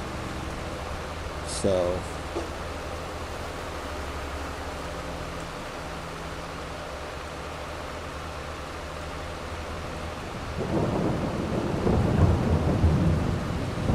right, don't tell me that.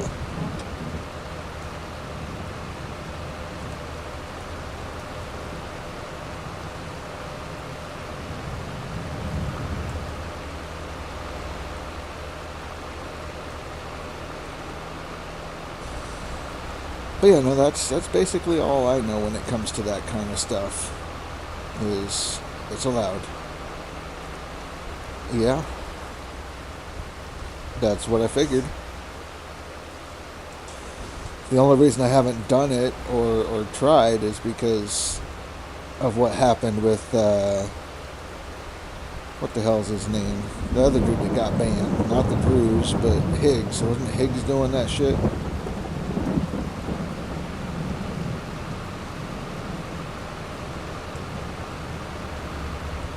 So if he got banned, then that's what I don't understand.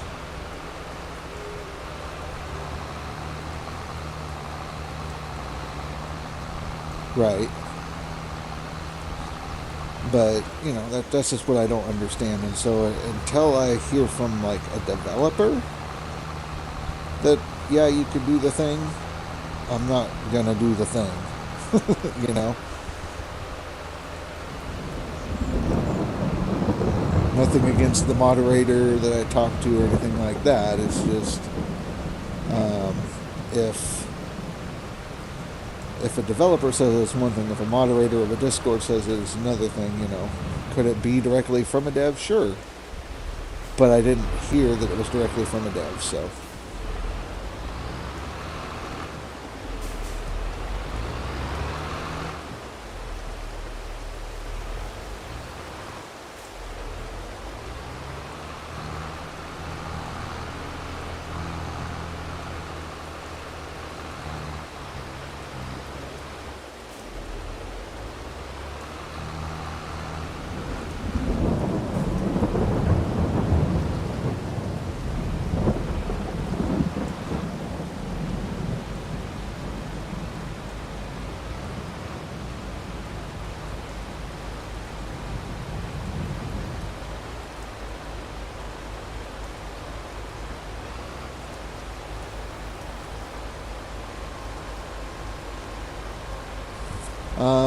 The minis still suck, like, except for the wash plant. Billy Bob was doing some testing last night, and you can fill a bucket on the mini wash plant with 3 large excavator scoops.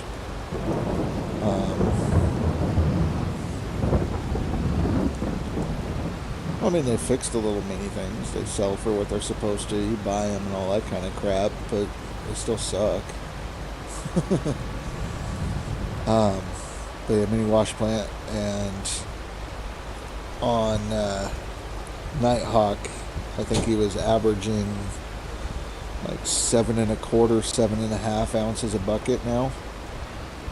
It's about 2.5, tier 2.5, maybe 3. It's a tiny bit better than tier 2, but you have to swap buckets like freaking crazy. So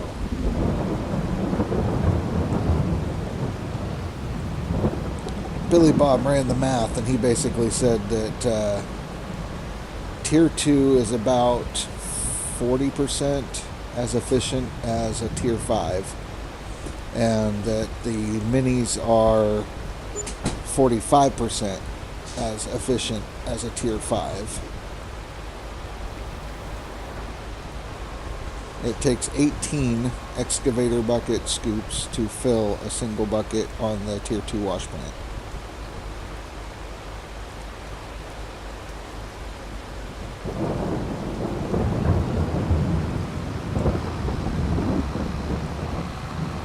So I guess the trade-off comes down to, do you want to wash buckets constantly, swap buckets constantly, or, you know, do the Tier 2, so for only a 5% increase in the amount of gold you're going to get.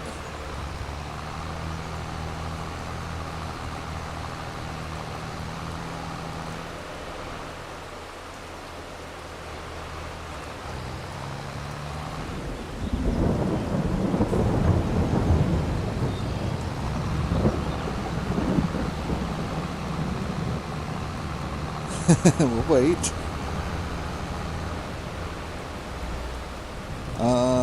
My understanding is it's hella slow now. That's what Billy Bob said in the stream last night. When I was streaming, he came in and said it's way slowed down on the way that it processes dirt. So you'd fill a bucket after 3 scoops. It gets processed. You go dump the damn thing, or you're going to be washing it on the wave table. So. And sure, the cost is different. It's like, what, $5,000 for a Tier 2 and then $800 for a mini wash plant. So, but when you look at the cost of things, like, that's nothing. It might seem like a lot at the beginning, but, you know, that's really nothing. So I don't know if saving $4,000 on the freaking mini wash plant versus Tier 2 is even worth it.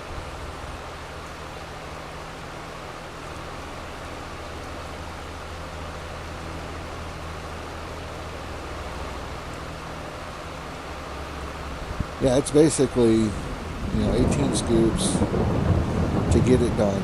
So basically, well, not basically, it is equivalent to filling 6 buckets on the mini wash plant with that many scoops. So change 1 bucket or change 6 buckets.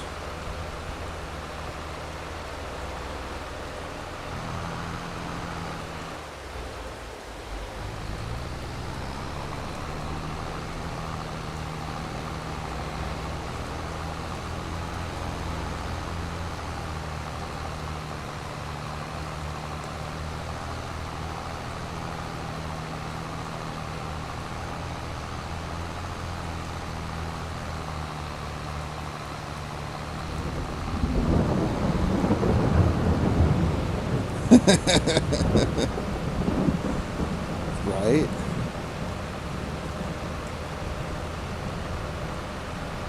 And 6 buckets will get you about 44 ounces. That's 1 bucket on Tier 2. I think is what the mathed out to.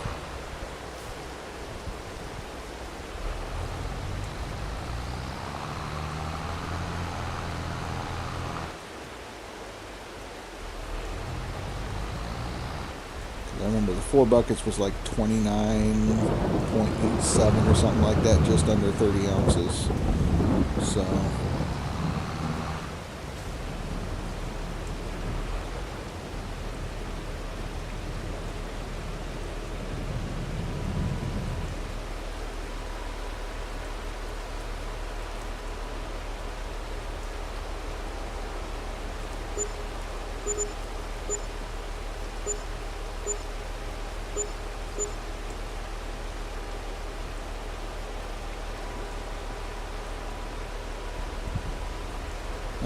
June 6th is the start.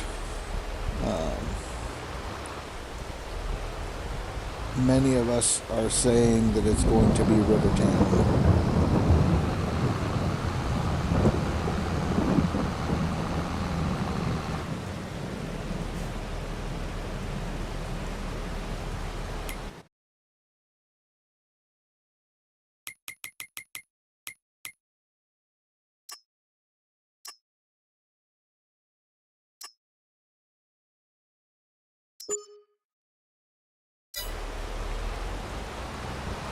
course. It wouldn't be a leaderboard without speed there.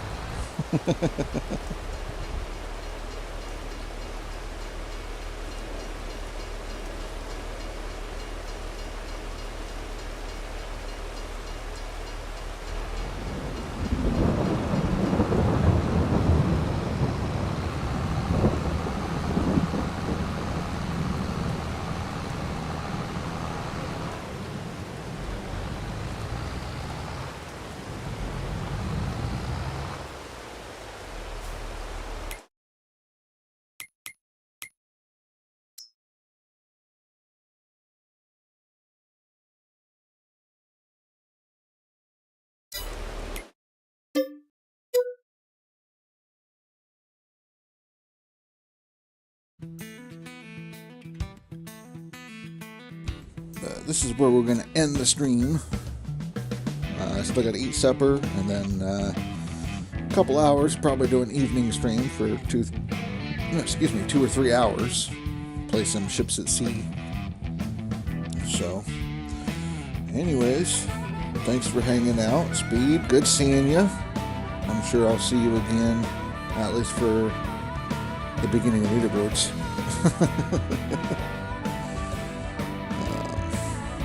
No raid, I'm just going to shut it down and come back later. So, thank you everybody for hanging out. Catch you later.